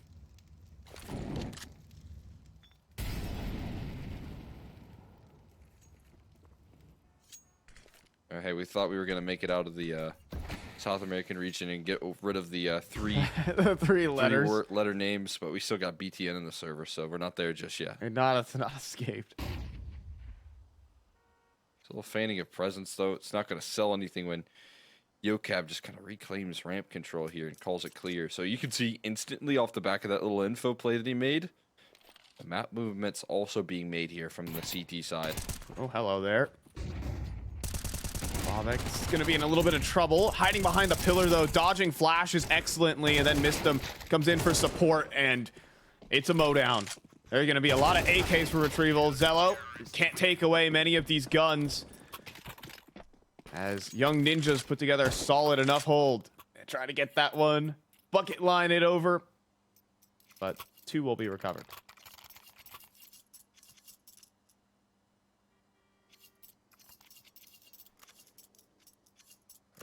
That's kind of what happens there when you walk through a little bit of extra presence there. Yocab, he gets the rotates in properly. That's a pretty solid round there from Young Ninjas when it comes to map control. They don't fall victim to the fake or anything like that.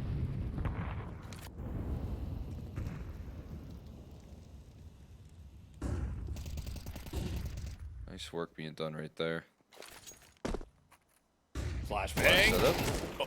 Ooh, Sound avoided. dodged it, though. I think it was just Might have above just him. landed above him, yeah. Yeah. Played a bit forward on the angle. If he was further back, probably just nails him. Now another swing, this time from Mistum. Again, those flashes aren't connecting. Sound able to put a lot of damage in. BTN still sitting pretty behind the pillar. And do you have anyone else that wants to try? Oh, well, yeah, Casper does. Yocab falls next, and it looks like everyone will drop here for the Young Ninjas. Next is just win all the fights.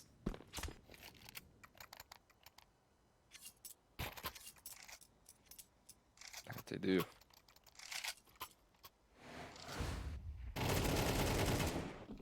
Nicely done right there, just catching all that re-aggression.